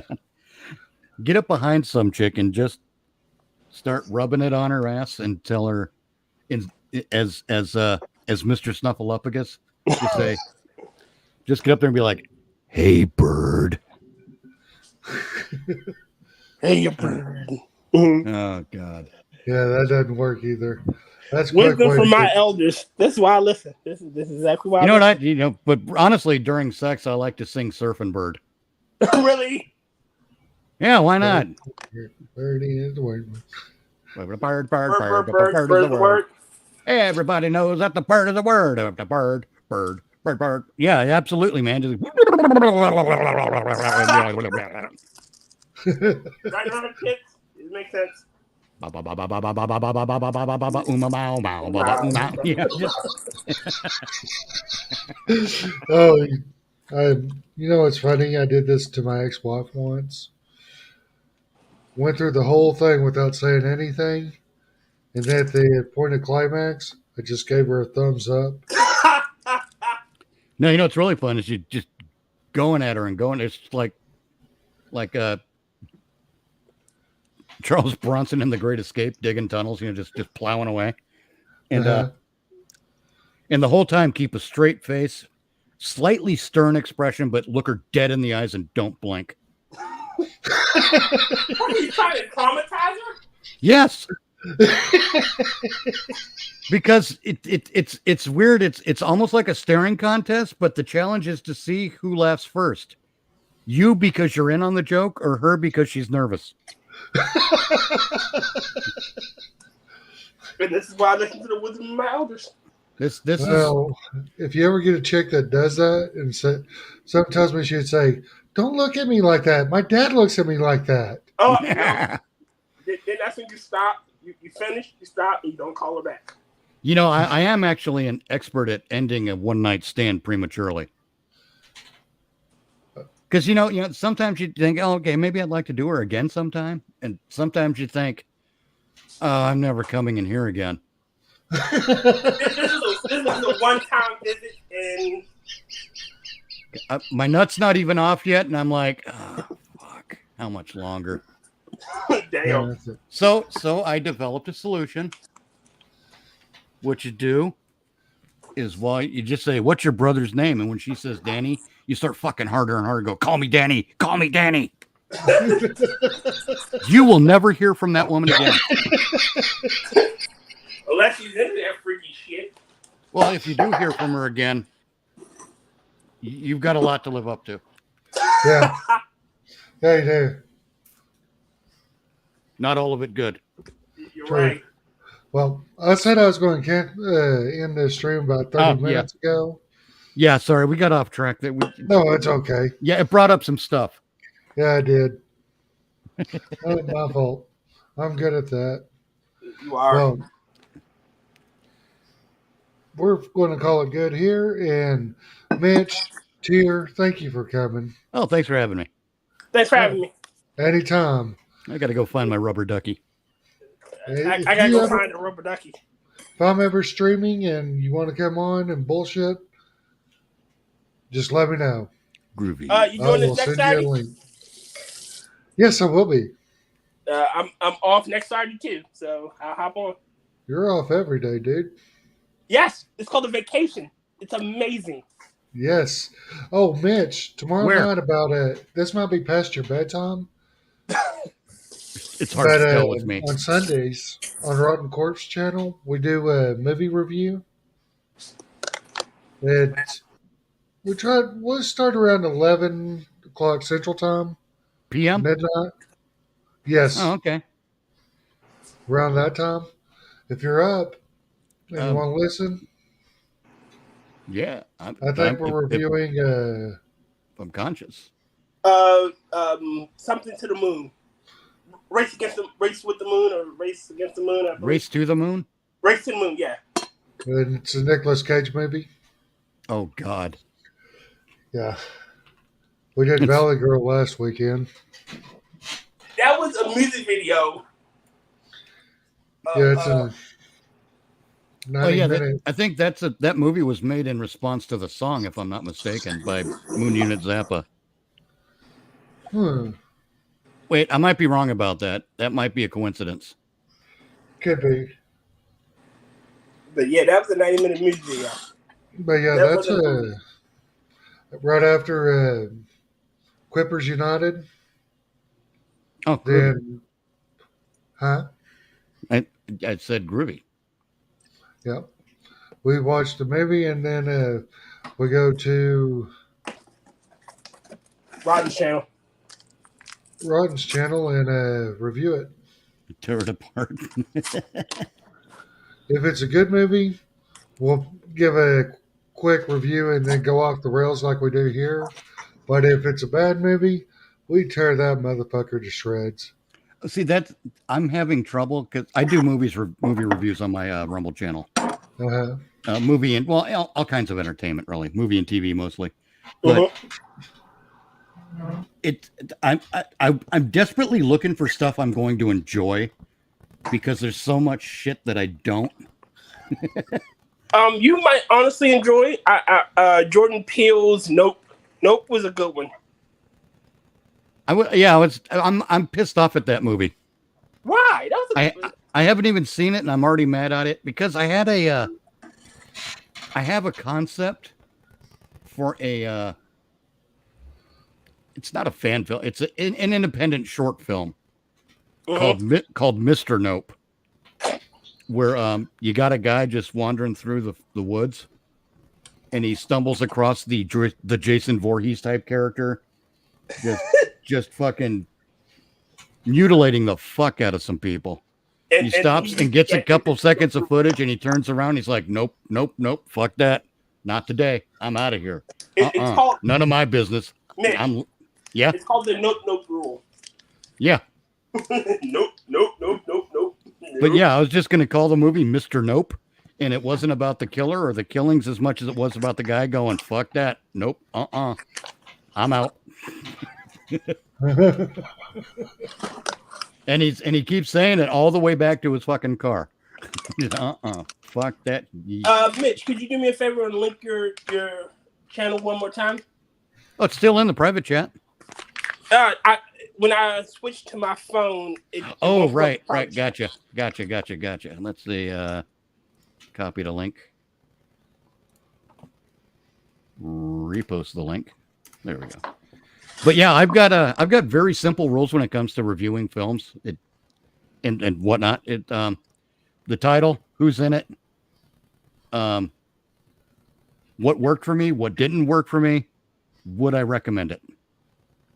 Cool. I don't do star ratings or 5 stars, 3 out of 6. None of that shit, because it doesn't matter to me. All I care about ultimately when it comes to a film is if it's entertaining. By all measures, the 80s Flash Gordon movie is not a great movie, but that is a great fucking movie. It is a great movie. It's got great music. It's got great visuals. It's got a great soundtrack. It is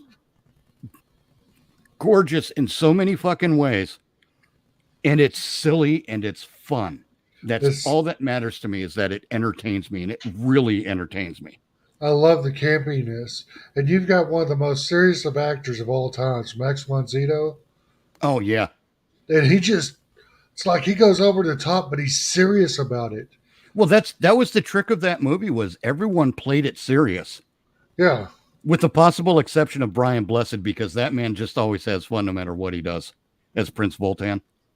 Uh-huh. But yeah, all the actors played it serious. I mean, you got the gal playing Dale Arden being a cheerleader for 2 minutes in that movie, and it's like, oh, lady, don't be stupid. But it works in that movie because it's in that movie, you know? Yeah. And it's like I said, it's a stupid, fun popcorn movie. It's entertaining as all hell. And it's way better than it has any right to be. It's that movie is why we're not seeing another Flash Gordon, to be honest. Is because it'll be compared to that, and there is no fucking way to top that. One of the things that movie does right is it holds on tight to a lot of the traditional Flash Gordon visual language. Uh-huh. You're never going to be able to beat that movie. It'll be 100 years before someone bothers to try again, I bet. Anyway, weren't we leaving? Yes, we were. Keep sidetracking me, God damn it. I'm sorry, and I go down the rabbit hole too. Talking about a movie with friends after y'all just saw it in the theater. Yep. That's pretty much what we do. There we go. I'm drying out. Well, I am going to call it here. Y'all have a good night. Thanks for coming and watching us, and hope to see you next time. Thank you, and good night. Rock on. All right.